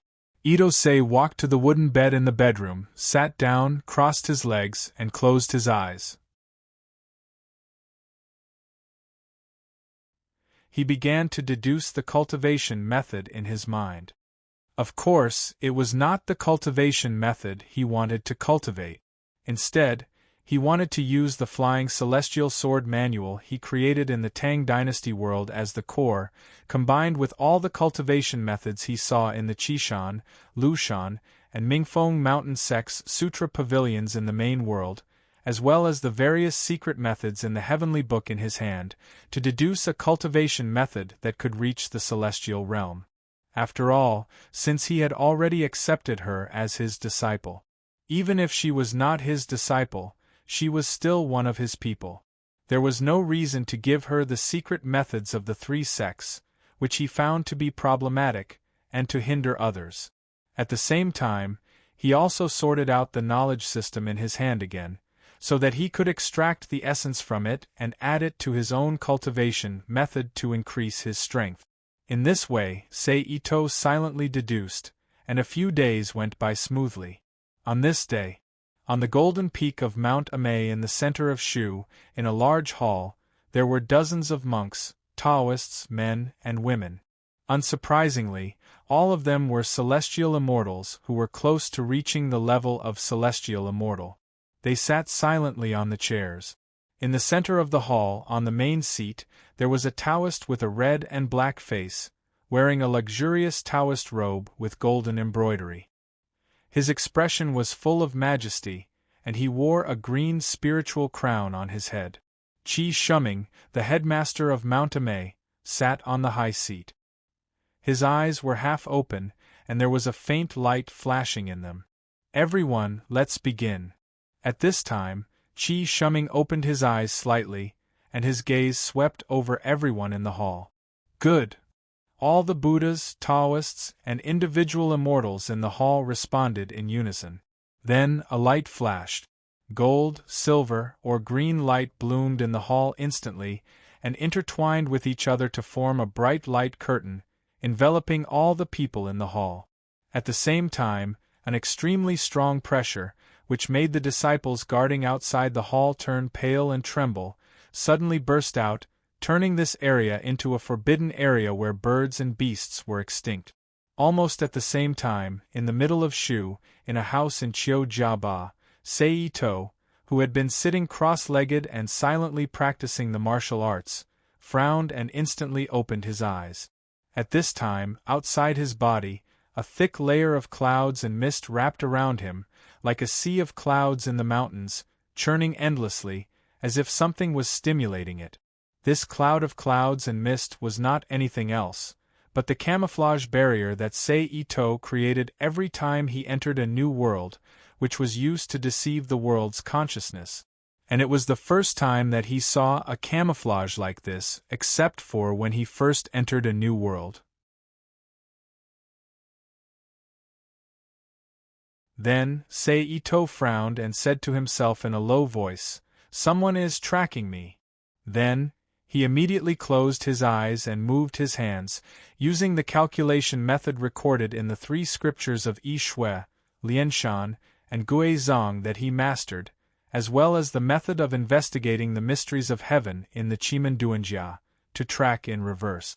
It was also at this moment, in the dark void, 2 forces fiercely collided. Puff! A light explosion that ordinary people could not hear was immediately transmitted in the void.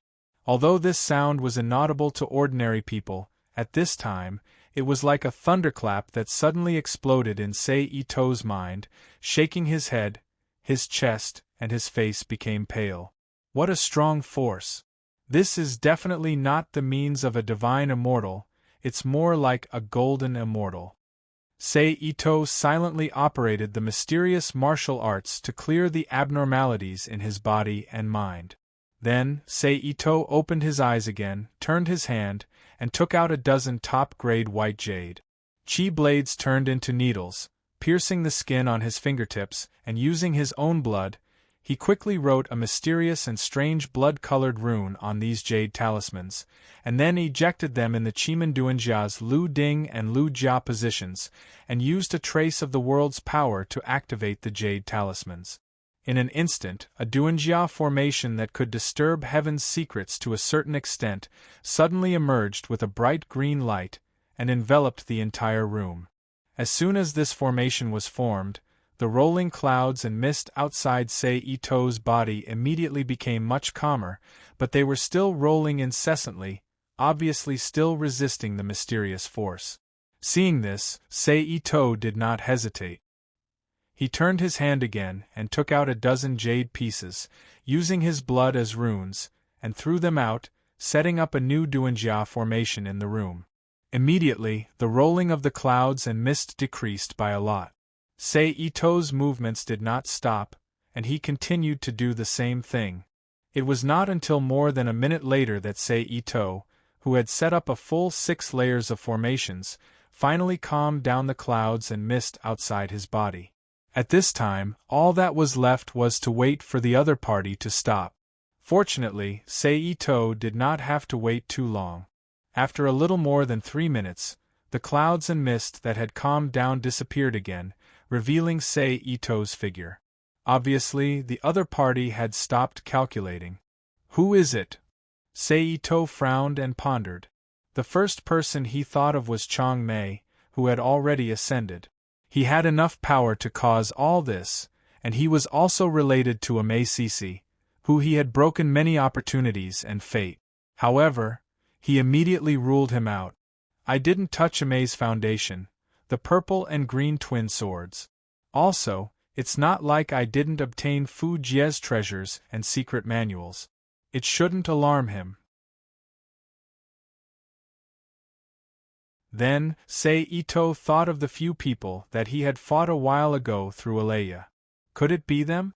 The reason why they didn't track me previously was to numb me, and then take the opportunity to launch a sneak attack? Seito, who was somewhat uncertain, temporarily put this possibility aside, and continued to speculate. Finally, there's only Amei left. If it's just Qi Shuming and a few others, it shouldn't be to the extent that I need to set up the 6 paths of escape formation to hide the sky. In other words, they have hired help? It's not impossible. After all, in the world of Shushan, Amei is destined to prosper.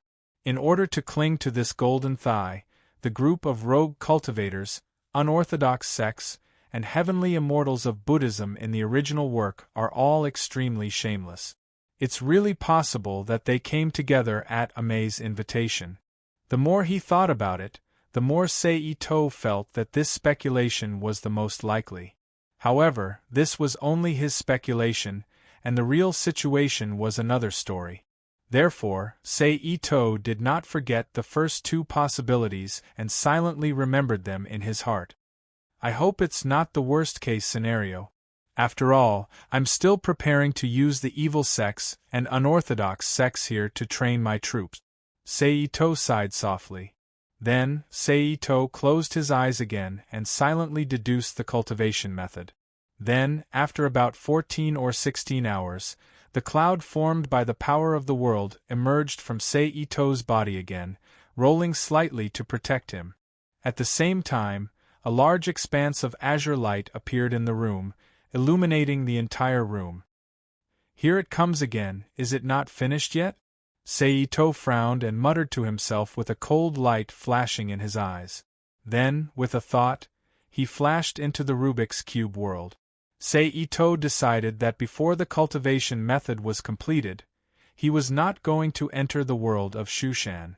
As for Yuan Ben's plan to stay in Chiu Family Dam, anyway, there was still more than half a year, so 1 or 2 months wouldn't make a difference. However, as soon as he entered the Rubik's Cube world, the group of Buddhists, Taoists, and rogue cultivators of a Mei sect suffered. They all groaned and their strength was scattered by the shielding power of the Rubik's Cube world, causing them to suffer some minor injuries. Fortunately, the injuries were very light. After silently running a few rounds of Xiangong, they completely recovered.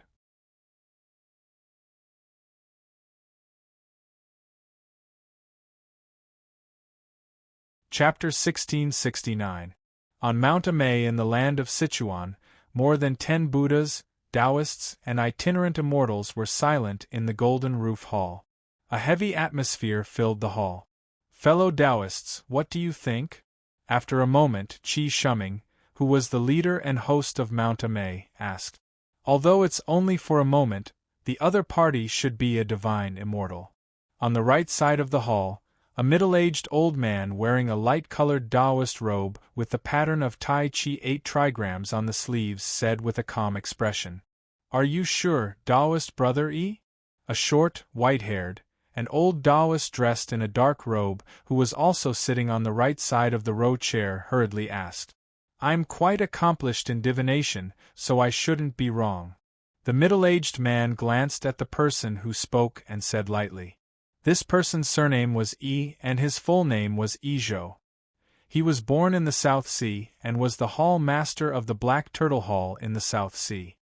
He had the cultivation of a divine immortal, but because he didn't have enough cultivation points, he couldn't ascend to heaven. Because he still had some concerns in the world, he got involved with Mount Amei with the idea of seeking happiness for his descendant. He was proficient in shipbuilding and innate divination. Especially in the aspect of innate divination, even in the original work, he was praised by Lord Huanzhu. Could be said that he was one of the best in divination in the whole of Mount Shu. This time, he was invited by Mount Amei to come here and work together to divine the variables of the heavenly design. What Taoist brother Izhou said should be right. An old woman dressed like a nun closed her eyes and gently twirled prayer beads with her fingers. The other party only has the cultivation of a divine immortal, but we can't divine it clearly even if we work together. In the end, we even suffered a backlash from the heavenly design. I think the other party should have a treasure that can block the heavenly design. An old monk wearing a plain yellow robe and hanging a string of 108 Arhat rosary beads on his neck said. As soon as he said that, the hall that had just become a little lively became silent again. Everyone who was sitting frowned. I guess this kind of treasure shouldn't be effective all the time. It should be activated by the owner. So let's take a break first. After 2 hours we will work together again. We should be able to catch the other party. The monk who spoke earlier said again. Good. The others thought for a while. They also felt that it was reasonable and agreed in unison. After that, no one said anything else. They closed their eyes and silently circulated their primordial spirit. He entered the state of meditation. For a moment, the entire hall became quiet. There was not even the slightest sound of breathing. Amidst this tranquility, 2 hours passed in the blink of an eye. When Fang Yi arrived, he didn't need anyone to remind him. Everyone, who had been in a trance, comprehending the Tao, praying to Buddha, and meditating, came back to their senses. Fellow Taoists, are you ready? Qi Shuming asked from the main seat. Everyone nodded slightly in response. Then let's begin, Qi Shuming said in a low voice. As soon as he finished speaking, golden, silver, and green Buddhist lights immediately bloomed from the bodies of the Buddhas, Taoists, and itinerant immortals present. They intertwined with each other, forming a vast light curtain that enveloped the entire hall. At the same time, an extremely strong pressure spread out, turning the entire Ame Golden Peak into a forbidden area where birds and beasts were extinct. But this time, this situation didn't last for long. In just a dozen seconds, there was a muffled groan in the hall. The light curtain instantly shattered, revealing the figures of the Buddhas, Taoists, and itinerant immortals with their eyebrows slightly furrowed.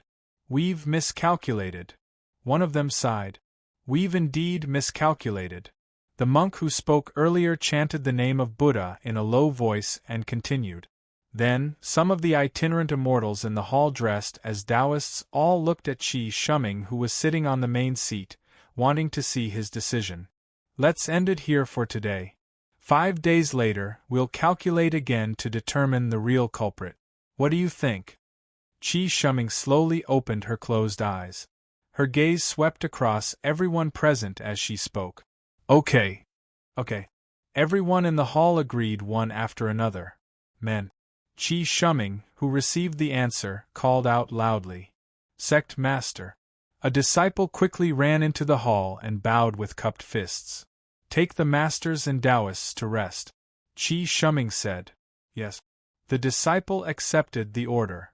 "In that case, we'll take our leave first." In the hall, the Buddhists dressed as monks and nuns and several itinerant immortals dressed as Taoists stood up and said. Then, they turned around and left the hall with the Ame disciples who led the way.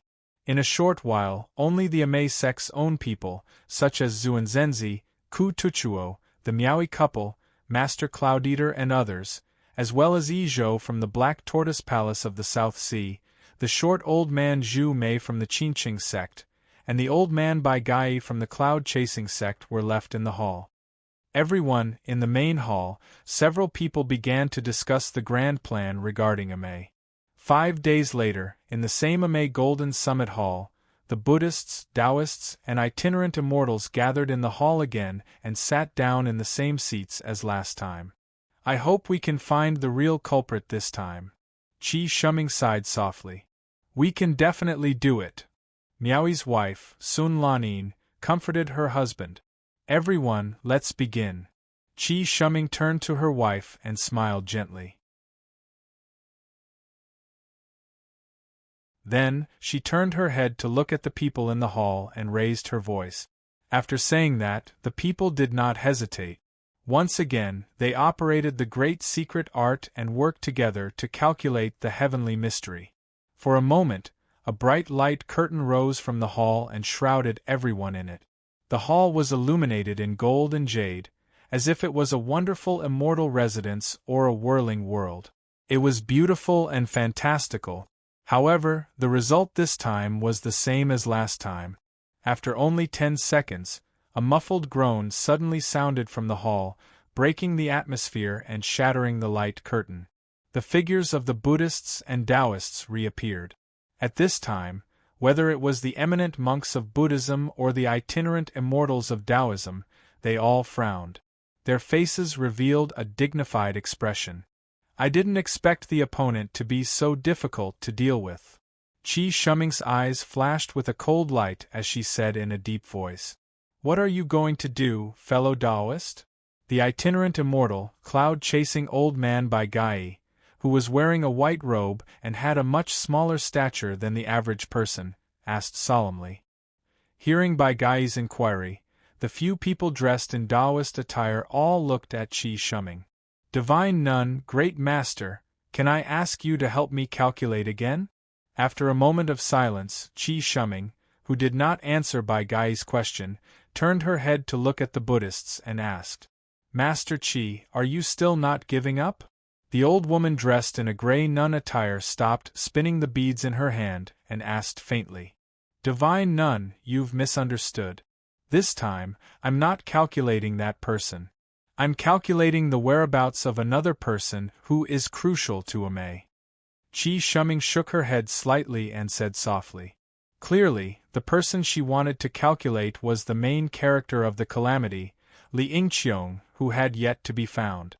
Initially, Qi Shuming did not intend to let anyone other than Amei know about this matter. However, after many attempts by the people of Amei, they still could not find the whereabouts of Li Ning and Li Yingqiong. In addition, now that there was an enemy who wanted to ruin the prosperity of Amei, they could not care less about hiding it. They wanted to take this opportunity to find Li Yingqiong's whereabouts.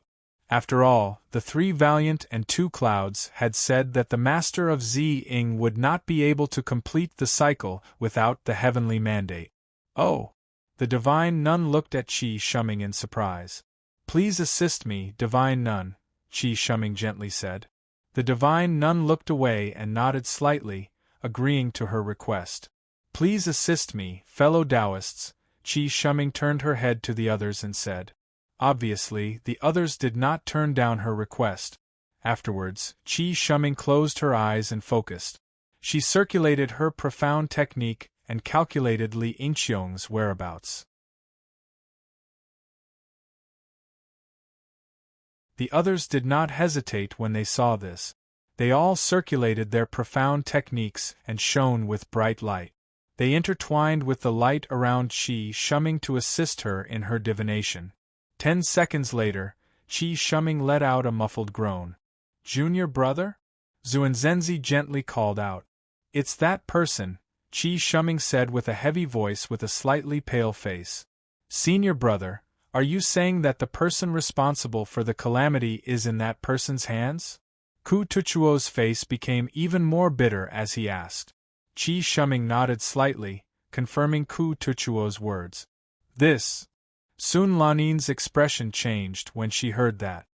"A great enemy," Qi Shuming coldly said. The other people of Amei all nodded in agreement with sunken faces. Fellow Taoists, it looks like we'll have to move forward." Qi Shuming sucked in a deep breath and raised her head to look at the people in the hall. She said sternly. Apart from the Buddhists, all the other Taoists' expressions changed when they heard that. Their hearts began to thump. "What about Tsiyun Temple?" Bai Gai asked. His usual hiding place was in Chengdu, which was not far from Tsiyun Temple. In addition, as a hardcore supporter of Amei, he was fully aware of Amei's purpose in keeping the demons of Tsiyun Temple alive. That was why he asked. "Let junior brothers Zhe move around," Zuanzhenzi replied. After that, the people in the hall had a simple exchange of opinions, as well as various problems that might arise if they changed their course of action. Then, they politely sent everyone away from Amei and gave the disciples the task of going out to search for opportunities and practice. For a time, a large number of Amei disciples received their master's orders and went down the mountain with their friends to begin their practice. The world of Shu Mountain began to operate, although it was a world of Shu Mountain without Li Yingqiong. More than half a month later. Phew! I've finally derived it. Seito, who was sitting in his home in the center of the Rubik's Cube world, exhaled a long breath of turbid air, opened his eyes, and said softly. Then, his figure flashed and disappeared from the room. In the next moment, Seito appeared in the mountains of the eastern forest. You're tuning in to the Phoenix Nights YouTube channel. Don't forget to subscribe and join us on this journey to catch the most captivating stories.